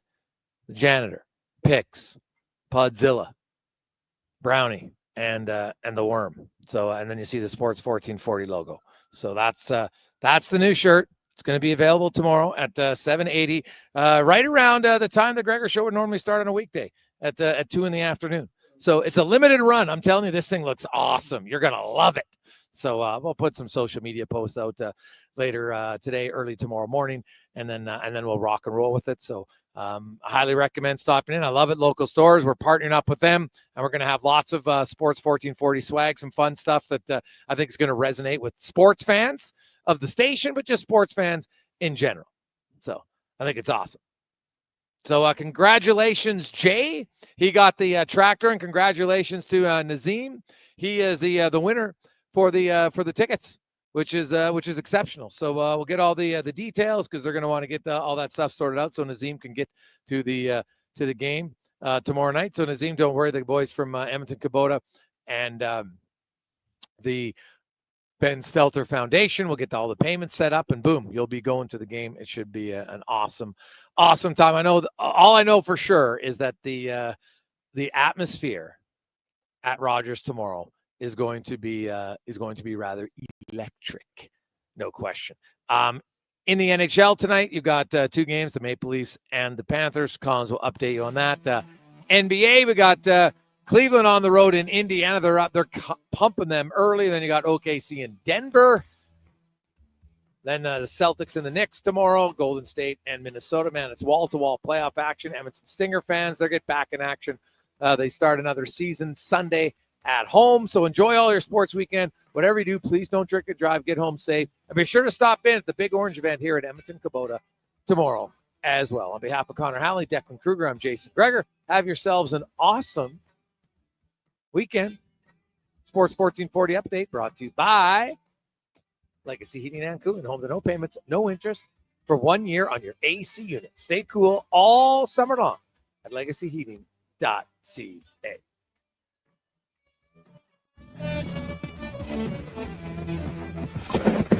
This is the Sports 1440 update. Two games tonight in the Stanley Cup playoffs. After 20 minutes, the Maple Leafs on top of the Panthers 2-1. They also lead that series 2 games to none. At about 7:30, 7:40, you got the Jets and Stars meeting in Winnipeg. Dallas on top 1-0 in that one. Off the ice, Vegas Golden Knights forward Nicholas Waugh will have a hearing tonight for cross-checking Oilers forward Trent Frederick in their loss last night to the Oil.